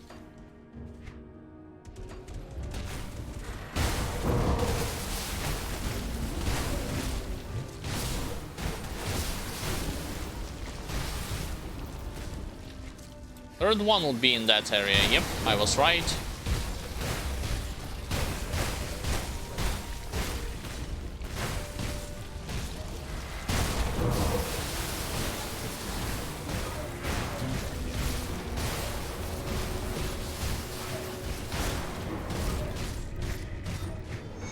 Alright, so all of those wards has been restored.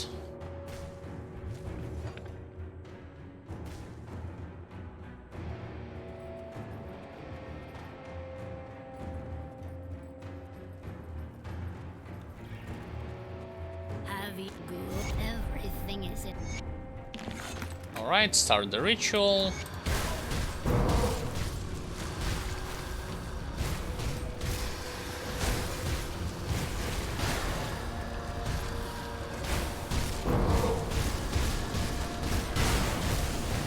should focus on Defender just because he has the ability to create a protective shield on his allies to negate damage that I will be dealing to him.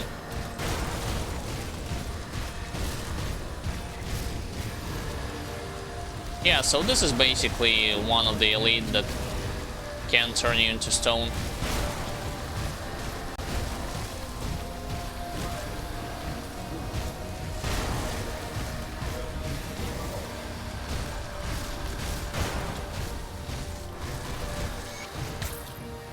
Raise the 3.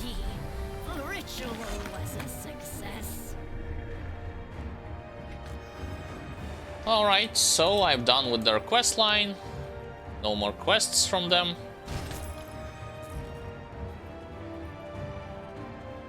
Now on to the main quest, basically.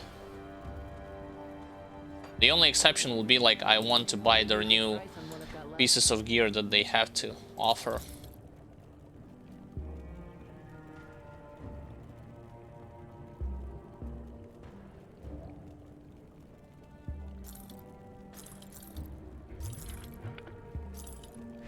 Let's also check if I have collected any useful belts. There's a lot of them. Acid converted to physical. Bonus to all pets. Not good because I'm looking for physical damage, internal trauma, and on top of this, +1 to all skills in soldier. Because this is the stuff that my belt has, like why would I want to change something that gives only like plus physique, cunning, and that's it.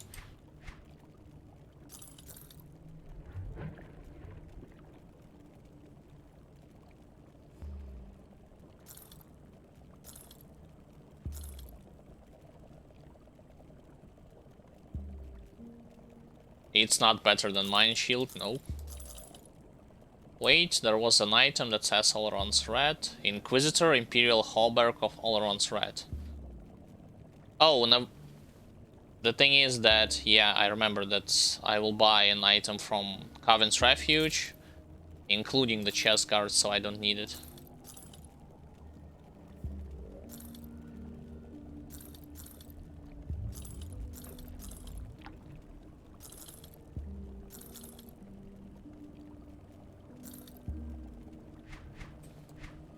Alright, time to gear up, time to buy new stuff. Safe storage, no questions asked.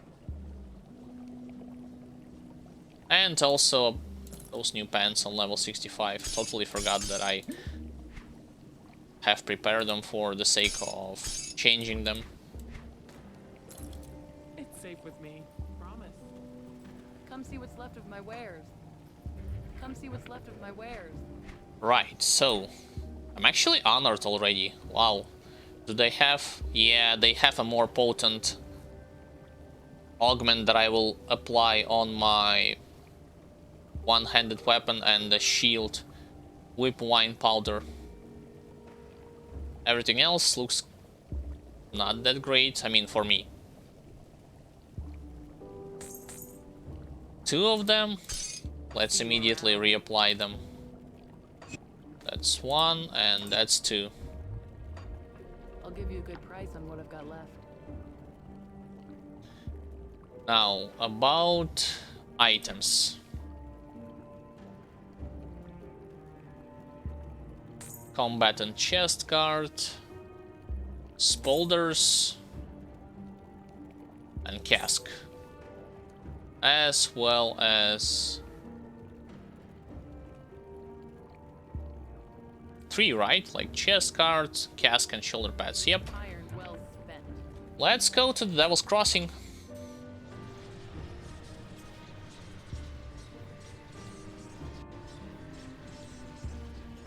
Need something broken down? Keep the add-on, reapply it. Same thing.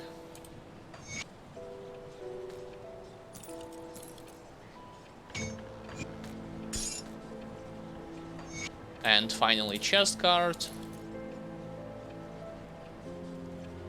Wait, I don't need already anti-venom cell because look, My anti-venom resistances is more than enough. I would rather craft either something against Ether or against Chaos. I think I'll craft another Sanctified Bone and put it in the chest guard. So at this stage I'm just keeping the add-on, but I'm leaving it as it is. Just I will put it in my stash.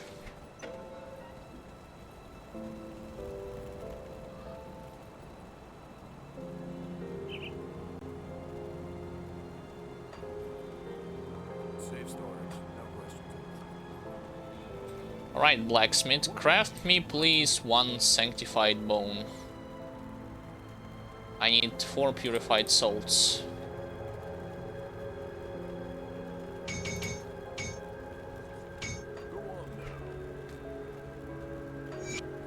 Alright, so no problem with chaos resistance. Ether is slightly underwhelming, but for Ether, you know what I should have done? I should remove... Should I do it right now? Bleeding resistance. I can remove 1 ward stone and put on its place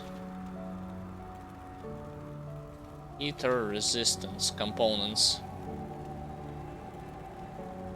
Put on its place like Ether Soul. Less damage from Ethereals, Ether Corruptions.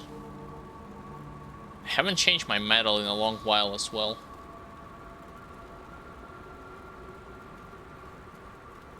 Yeah, I'll do this. Tainted Heart is too early for me to go for it, so let's craft Ether Soul.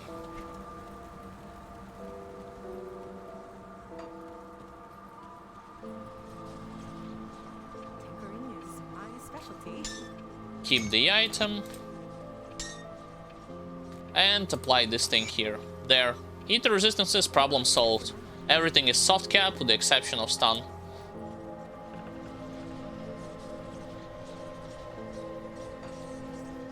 Alright, and I think I have progressed a lot already.